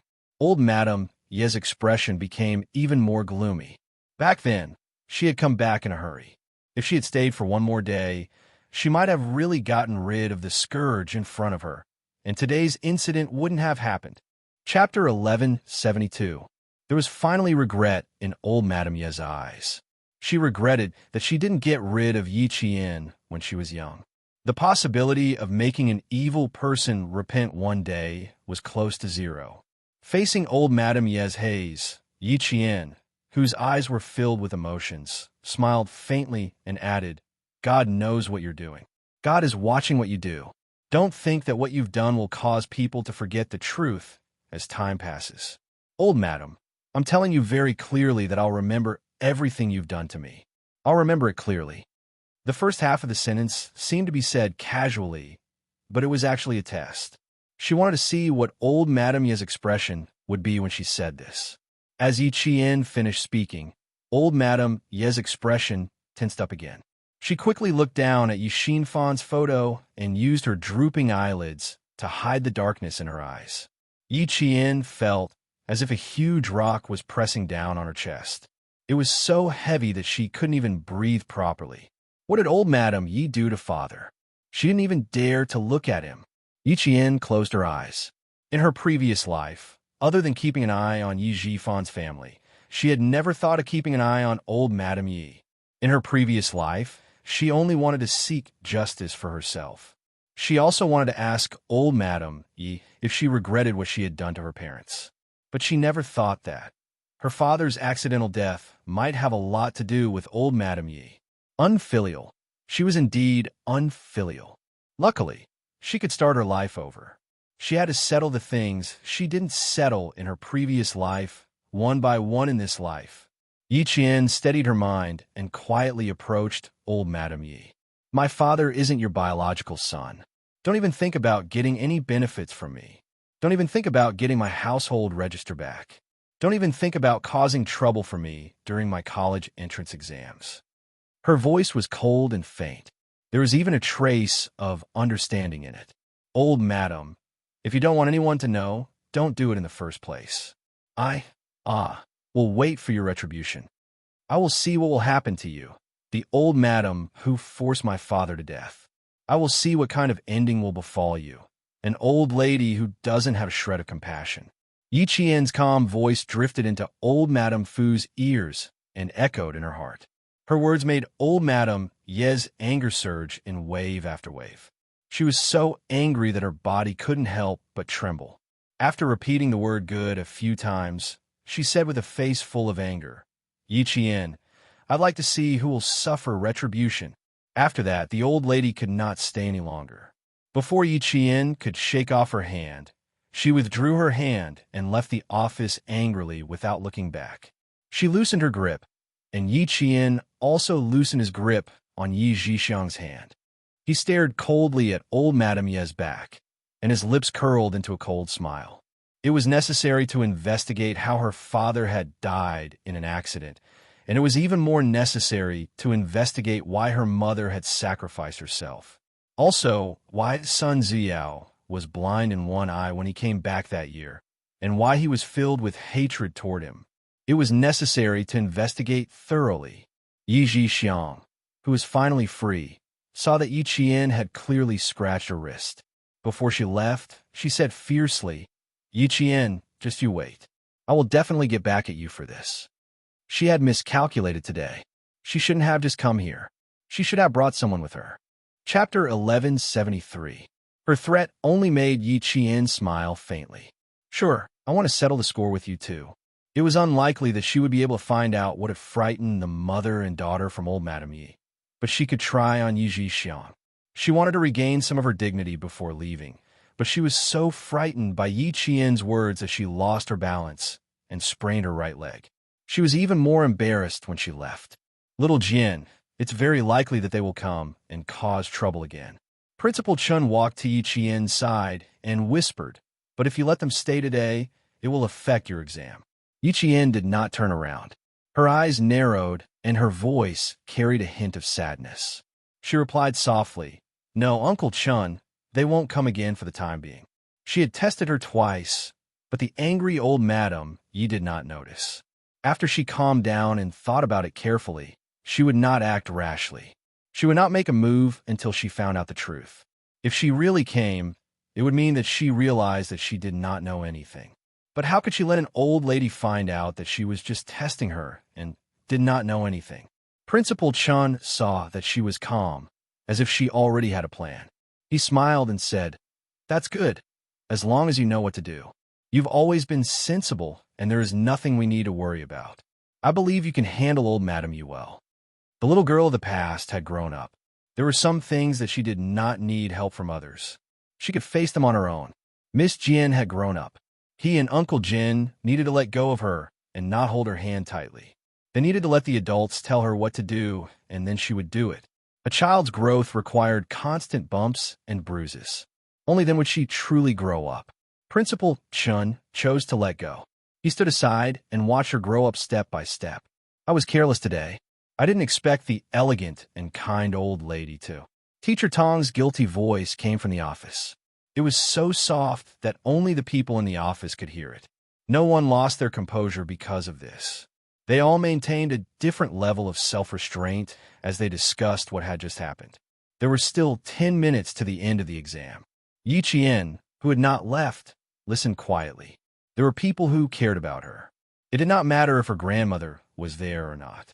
After leaving the school, old Madame Yi could no longer hide her anger.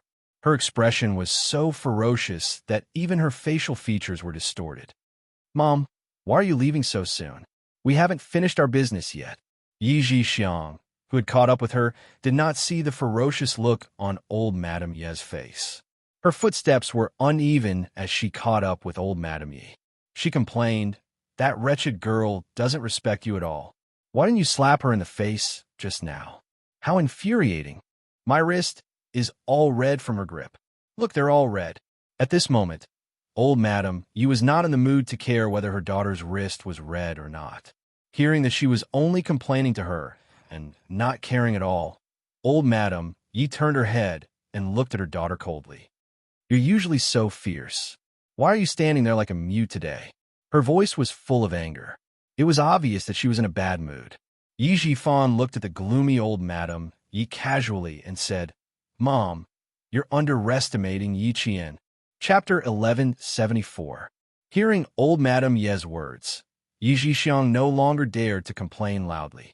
However, it was impossible for her to not say anything. She lowered her voice and muttered carefully, "You've been bullied by that wretched girl. How can you vent your anger on me? You're in your 30s and 40s. You're worse than her." Old Madame Ye's heart ached even more when she heard this. The fake kindness on her face disappeared without a trace. Only sharpness remained between her eyebrows. She's not even 20 years old. She's suppressing an elder like you. Where's her usual shrewdness? You're acting like a mouse in front of cat. Even I feel ashamed for you. Yi Xiang was a typical bully who feared the strong and bullied the weak. However, she was still stubborn.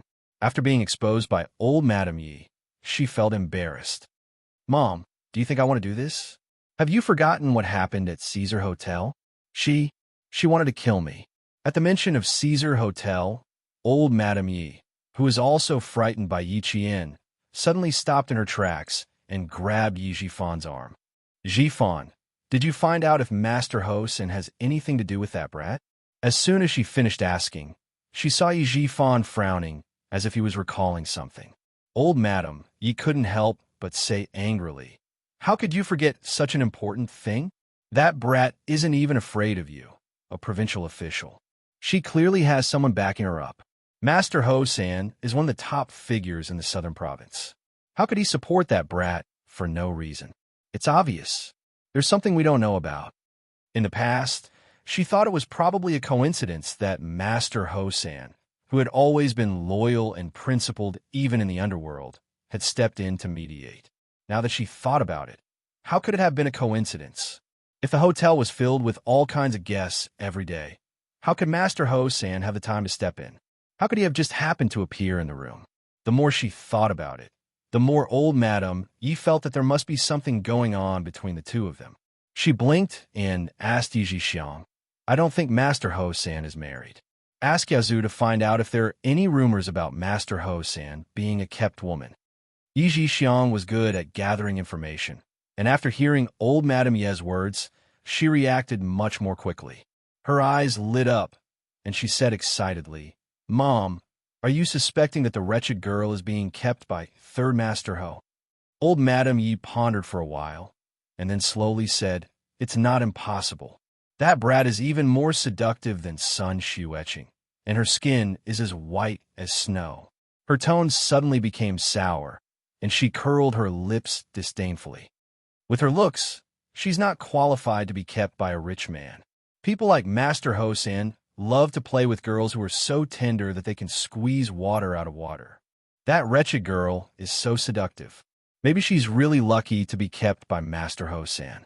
It was no wonder that the mother and daughter could be so whimsical. There was rarely any news about Ho-zi. It was said that there was a boss in Harbor City who wanted to build a relationship with Ho-zi. However, he felt that there were only a few underworld gangsters in the mainland. As a boss in Harbor City, he lowered himself to be sworn brothers with Ho-zi because he thought highly of Ho-zi. Therefore, he invited a few wild models from Harbor City to the southern province and wanted to get to know Ho-zi through them. When the man arrived, Ho-zi went to meet him. When she opened the door of the private room, a few beautiful women in bikinis surrounded her. Ho-zi came in and toasted to the boss in Harbor City. The whole thing happened in less than a minute, and then she left with her men. Chapter 1175. Before he left, he said, "I didn't expect the boss of Harbor City to have such a shallow taste in women. How could he treat a few girls with crooked noses and slanted eyes as treasures?" In less than 5 minutes, he sent 10 foreign models to Harbor City's boss, slapping him in the face with his actions. After that, it was rumored that Third Master Ho's taste was very high. The women he chose not only had to be beautiful, but also elegant and intelligent. As for Yi Qian, no matter how much old Madame Yi hated her, she had to admit that she really met Ho-zi's requirements. She was beautiful and had an indescribable air of arrogance. She was so smart that she could go abroad to compete, and so young that she was like a flower bud that was about to bloom. No matter how one looked at her, she seemed to be able to catch Ho-zi's eye. Yi Jifan didn't say anything and only said indifferently, "It's good to let my little sister investigate. If I have any news, I'll send a letter to Mother." There are only 40 days before her college entrance examination. If my little sister can really find out something, we can use it. If there is conclusive evidence of a good student being kept, even if we don't get her household registration, the school will be pressured to expel her. It didn't matter what method was used as long as the goal was achieved. The matter was settled. Old Madame Yi revealed a faint smile and then sighed. "Alas, disobedient children always have to suffer a little. Only after suffering a little will they understand. We are her family. It's better to let her suffer a little in her own home than in society." In the blink of an eye, old Madame Yi returned to her amiable appearance. Her face was full of helplessness. Yi Jifan glanced at her, and a trace of contempt flashed in his eyes. The old woman was good at pretending when she was young. When she was old, she was even better at it. People who didn't know her would really think that she was a kind person. When he went back, he would remind son Dongxing to avoid the old woman as much as possible. Yi Jixiang, who was a little interested in the conversation, suddenly asked, "Mother, how did that wretched girl suddenly know that Big Brother is not your biological son? Who told her?" Her eyes were already looking at Yi Jifan. "You don't have to look at me. I only found out later than you that Big Brother is not Mom's son." Yi Jifan was not lying. When he found out, he was still in a daze. It turned out that the old woman had only given birth to one child, Yi Jixiang. Old Madame Yi glanced at her daughter and said angrily, "Old Man Jin knows your uncle, and he also knows that your brother is not my biological son. That wretched girl is close to Old Man Jin. What's so strange about her knowing?" He then warned, "Go back and inform Yaozu to investigate Master Hosan. Inform me immediately if there is any news. Your brother is right. If news of a good student being kept as a mistress gets out, that wretched girl will only be expelled." At this time, they still didn't know what the consequences of offending Yi Qian would be. They were so focused on taking down Yi Qian that they forgot about Ho Zi's reaction. When Ho Zi found out that someone was secretly investigating whether he and Yi Jian were kept as mistresses, even he, who had always been calm, was a little stunned. Sitting in the air-conditioned room on a hot day, he shivered and asked his two assistants, "Does Miss Xia know about it too?" She should know. The news came out after Miss Xia attended a charity auction. Miss Xia was there at the time, and you were busy with the auction. The assistant was very reserved. At the time, Master Ho San was busy being jealous and fighting with the returning designer who was standing next to Miss Xia. Chapter 1176. When the incident from a few days ago was brought up, the gloomy Ho Zi snapped the pen in his hand in two and said in a deep voice, "Investigate it. I want to see who the fuck dares to frame me." If he found out it was that gigolo, he would definitely break his hamstring. More than a year had passed, and Ho Zi and Xia Yui's relationship was still complicated. When Xia Yui unilaterally announced a breakup, Ho Zi pretended not to know and continued to act as her boyfriend. However, the beauty had a boyfriend who even their parents had met before. Sometimes, when Ho Zi coincidentally bumped into Xia Yui, he would also see the love rival that he hated so much that he couldn't just get rid of. Now, Xia Yui had yet to return to his embrace, and there were rumors that he was keeping Yi Qian as his mistress. That was Xia Lalio's girlfriend. Even Xia Yui knew about it. Xia Lalu should know about it too. At this time, Xia Yui was on the phone with Xia Jinyuan. She was sitting in her office in a black slim-fit suit with one arm crossed. She was laughing so hard that tears glistened in her eyes. When I heard the news, I was a little dumbfounded. They actually said that Ho Zi was keeping Yi Qian as his mistress. I think this was most likely a rumor spread by someone who had a grudge with Ho Zi. Xia Yui didn't think that this rumor could be targeted at Yi Qian. After all, a student was not as important as a mafia boss. But if the rumor was really directed at Ho Zi, then Yi Qian was in danger. After laughing, Xia Yui looked serious and said in a low voice, "Do you want me to go to the school and inform Yi Qian to be careful these few days? There are only 20 days left until the college entrance exam. Why don't you just stay on campus?" Although living in the neighborhood was convenient, it wasn't as safe as living in the school. Since the person who had a grudge with Ho Zi was able to mention Yi Qian's name, it was obvious that they had spent a lot of effort to investigate. If they really sent someone to look for Yi Qian to threaten Ho Zi, it wouldn't be safe for her to live alone in the neighborhood. Xia Jinyuan, who didn't even take off his helmet, leaned against his desk. His body was covered in smoke, and he even put aside his fatigue. He said in a deep voice, "Yi Qian and Brother Zi have only met twice. It's impossible for there to be any rumors about them having an improper relationship. It's even more unlikely that someone who has a grudge with Brother Z would bring up the past only now. The possibility of Brother Z's enemy deliberately spreading the news is very low. I suspect that someone is trying to harm Yi Qian. Xia Yuan, who had just finished his training, learned from the guards that a woman with the surname Xia had been calling the army every day since a few days ago. She had left a message that he must pass on a message immediately when she saw him, saying that she had something urgent to tell him. When he returned to the barracks and heard the message from the guards, he ran back to his office and called Xia Yiwei back. He was afraid that Yi Qian, whom he had entrusted to Xia Yiwei's care, had met with an accident. At this moment, even the oil paint couldn't hide the sharpness in his eyes. His voice was as cold as ice as he said in a deep voice, "This kind of thing won't affect Brother Z.